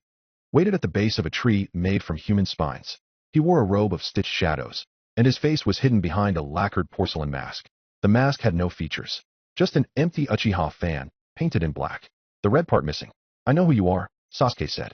The figure didn't speak. It didn't need to. He knew. The face stealer. A being that haunted fractured timelines and broken soul threads. A spiritual parasite that survived by devouring identity. Not in whole, but in pieces. Slowly. Until nothing remained but the names others gave you. You've walked far, Sasuke Uchiha. The voice came from his own mouth. But it wasn't his. It was what he'd sound like if he'd never stopped trying to be Itachi. If he'd never broken free. Are you here to find yourself? The figure stood. The mask shifted. Cracks forming where no features should be. Eyes opened. His eyes. Or are you just trying to bury the ones you couldn't become? Sasuke didn't answer. Because the truth was. He didn't know yet. The face stealer stepped forward. And with each step, he changed. His body shifted into one version after another teen Sasuke, still seething, hands bloody from the massacre replaying in his dreams. Avenger Sasuke, draped in hatred, a trail of dead bodies behind his back. Hero Sasuke, from a timeline that never was, standing beside Naruto with the village's love behind him. Dead Sasuke, broken on a battlefield he never chose, impaled by regrets. Each version smiled. None of them were kind. All these faces, the entity said. All these names. You walked so far just to find none of them were yours. The mask split down the center. 1,000 whispers poured from the crack. All Sasuke. Every word he ever said in anger, in grief, in loneliness. They filled the ravine. And Sasuke screamed. Just once. Loud enough to split stone. Loud enough to shut them up. I'm not yours. The world went still. The mask stopped shifting. The faces melted away. And the creature paused. As if seeing him.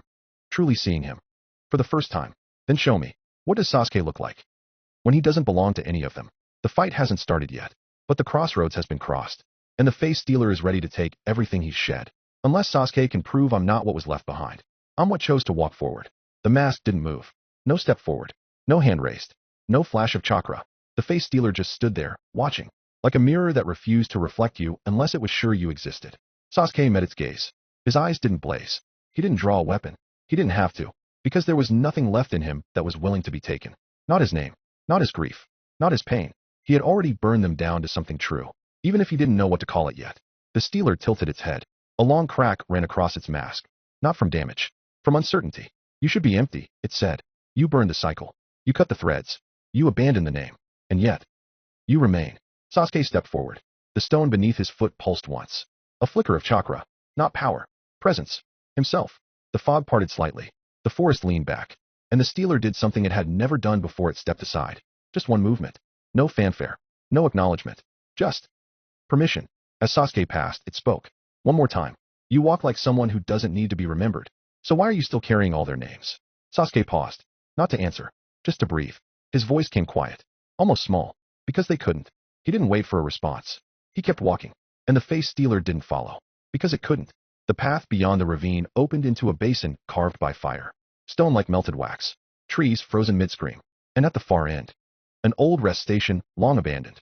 A shattered water barrel. A fire pit full of bones. Scorch marks on the walls where gods once struck deals.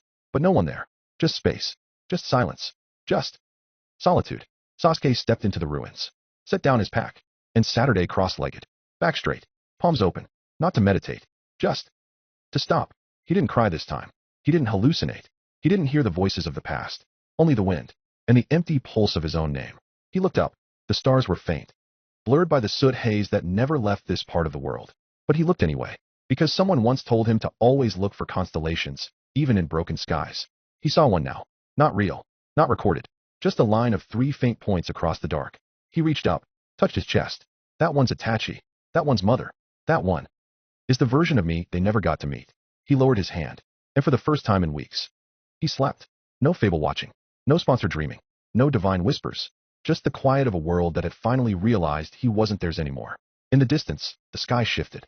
Somewhere far from this place, Hinata took her first step into Azura's temple. Somewhere closer, the cycle rewound, still trying to understand how it lost him. And beneath the stars, Sasuke slept alone, but not lost. The sun didn't rise. It revealed itself. Soft at first. Just a pale bruise in the ash-hung sky, pressing gently at the edge of the horizon like it wasn't sure if it was still welcome here. Sasuke opened his eyes. He didn't remember falling asleep, but the fire pit had gone cold beside him, and the embers were gray. He sat up slowly, knees stiff from the cracked stone beneath him. The ruins were still. No monsters. No whispers. Not even birds. Just light. He stood, rolled his shoulder once, and stepped out from under the shattered roof of the old rest station, into the clearing. The wind moved around him. Not warm, but no longer sharp. Just present. He looked to the west, where the twisted path had carried him through broken dreams, fractured shrines, and the face stealer's watchful silence. Then to the east, where the air grew thinner, where it smelled faintly of river stone and moss, where his companions waited.